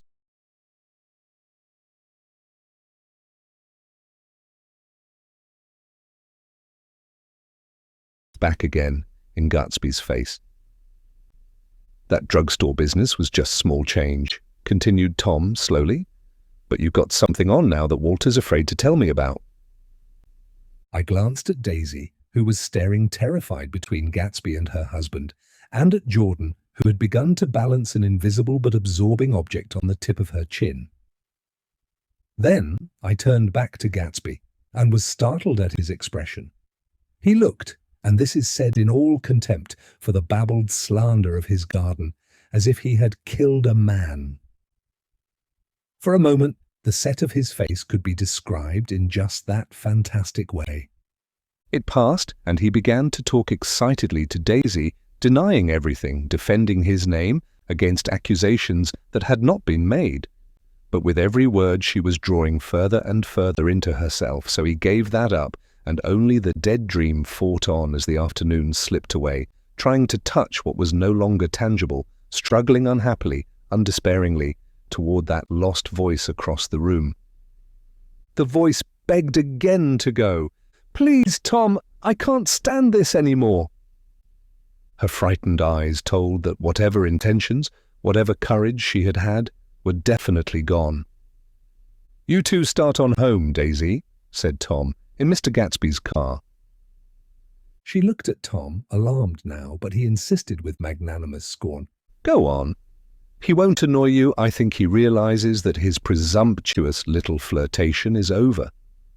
They were gone, without a word, snapped out, made accidental, isolated like ghosts even from our pity. After a moment, Tom got up and began wrapping the unopened bottle of whiskey in the towel. "Want any of this stuff, Jordan? Nick?" I didn't answer. "Nick?" he asked again. "What?" "Want any?" "No. I just remembered that today's my birthday." I was 30. Before me stretched the portentous, menacing road of a new decade. It was 7 o'clock when we got into the coupe with him and started for Long Island. Tom talked incessantly, exulting and laughing, but his voice was as remote from Jordan and me as the foreign clamour on the sidewalk or the tumult of the elevated overhead.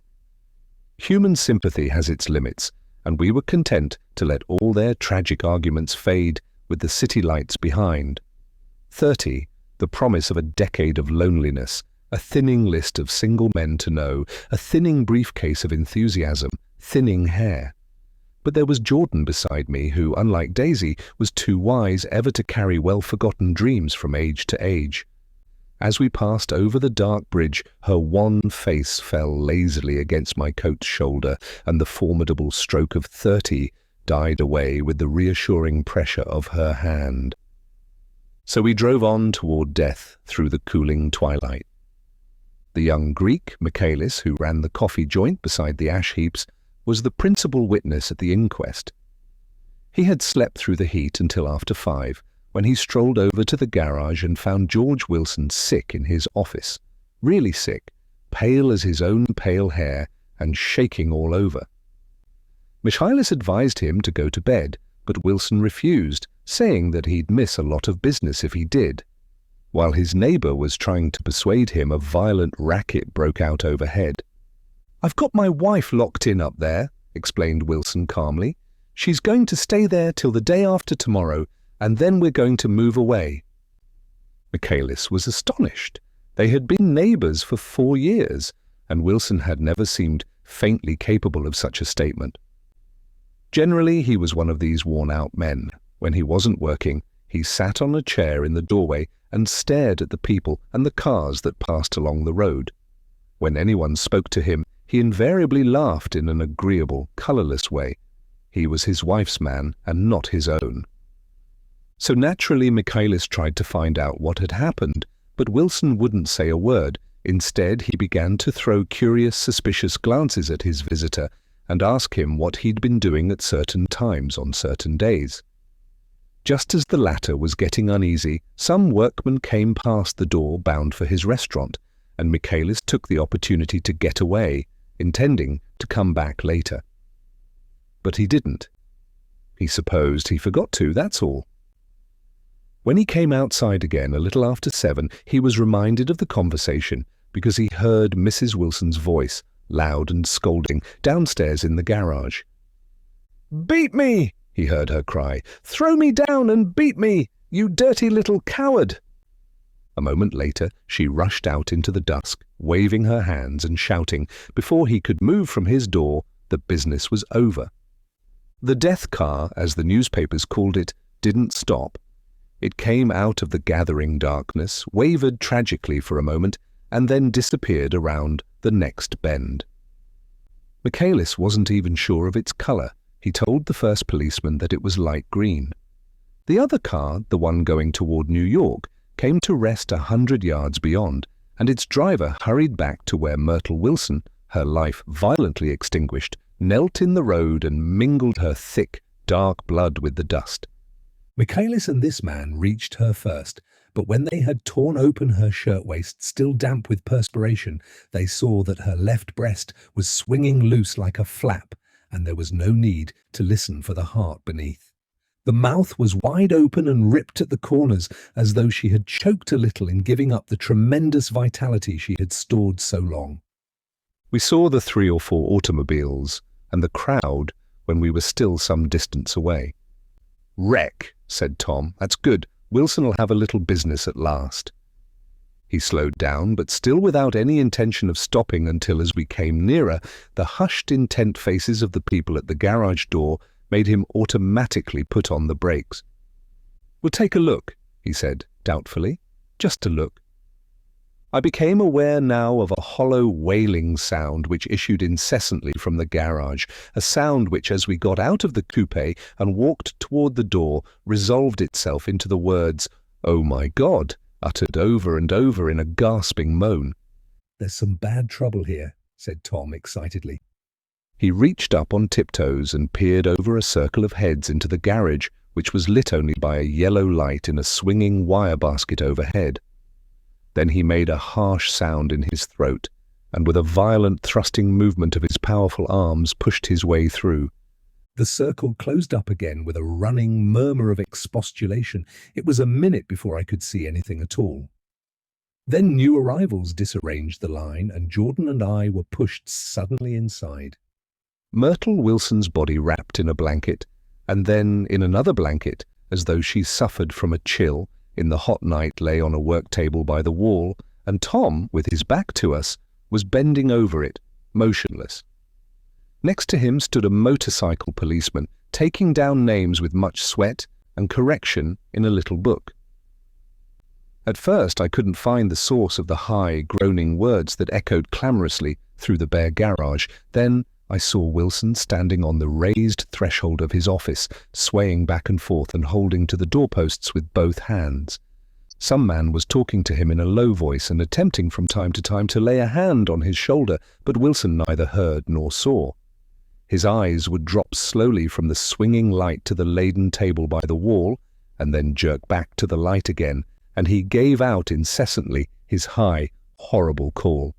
"Oh my God! Oh my God! Oh God! Oh my God!" Presently, Tom lifted his head with a jerk, and after staring around the garage with glazed eyes, addressed a mumbled, incoherent remark to the policeman. "Mavi," the policeman was saying. "Oh." "No, corrected the man. "Mav, R-O." "Listen to me," muttered Tom fiercely.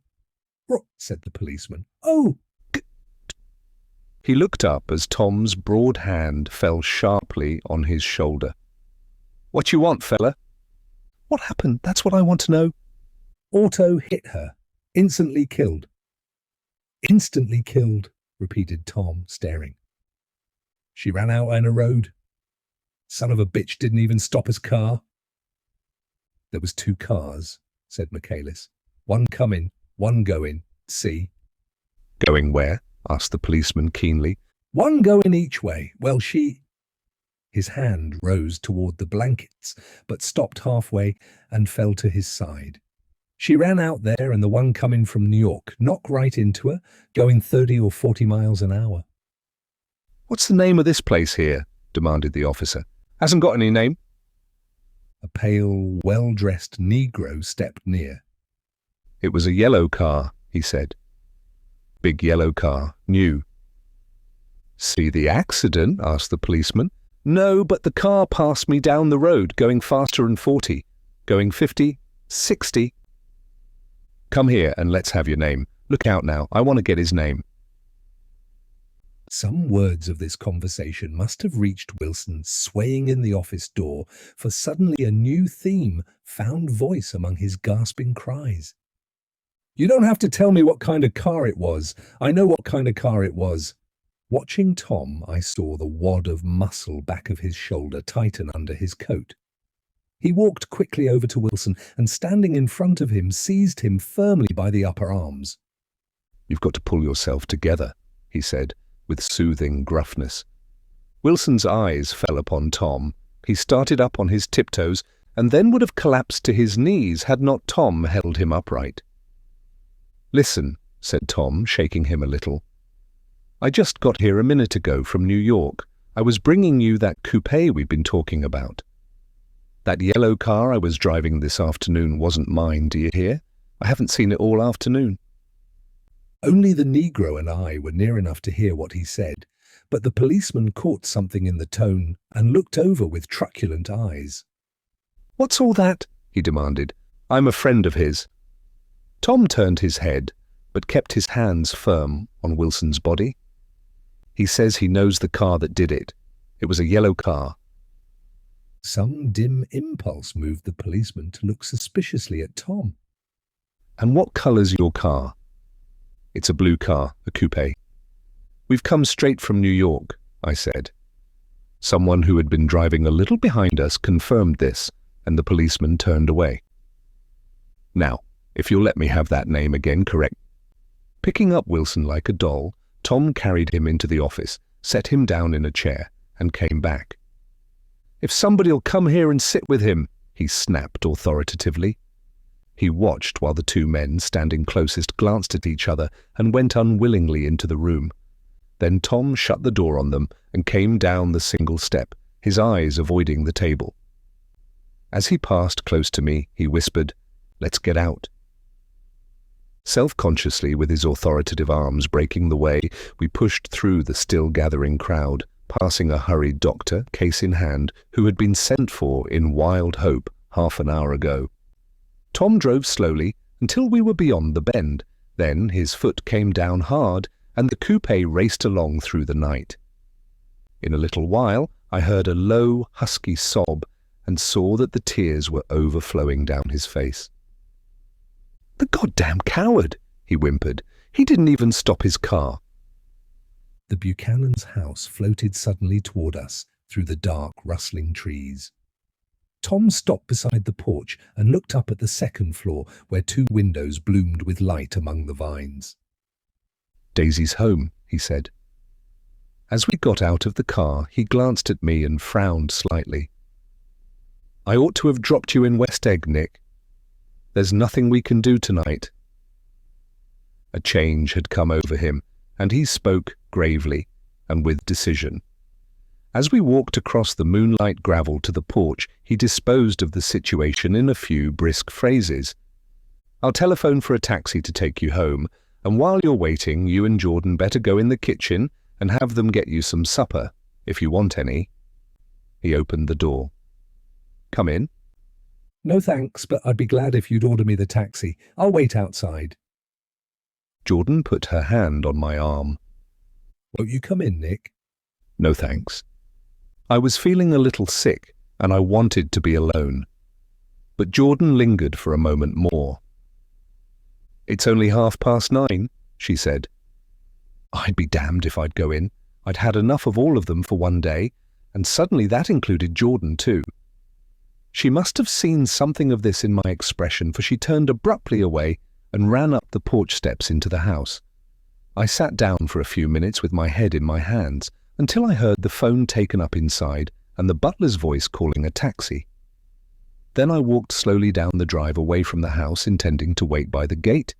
I hadn't gone 20 yards when I heard my name, and Gatsby stepped from between two bushes into the path. I must have felt pretty weird by that time, because I could think of nothing except the luminosity of his pink suit under the moon. "What are you doing?" I inquired. "Just standing here, old sport." Somehow that seemed a despicable occupation. For all I knew he was going to rob the house in a moment, I wouldn't have been surprised to see sinister faces, the faces of Wolfsheim's people, behind him in the dark shrubbery. "Did you see any trouble on the road?" he asked after a minute. "Yes." He hesitated. Was she killed? "Yes." "I thought so. I told Daisy I thought so. It's better that the shock should all come at once. She stood it pretty well." He spoke as if Daisy's reaction was the only thing that mattered. "I got to West Egg by a side road," he went on, "and left the car in my garage. I don't think anybody saw us, but of course I can't be sure." I disliked him so much by this time that I didn't find it necessary to tell him he was wrong. "Who was the woman?" he inquired. "Her name was Wilson. Her husband owns the garage. How the devil did it happen?" Well, I tried to swing the wheel. He broke off, and suddenly I guessed at the truth. "Was Daisy driving?" "Yes," he said after a moment. "But of course I'll say I was. You see, when we left New York, she was very nervous and she thought it would steady her to drive, and this woman rushed out at us just as we were passing a car coming the other way. It all happened in a minute, but it seemed to me that she wanted to speak to us, thought we were somebody she knew. Well, first, Daisy turned away from the woman toward the other car, and then she lost her nerve and turned back. The second my hand reached the wheel, I felt the shock. It must have killed her instantly." It ripped her open. "Don't tell me, old sport." He winced. "Anyhow, Daisy stepped on it. I tried to make her stop, but she couldn't, so I pulled on the emergency brake. Then she fell over into my lap and I drove on." "She'll be all right tomorrow," he said presently. "I'm just going to wait here and see if he tries to bother her about that unpleasantness this afternoon. She's locked herself into her room, and if he tries any brutality, she's going to turn the light out and on again." "He won't touch her," I said. "He's not thinking about her." "I don't trust him, old sport."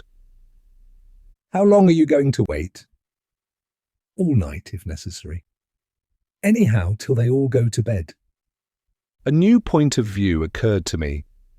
Suppose Tom found out that Daisy had been driving. He might think he saw a connection in it. He might think anything. I looked at the house. There were 2 or 3 bright windows downstairs and the pink glow from Daisy's room on the second floor. "You wait here," I said. "I'll see if there's any sign of a commotion." I walked back along the border of the lawn, traversed the gravel softly, and tiptoed up the veranda steps. The drawing-room curtains were open, and I saw that the room was empty. Crossing the porch where we had dined that June night, 3 months before, I came to a small rectangle of light, which I guessed was the pantry window. The blind was drawn, but I found a rift at the sill.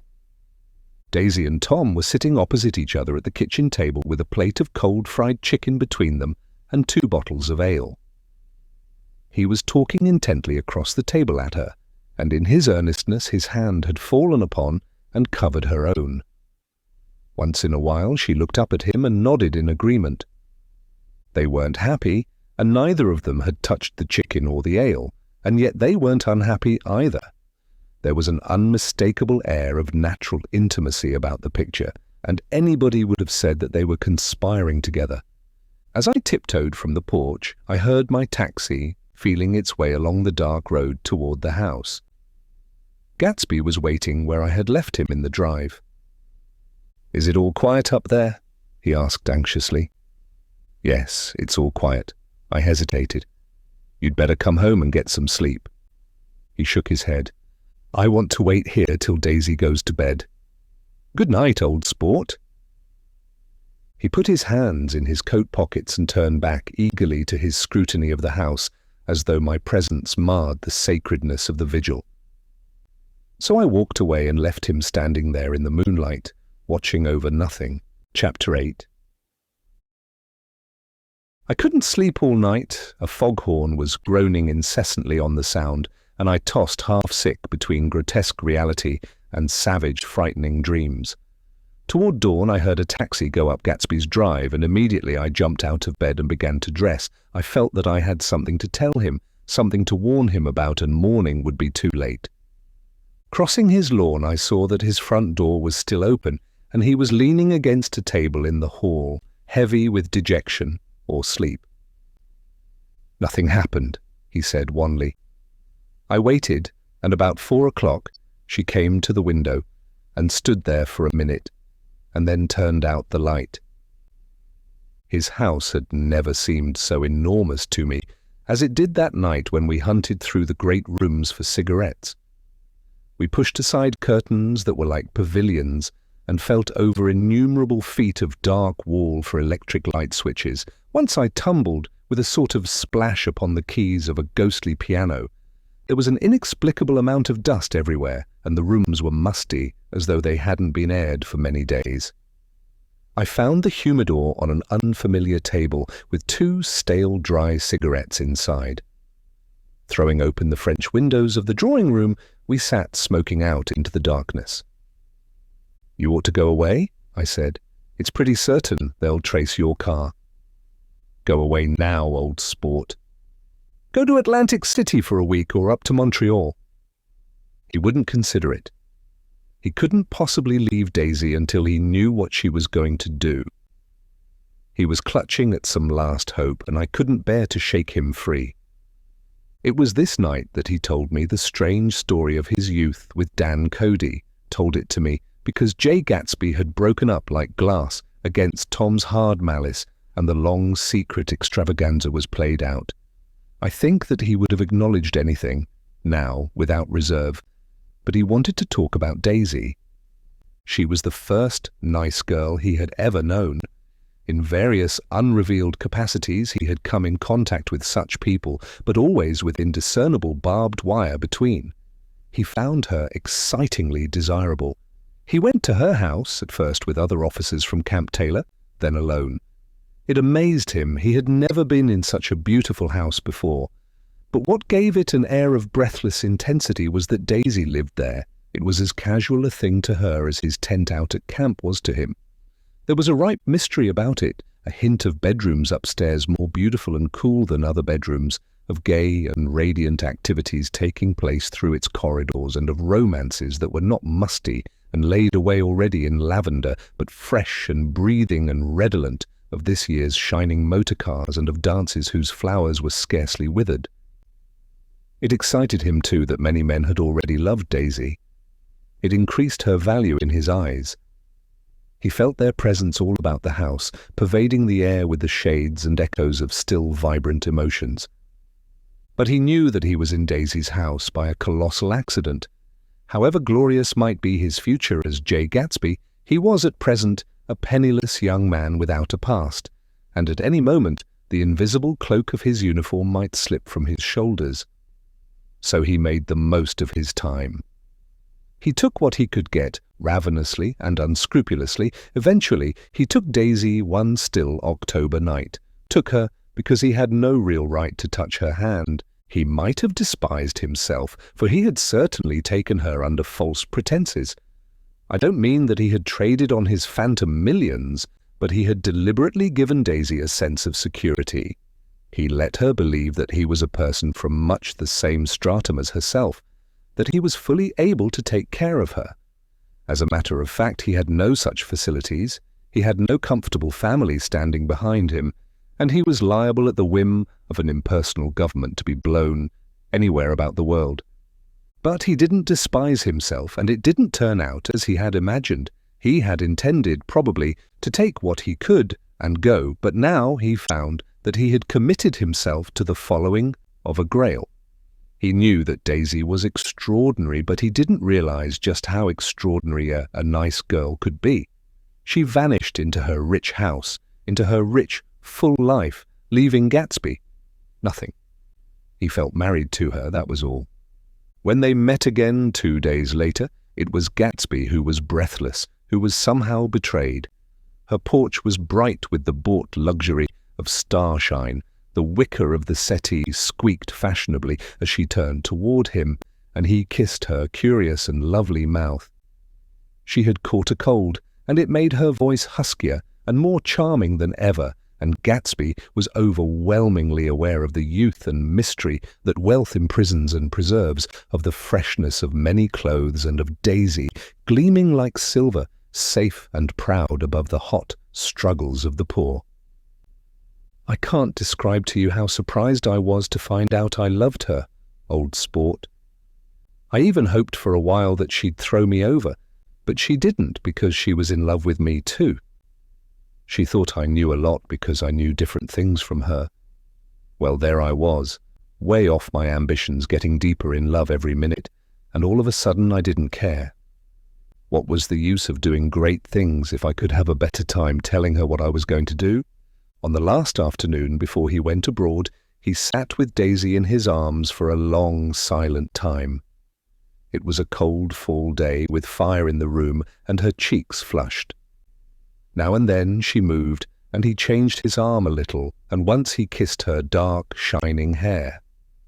The afternoon had made them tranquil for a while, as if to give them a deep memory for the long parting the next day promised.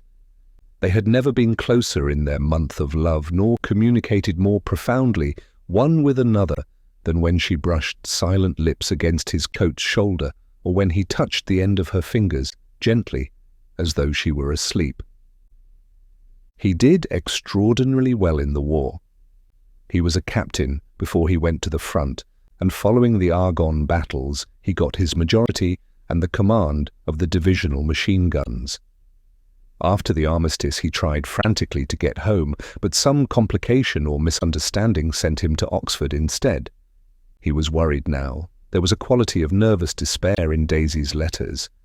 She didn't see why he couldn't come. She was feeling the pressure of the world outside, and she wanted to see him and feel his presence beside her and be reassured that she was doing the right thing after all. For Daisy was young, and her artificial world was redolent of orchids and pleasant, cheerful snobbery and orchestras which set the rhythm of the year, summing up the sadness and suggestiveness of life in new tunes. All night the saxophones wailed the hopeless comment of the Beale Street Blues, while 100 pairs of golden and silver slippers shuffled the shining dust. At the grey tea hour there were always rooms that throbbed incessantly with this low, sweet fever, while fresh faces drifted here and there like rose petals blown by the sad horns around the floor. Through this twilight universe, Daisy began to move again with the season. Suddenly she was again keeping 6 dates a day with 6 men, and drowsing asleep at dawn with the beads and chiffon of an evening dress tangled among dying orchids on the floor beside her bed. And all the time, something within her was crying for a decision. She wanted her life shaped now, immediately, and the decision must be made by some force, of love, of money, of unquestionable practicality that was close at hand. That force took shape in the middle of spring with the arrival of Tom Buchanan. There was a wholesome bulkiness about his person and his position, and Daisy was flattered. Doubtless there was a certain struggle and a certain relief. The letter reached Gatsby while he was still at Oxford. It was dawn now on Long Island, and we went about opening the rest of the windows downstairs, filling the house with grey, gold-turning light. The shadow of a tree fell abruptly across the dew, and ghostly birds began to sing among the blue leaves. There was a slow, pleasant movement in the air, scarcely a wind, promising a cool, lovely day. I don't think she ever loved him. Gatsby turned around from a window and looked at me challengingly. You must remember, old sport, she was very excited this afternoon. He told her those things in a way that frightened her, that made it look as if I was some kind of cheap sharper. And the result was, she hardly knew what she was saying. He sat down gloomily. Of course she might have loved him just for a minute, when they were first married. And loved me more even then, do you see? Suddenly he came out with a curious remark. In any case, he said, it was just personal. What could you make of that except to suspect some intensity in his conception of the affair that couldn't be measured? He came back from France when Tom and Daisy were still on their wedding trip, and made a miserable but irresistible journey to Louisville on the last of his army pay. He stayed there a week, walking the streets where their footsteps had clicked together through the November night and revisiting the out-of-the-way places to which they had driven in her white car. Just as Daisy's house had always seemed to him more mysterious and gay than other houses, so his idea of the city itself, even though she was gone from it, was pervaded with a melancholy beauty. He left feeling that if he had searched harder, he might have found her, that he was leaving her behind. The day coach, he was penniless now, was hot. He went out to the open vestibule and sat down on a folding chair, and the station slid away and the backs of unfamiliar buildings moved by. Then out into the spring fields, where a yellow trolley raced them for a minute with people in it, who might once have seen the pale magic of her face along the casual street. The track curved, and now it was going away from the sun, which, as it sank lower, seemed to spread itself in benediction over the vanishing city where she had drawn her breath. He stretched out his hand desperately as if to snatch only a wisp of air, to save a fragment of the spot that she had made lovely for him. But it was all going by too fast now for his blurred eyes, and he knew that he had lost that part of it, the freshest and the best, forever. It was 9 o'clock when we finished breakfast and went out on the porch. The night had made a sharp difference in the weather, and there was an autumn flavour in the air. The gardener, the last one of Gatsby's former servants, came to the foot of the steps. "I'm going to drain the pool today, Mr. Gatsby. Leaves'll start falling pretty soon, and then there's always trouble with the pipes." "Don't do it today," Gatsby answered. He turned to me apologetically. "You know, old sport, I've never used that pool all summer." I looked at my watch and stood up. 12 minutes to my train. I didn't want to go to the city. I wasn't worth a decent stroke of work, but it was more than that. I didn't want to leave Gatsby. I missed that train, and then another before I could get myself away. "I'll call you up," I said finally. "Do, old sport. I'll call you about noon." We walked slowly down the steps. "I suppose Daisy'll call too?" He looked at me anxiously, as if he hoped I'd corroborate this. "I suppose so." "Well, goodbye." We shook hands and I started away. Just before I reached the hedge, I remembered something and turned around. "They're a rotten crowd," I shouted across the lawn. "You're worth the whole damn bunch put together." I've always been glad I said that. It was the only compliment I ever gave him, because I disapproved of him from beginning to end. First, he nodded politely, and then his face broke into that radiant and understanding smile, as if we'd been in ecstatic cahoots on that fact all the time. His gorgeous pink rag of a suit made a bright spot of colour against the white steps, and I thought of the night when I first came to his ancestral home 3 months before. The lawn and drive had been crowded with the faces of those who guessed at his corruption, and he had stood on those steps, concealing his incorruptible dream as he waved them goodbye. I thanked him for his hospitality. We were always thanking him for that, I and the others. "Goodbye," I called. "I enjoyed breakfast, Gatsby." Up in the city, I tried for a while to list the quotations on an interminable amount of stock. Then I fell asleep in my swivel chair. Just before noon, the phone woke me, and I started up with sweat breaking out on my forehead. It was Jordan Baker. She often called me up at this hour because the uncertainty of her own movements between hotels and clubs and private houses made her hard to find in any other way.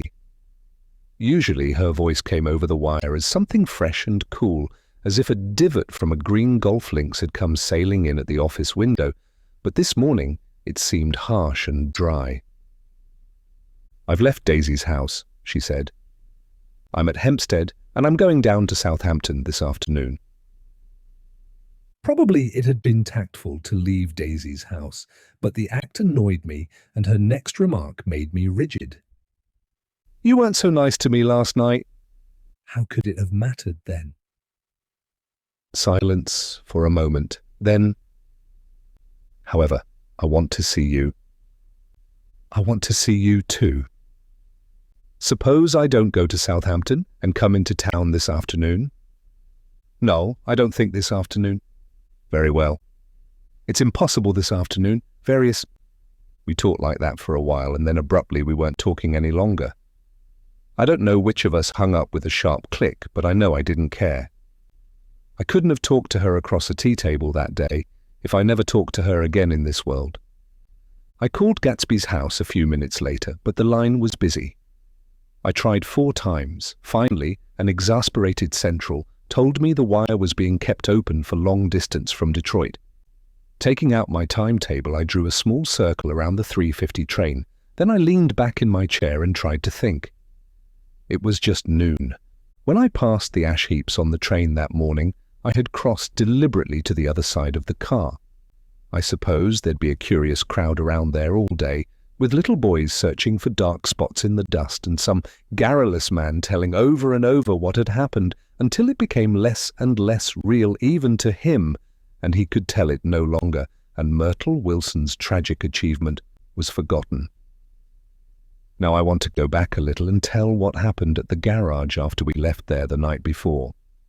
They had difficulty in locating the sister, Catherine. She must have broken her rule against drinking that night, for when she arrived she was stupid with liquor and unable to understand that the ambulance had already gone to Flushing. When they convinced her of this, she immediately fainted as if that was the intolerable part of the affair. Someone kind or curious took her in his car and drove her in the wake of her sister's body. Until long after midnight, a changing crowd lapped up against the front of the garage while George Wilson rocked himself back and forth on the couch inside. For a while the door of the office was open and everyone who came into the garage glanced irresistibly through it. Finally, someone said it was a shame and closed the door. Michaelis and several other men were with him, first 4 or 5 men, later 2 or 3 men. Still later, Michaelis had to ask the last stranger to wait there 15 minutes longer while he went back to his own place and made a pot of coffee. After that he stayed there alone with Wilson until dawn. About 3 o'clock, the quality of Wilson's incoherent muttering changed. He grew quieter and began to talk about the yellow car. He announced that he had a way of finding out whom the yellow car belonged to, and then he blurted out that a couple of months ago his wife had come from the city with her face bruised and her nose swollen. But when he heard himself say this, he flinched and began to cry, "Oh my God," again in his groaning voice. Michaelis made a clumsy attempt to distract him. "How long have you been married, George? Come on there. Try and sit still a minute and answer my question. How long have you been married?" 12 years? Ever had any children? Come on, George, sit still. I asked you a question. Did you ever have any children? The hard brown beetles kept thudding against the dull light, and whenever Michaelis heard a car go tearing along the road outside, it sounded to him like the car that hadn't stopped a few hours before. He didn't like to go into the garage because the workbench was stained where the body had been lying, so he moved uncomfortably around the office. He knew every object in it before morning, and from time to time sat down beside Wilson trying to keep him more quiet. Have you got a church you go to sometimes, George? Maybe even if you haven't been there for a long time. Maybe I could call up the church and get a priest to come over, and he could talk to you, see? Don't belong to any. You ought to have a church, George, for times like this. You must have gone to church once. Didn't you get married in a church? Listen, George, listen to me. Didn't you get married in a church? That was a long time ago. The effort of answering broke the rhythm of his rocking. For a moment he was silent. Then the same half-knowing, half-bewildered look came back into his faded eyes. Look in the drawer there, he said, pointing at the desk. Which drawer? That drawer, that one. Michaelis opened the drawer nearest his hand. There was nothing in it but a small, expensive dog leash made of leather and braided silver. It was apparently new. This? He inquired, holding it up. Wilson stared and nodded. I found it yesterday afternoon. She tried to tell me about it, but I knew it was something funny. You mean your wife bought it? She had it wrapped in tissue paper on her bureau. Michaelis didn't see anything odd in that, and he gave Wilson a dozen reasons why his wife might have bought the dog leash. But conceivably, Wilson had heard some of these same explanations before from Myrtle, because he began saying, "Oh my God," again in a whisper. His comforter left several explanations in the air. "Then he killed her," said Wilson. His mouth dropped open suddenly. "Who did? I have a way of finding out." "You're morbid, George," said his friend. "This has been a strain to you and you don't know what you're saying. You'd better try and sit quiet till morning." "He murdered her?" "It was an accident, George." Wilson shook his head. His eyes narrowed and his mouth widened slightly with the ghost of a superior. "I know," he said definitely. "I'm one of these trusting fellas and I don't think any harm to nobody. But when I get to know a thing, I know it. It was the man in that car. She ran out to speak to him and he wouldn't stop.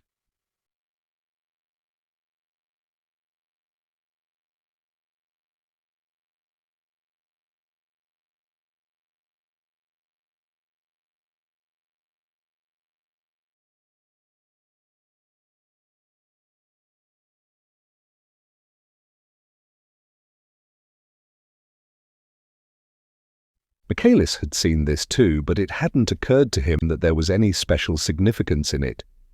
He believed that Mrs. Wilson had been running away from her husband rather than trying to stop any particular car. How could she have been like that? "She's a deep one," said Wilson, as if that answered the question. "Ah," he began to rock again, and Michaelis stood twisting the leash in his hand. "Maybe you got some friend that I could telephone for, George." This was a forlorn hope. He was almost sure that Wilson had no friend. There was not enough of him for his wife. He was glad a little later when he noticed a change in the room, a blue quickening by the window, and realized that dawn wasn't far off. About 5 o'clock it was blue enough outside to snap off the light. Wilson's glazed eyes turned out to the ash heaps, where small grey clouds took on fantastic shape and scurried here and there in the faint dawn wind. "I spoke to her," he muttered after a long silence. "I told her she might fool me, but she couldn't fool God. I took her to the window." With an effort, he got up and walked to the rear window and leaned with his face pressed against it. "And I said, God knows what you've been doing, everything you've been doing. You may fool me, but you can't fool God." Standing behind him, Michaelis saw with a shock that he was looking at the eyes of Dr. T.J. Eckelberg, which had just emerged pale and enormous from the dissolving night. "God sees everything," repeated Wilson. "That's an advertisement," Michaelis assured him. Something made him turn away from the window and look back into the room, but Wilson stood there a long time, his face close to the window pane, nodding into the twilight. By 6 o'clock, Michaelis was worn out and grateful for the sound of a car stopping outside. It was one of the watchers of the night before who had promised to come back, so he cooked breakfast for 3, which he and the other man ate together. Wilson was quieter now, and Michaelis went home to sleep. When he awoke 4 hours later and hurried back to the garage, Wilson was gone. His movements, he was on foot all the time, were afterward traced to Port Roosevelt and then to Gad's Hill, where he bought a sandwich that he didn't eat and a cup of coffee. He must have been tired and walking slowly, for he didn't reach Gad's Hill until noon. Thus far there was no difficulty in accounting for his time. There were boys who had seen a man acting sort of crazy, and motorists at whom he stared oddly from the side of the road. Then for 3 hours he disappeared from view. The police, on the strength of what he said to Michaelis, that he had a way of finding out, supposed that he spent that time going from garage to garage thereabouts, inquiring for a yellow car. On the other hand, no garage man who had seen him ever came forward, and perhaps he had an easier, surer way of finding out what he wanted to know. By 2:30, he was in West Egg, where he asked someone the way to Gatsby's house, so by that time he knew Gatsby's name. At 2 o'clock, Gatsby put on his bathing suit and left word with the butler that if anyone phoned, word was to be brought to him at the pool. He stopped at the garage for a pneumatic mattress that had amused his guests during the summer, and the chauffeur helped him pump it up. Then he gave instructions that the open car wasn't to be taken out under any circumstances, and this was strange because the front right fender needed repair. Gatsby shouldered the mattress and started for the pool. Once he stopped and shifted it a little, and the chauffeur asked him if he needed help, but he shook his head and in a moment disappeared among the yellowing trees. No telephone message arrived, but the butler went without his sleep and waited for it until 4 o'clock, until long after there was anyone to give it to if it came. I have an idea that Gatsby himself didn't believe it would come, and perhaps he no longer cared. If that was true, he must have felt that he had lost the old warm world, paid a high price for living too long with a single dream. He must have looked up at an unfamiliar sky through frightening leaves and shivered as he found what a grotesque thing a rose is and how raw the sunlight was upon the scarcely created grass. A new world, material without being real, where poor ghosts breathing dreams like air drifted fortuitously about, like that ashen, fantastic figure gliding toward him through the amorphous trees. The chauffeur, he was one of Wolfsheim's protégés, heard the shots. Afterward, he could only say that he hadn't thought anything much about them. I drove from the station directly to Gatsby's house, and my rushing anxiously up the front steps was the first thing that alarmed anyone. But they knew then, I firmly believe. With scarcely a word said, 4 of us, the chauffeur, butler, gardener, and I, hurried down to the pool. There was a faint, barely perceptible movement of the water as the fresh flow from one end urged its way toward the drain at the other. With little ripples that were hardly the shadows of waves, the laden mattress moved irregularly down the pool. A small gust of wind that scarcely corrugated the surface was enough to disturb its accidental course with its accidental burden. The touch of a cluster of leaves revolved it slowly, tracing, like the leg of compass, a thin red circle in the water. It was after we started with Gatsby toward the house that the gardener saw Wilson's body a little way off in the grass, and the Holocaust was complete. Chapter 9. After 2 years, I remember the rest of that day, and that night, and the next day, only as an endless drill of police and photographers and newspapermen in and out of Gatsby's front door. A rope stretched across the main gate, and a policeman by it kept out the curious, but little boys soon discovered that they could enter through my yard, and there were always a few of them clustered open-mouthed about the pool. Someone with a positive manner, perhaps a detective, used the expression madman as he bent over Wilson's body that afternoon, and the adventitious authority of his voice set the key for the newspaper reports next morning. Most of those reports were a nightmare, grotesque, circumstantial, eager, and untrue. When Michaelis's testimony at the inquest brought to light Wilson's suspicions of his wife, I thought the whole tale would shortly be served up in racy pasquinade. But Catherine, who might have said anything, didn't say a word. She showed a surprising amount of character about it too, looked at the coroner with determined eyes under that corrected brow of hers, and swore that her sister had never seen Gatsby, that her sister was completely happy with her husband, that her sister had been into no mischief whatever. She convinced herself of it and cried into her handkerchief as if the very suggestion was more than she could endure. So Wilson was reduced to a man deranged by grief in order that the case might remain in its simplest form. And it rested there. But all this part of it seemed remote and unessential. I found myself on Gatsby's side and alone. From the moment I telephoned news of the catastrophe to West Egg Village, every surmise about him and every practical question was referred to me. At first I was surprised and confused. Then, as he lay in his house and didn't move or breathe or speak hour upon hour, it grew upon me that I was responsible, because no one else was interested, with that intense personal interest to which everyone has some vague right at the end. I called up Daisy half an hour after we found him, called her instinctively and without hesitation. But she and Tom had gone away early that afternoon, and taken baggage with them. Left no address? No. Say when they'd be back? No. Any idea where they are, how I could reach them? I don't know, can't say. I wanted to get somebody for him. I wanted to go into the room where he lay and reassure him. I'll get somebody for you, Gatsby. Don't worry. Just trust me and I'll get somebody for you. Maya Wolfsheim's name wasn't in the phone book. The butler gave me his office address on Broadway, and I called information, but by the time I had the number, it was long after 5, and no one answered the phone. Will you ring again? I've rung them 3 times. It's very important. Sorry, I'm afraid no one's there. I went back to the drawing room and thought for an instant that they were chance visitors, all these official people who suddenly filled it. But as they drew back the sheet and looked at Gatsby with unmoved eyes, his protest continued in my brain. Look here, old sport, you've got to get somebody for me. You've got to try hard. I can't go through this alone. Someone started to ask me questions, but I broke away and going upstairs looked hastily through the unlocked parts of his desk. He'd never told me definitely that his parents were dead, but there was nothing, only the picture of Dan Cody, a token of forgotten violence, staring down from the wall.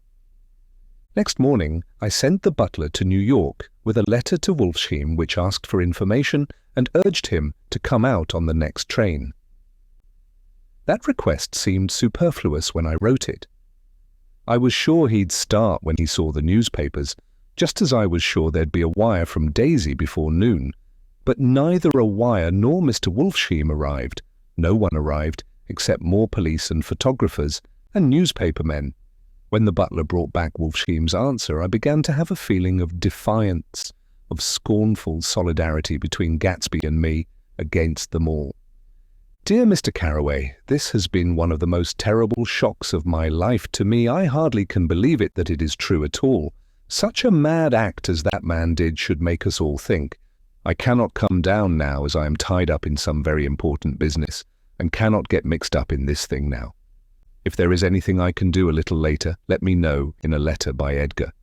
I hardly know where I am when I hear about a thing like this, and am completely knocked down and out. Yours truly, Maya Wolfsheim. And then hasty addenda beneath. Let me know about the funeral, etc. Do not know his family at all.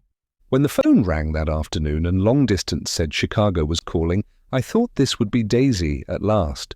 But the connection came through as a man's voice, very thin and far away. This is Slagle speaking. Yes. The name was unfamiliar. Hell of a note, isn't it? Get my wire? There haven't been any wires. Young Park's in trouble, he said rapidly. They picked him up when he handed the bonds over the counter. They got a circular from New York, giving them the numbers just 5 minutes before. What do you know about that, eh? You never can tell in these hick towns. Hello, I interrupted breathlessly. Look here. This isn't Mr. Gatsby. Mr. Gatsby's dead. There was a long silence on the other end of the wire, followed by an exclamation, then a quick squawk as the connection was broken. I think it was on the 3rd day that a telegram signed Henry C. Gatz arrived from a town in Minnesota. It said only that the sender was leaving immediately and to postpone the funeral until he came. It was Gatsby's father, a solemn old man, very helpless and dismayed, bundled up in a long, cheap ulster against the warm September day. His eyes leaked continuously with excitement, and when I took the bag and umbrella from his hands, he began to pull so incessantly at his sparse grey beard that I had difficulty in getting off his coat. He was on the point of collapse, so I took him into the music room and made him sit down while I sent for something to eat. But he wouldn't eat, and the glass of milk spilled from his trembling hand. I saw it in the Chicago newspaper, he said. It was all in the Chicago newspaper. I started right away. I didn't know how to reach you. His eyes, seeing nothing, moved ceaselessly about the room. It was a mad man, he said. He must have been mad. Wouldn't you like some coffee? I urged him.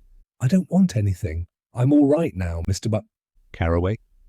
Well, I'm all right now. Where have they got Jimmy? I took him into the drawing room where his son lay and left him there. Some little boys had come up on the steps and were looking into the hall. When I told them who had arrived, they went reluctantly away. After a little while, Mr. Gatz opened the door and came out, his mouth ajar, his face flushed slightly, his eyes leaking isolated and unpunctual tears. He had reached an age where death no longer has the quality of ghastly surprise, and when he looked around him now for the first time and saw the height and splendor of the hall and the great rooms opening out from it into other rooms, his grief began to be mixed with an awed pride. I helped him to a bedroom upstairs. While he took off his coat and vest, I told him that all arrangements had been deferred until he came. I didn't know what you'd want, Mr. Gatsby. Gatz is my name. Mr. Gatz, I thought you might want to take the body west. He shook his head. Jimmy always liked it better down east. He rose up to his position in the east. Were you a friend of my boys, Mr.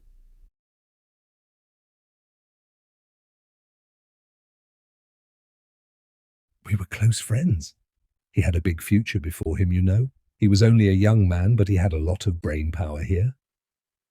He touched his head impressively, and I nodded. If he'd have lived, he'd have been a great man. A man like James J. Hill. He'd have helped build up the country. That's true, I said, uncomfortably. He fumbled at the embroidered coverlet, trying to take it from the bed, and lay down stiffly. Was instantly asleep. That night, an obviously frightened person called up and demanded to know who I was before he would give his name. This is Mr. Carraway, I said. Oh, he sounded relieved. This is Klipspringer. I was relieved too, for that seemed to promise another friend at Gatsby's grave. I didn't want it to be in the papers and draw a sightseeing crowd, so I'd been calling up a few people myself. They were hard to find. The funeral's tomorrow, I said. 3 o'clock, here at the house. I wish you'd tell anybody who'd be interested. Oh, I will, he broke out hastily. Of course I'm not likely to see anybody, but if I do... His tone made me suspicious. Of course you'll be there yourself. Well, I'll certainly try. What I called up about is... Wait a minute, I interrupted. How about saying you'll come? Well, the fact is, the truth of the matter is that I'm staying with some people up here in Greenwich, and they rather expect me to be with them tomorrow. In fact, there's a sort of picnic or something. Of course, I'll do my very best to get away. I ejaculated an unrestrained, huh, and he must have heard me, for he went on nervously. What I called up about was a pair of shoes I left there. I wonder if it'd be too much trouble to have the butler send them on. You see, they're tennis shoes, and I'm sort of helpless without them. My address is care of BF-, and I didn't hear the rest of the name because I hung up the receiver. After that, I felt a certain shame for Gatsby. One gentleman to whom I telephoned implied that he had got what he deserved. However, that was my fault, for he was one of those who used to sneer most bitterly at Gatsby on the courage of Gatsby's liquor, and I should have known better than to call him. The morning of the funeral, I went up to New York to see Meyer Wolfsheim. I couldn't seem to reach him any other way. The door that I pushed open on the advice of an elevator boy was marked the Swastika Holding Company, and at first there didn't seem to be anyone inside. But when I'd shouted hello several times in vain, an argument broke out behind a partition, and presently a lovely Jewess appeared at an interior door and scrutinized me with black, hostile eyes. "Nobody's in," she said. "Mr. Wolfsheim's gone to Chicago." The first part of this was obviously untrue, for someone had begun to whistle The Rosary tunelessly inside. "Please say that Mr. Carraway wants to see him." "I can't get him back from Chicago, can I?" At this moment, a voice, unmistakably Wolfsheim's, called "Stella" from the other side of the door. "Leave your name on the desk," she said quickly. "I'll give it to him when he gets back. But I know he's there." She took a step toward me and began to slide her hands indignantly up and down her hips. "You young men think you can force your way in here any time. she scolded. "We're getting sick and tired of it. When I say he's in Chicago, he's in Chicago." I mentioned Gatsby. "Oh, ha!" She looked at me over again. "Will you just... What was your name?" She vanished. In a moment, Meyer Wolfsheim stood solemnly in the doorway, holding out both hands. He drew me into his office, remarking in a reverent voice that it was a sad time for all of us, and offered me a cigar. "My memory goes back to when I first met him," he said. "A young major, just out of the army and covered over with medals he got in the war. He was so hard up he had to keep on wearing his uniform because he couldn't buy some regular clothes. First time I saw him was when he come into Weinbrenner's pool room at 43rd Street and asked for a job. He hadn't eat anything for a couple of days. 'Come on, have some lunch with me,' I said. He ate more than $4 worth of food in half an hour." "Did you start him in business?" I inquired.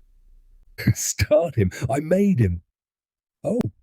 "I raised him up out of nothing, right out of the gutter. I saw right away he was a fine-appearing, gentlemanly young man, and when he told me he was an Oxford, I knew I could use him good. I got him to join up in the American Legion, and he used to stand high there.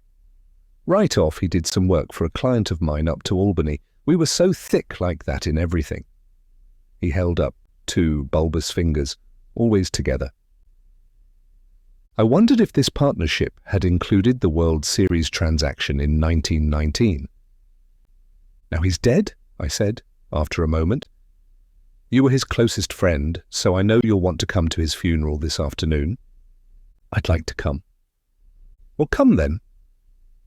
The hair in his nostrils quivered slightly, and as he shook his head, his eyes filled with tears.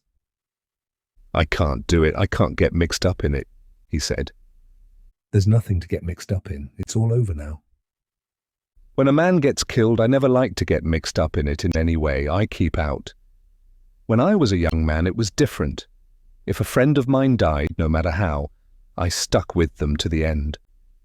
You may think that's sentimental, but I mean it. To the bitter end. I saw that for some reason of his own, he was determined not to come, so I stood up." "Are you a college man?" he inquired suddenly. For a moment I thought he was going to suggest a connection, but he only nodded and shook my hand. "Let us learn to show our friendship for a man when he is alive and not after he is dead," he suggested. "After that, my own rule is to let everything alone." When I left his office, the sky had turned dark and I got back to West Egg in a drizzle. After changing my clothes, I went next door and found Mr. Gatz walking up and down excitedly in the hall.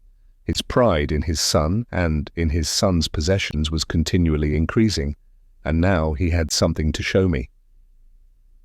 "Jimmy sent me this picture." He took out his wallet with trembling fingers. "Look there." It was a photograph of the house, cracked in the corners and dirty with many hands. He pointed out every detail to me eagerly. "Look there!" And then sought admiration from my eyes. He had shown it so often that I think it was more real to him now than the house itself. "Jimmy sent it to me. I think it's a very pretty picture. It shows up well." "Very well. Had you seen him lately?" "He come out to see me 2 years ago and bought me the house I live in now. Of course we was broke up when he run off from home, but I see now there was a reason for it. He knew he had a big future in front of him, and ever since he made a success he was very generous with me." He seemed reluctant to put away the picture, held it for another minute, lingeringly before my eyes. Then he returned the wallet and pulled from his pocket a ragged old copy of a book called Hopalong Cassidy. "Look here, this is a book he had when he was a boy. It just shows you." He opened it at the back cover and turned it around for me to see. On the last fly leaf was printed the word schedule and the date September 12th, 1906. And underneath, rise from bed. Kale 6 mani, dumbbell exercise and wall scaling, 6:15 to 6:30. Study electricity, etc. 7:15 to 8:15. Work 8:30 to 4:30 p.m. baseball and sports 4:30 முதல் 5 மணி வரை. Practice elocution, poise and how to attain it 5 to 6 p.m. Study needed inventions 7 முதல் 9 மணி வரை. General resolves. No wasting time at shafters or a name indecipherable. No more smoking or chewing. Bath every other day.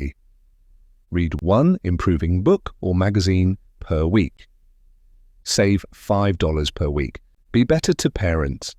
I come across this book by accident, said the old man. It just shows you, don't it? It just shows you? Jimmy was bound to get ahead. He always had some resolves like this or something. Do you notice what he's got about improving his mind? He was always great for that. He told me I ate like a hog once, and I beat him for it. He was reluctant to close the book, reading each item aloud and then looking eagerly at me. I think he rather expected me to copy down the list for my own use. A little before 3, the Lutheran minister arrived from Flushing, and I began to look involuntarily out the windows for other cars. So did Gatsby's father. And as the time passed and the servants came in and stood waiting in the hall, his eyes began to blink anxiously, and he spoke of the rain in a worried, uncertain way. The minister glanced several times at his watch, so I took him aside and asked him to wait for half an hour. But it wasn't any use. Nobody came. About 5 o'clock, our procession of 3 cars reached the cemetery and stopped in a thick drizzle beside the gate. First, a motor hearse, horribly black and wet. Then Mr. Gatz and the minister and I in the limousine. And a little later, 4 or 5 servants and the postman from West Egg in Gatsby's station wagon, all wet to the skin. As we started through the gate into the cemetery, I heard a car stop, and then the sound of someone splashing after us over the soggy ground. I looked around. It was the man with owl-eyed glasses whom I had found marvelling over Gatsby's books in the library one night 3 months before. I'd never seen him since then. I don't know how he knew about the funeral or even his name. The rain poured down his thick glasses, and he took them off and wiped them to see the protecting canvas unrolled from Gatsby's grave. I tried to think about Gatsby then for a moment, but he was already too far away, and I could only remember, without resentment, that Daisy hadn't sent a message or a flower. Dimly I heard someone murmur, "Blessed are the dead that the rain falls on," and then the owl-eyed man said "Amen" to that in a brave voice. We straggled down quickly through the rain to the cars. Owl Eyes spoke to me by the gate. "I couldn't get to the house," he remarked. "Neither could anybody else." Go on, he started. Why, my God, they used to go there by the hundreds. He took off his glasses and wiped them again outside and in. "The poor son of a bitch," he said. "One of my most vivid memories is of coming back west from prep school and later from college at Christmas time. Those who went farther than Chicago would gather in the old dim Union Station at 6 o'clock of a December evening with a few Chicago friends already caught up into their own holiday gaieties to bid them a hasty goodbye. I remember the fur coats of the girls returning from Miss This or That's, and the chatter of frozen breath and the hands waving overhead as we caught sight of old acquaintances and the matchings of invitations. Are you going to the Ordways, the Herseys, the Schultzes, and the long green tickets clasped tight in our gloved hands, and last the murky yellow cars of the Chicago, Milwaukee and St. Paul Railroad looking cheerful as Christmas itself on the tracks beside the gate. When we pulled out into the winter night and the real snow, our snow began to stretch out beside us and twinkle against the windows, and the dim lights of small Wisconsin stations moved by, a sharp, wild brace came suddenly into the air. We drew in deep breaths of it as we walked back from dinner through the cold vestibules, unutterably aware of our identity with this country for one strange hour before we melted indistinguishably into it again. That's my Middle West, Not the wheat or the prairies or the lost Swede towns, but the thrilling returning trains of my youth and the street lamps and sleigh bells in the frosty dark and the shadows of holly wreaths thrown by lighted windows on the snow. I am part of that, a little solemn with the feel of those long winters, a little complacent from growing up in the Carraway house in a city where dwellings are still called through decades by a family's name. I see now that this has been a story of the West, after all. Tom and Gatsby, Daisy and Jordan and I were all Westerners, and perhaps we possessed some deficiency in common which made us subtly unadaptable to Eastern life. Even when the East excited me most, even when I was most keenly aware of its superiority to the bored, sprawling, swollen towns beyond the Ohio, with their interminable inquisitions which spared only the children and the very old, even then, it had always for me a quality of distortion. West Egg especially still figures in my more fantastic dreams. I see it as a night scene by El Greco, 100 houses at once conventional and grotesque, crouching under a sullen, overhanging sky and a lustreless moon. In the foreground, 4 solemn men in dress suits are walking along the sidewalk with a stretcher on which lies a drunken woman in a white evening dress. Her hand, which dangles over the side, sparkles cold with jewels.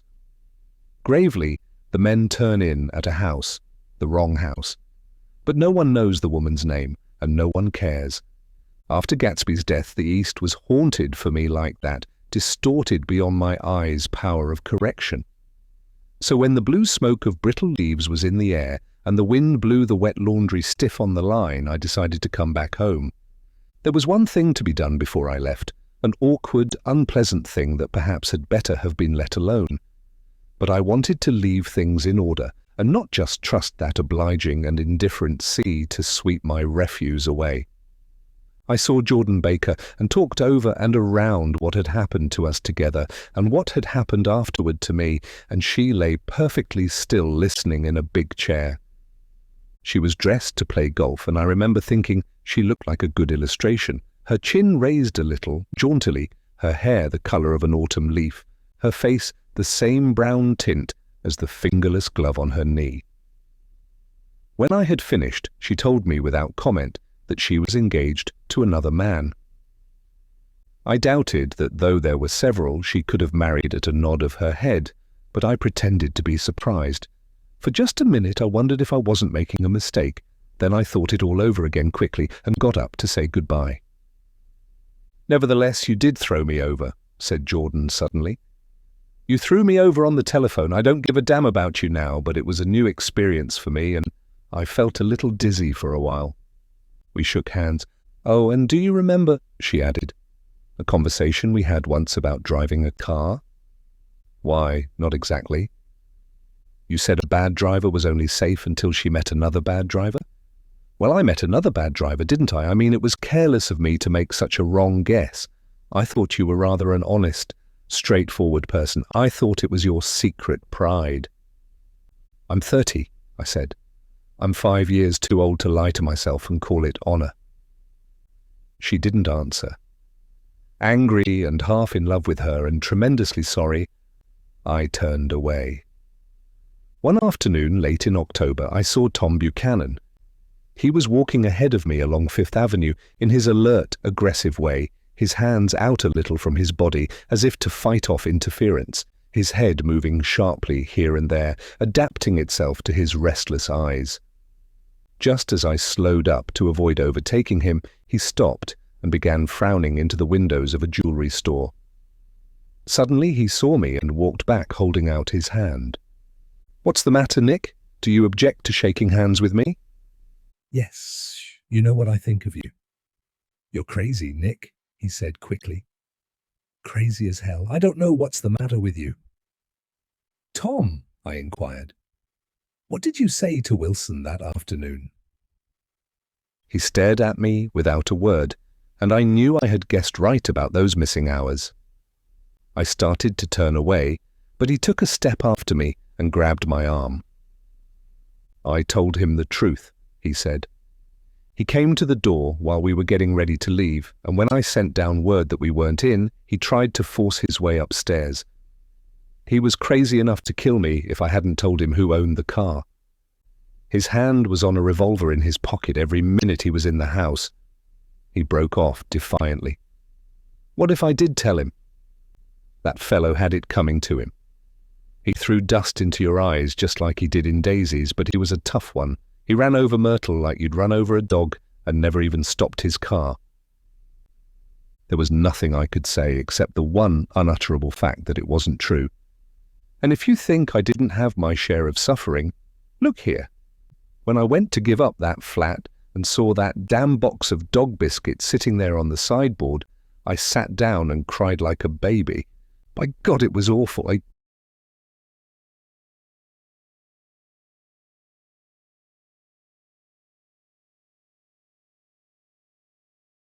I couldn't forgive him or like him, but I saw that what he had done was, to him, entirely justified.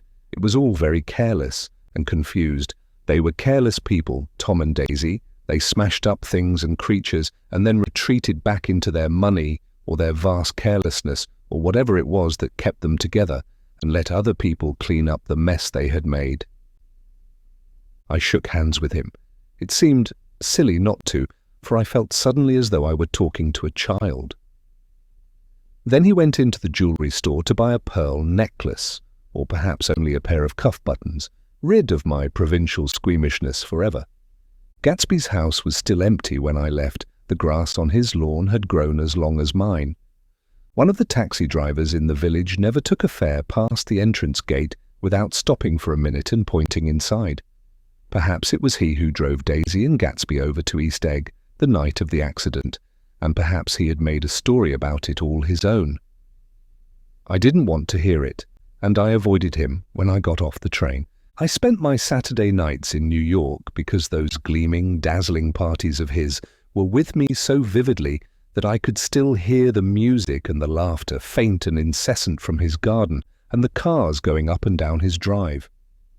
One night I did hear a material car there and saw its lights stop at his front steps. But I didn't investigate. Probably it was some final guest who had been away at the ends of the earth and didn't know that the party was over. On the last night, with my trunk packed and my car sold to the grocer, I went over and looked at that huge, incoherent failure of a house once more. On the white steps an obscene word, scrawled by some boy with a piece of brick, stood out clearly in the moonlight, and I erased it, drawing my shoe raspingly along the stone. Then I wandered down to the beach and sprawled out on the sand. Most of the big shore places were closed now, and there were hardly any lights except the shadowy, moving glow of a ferryboat across the Sound. And as the moon rose higher, the inessential houses began to melt away until gradually I became aware of the old island here that flowered once for Dutch sailors' eyes, a fresh green breast of the New World. Its vanished trees, the trees that had made way for Gatsby's house, had once pandered in whispers to the last and greatest of all human dreams. For a transitory, enchanted moment, man must have held his breath in the presence of this continent, compelled into an aesthetic contemplation he neither understood nor desired, face to face for the last time in history with something commensurate to his capacity for wonder. And as I sat there brooding on the old unknown world, I thought of Gatsby's wonder when he first picked out the green light at the end of Daisy's dock. He had come a long way to this blue lawn, and his dream must have seemed so close that he could hardly fail to grasp it. He did not know that it was already behind him, somewhere back in that vast obscurity beyond the city, where the dark fields of the Republic rolled on under the night. Gatsby believed in the green light. The orgastic future that year by year recedes before us. It eluded us then, but that's no matter. Tomorrow we will run faster, stretch out our arms farther. And one fine morning, so we beat on, boats against the current, borne back ceaselessly into the past. The end.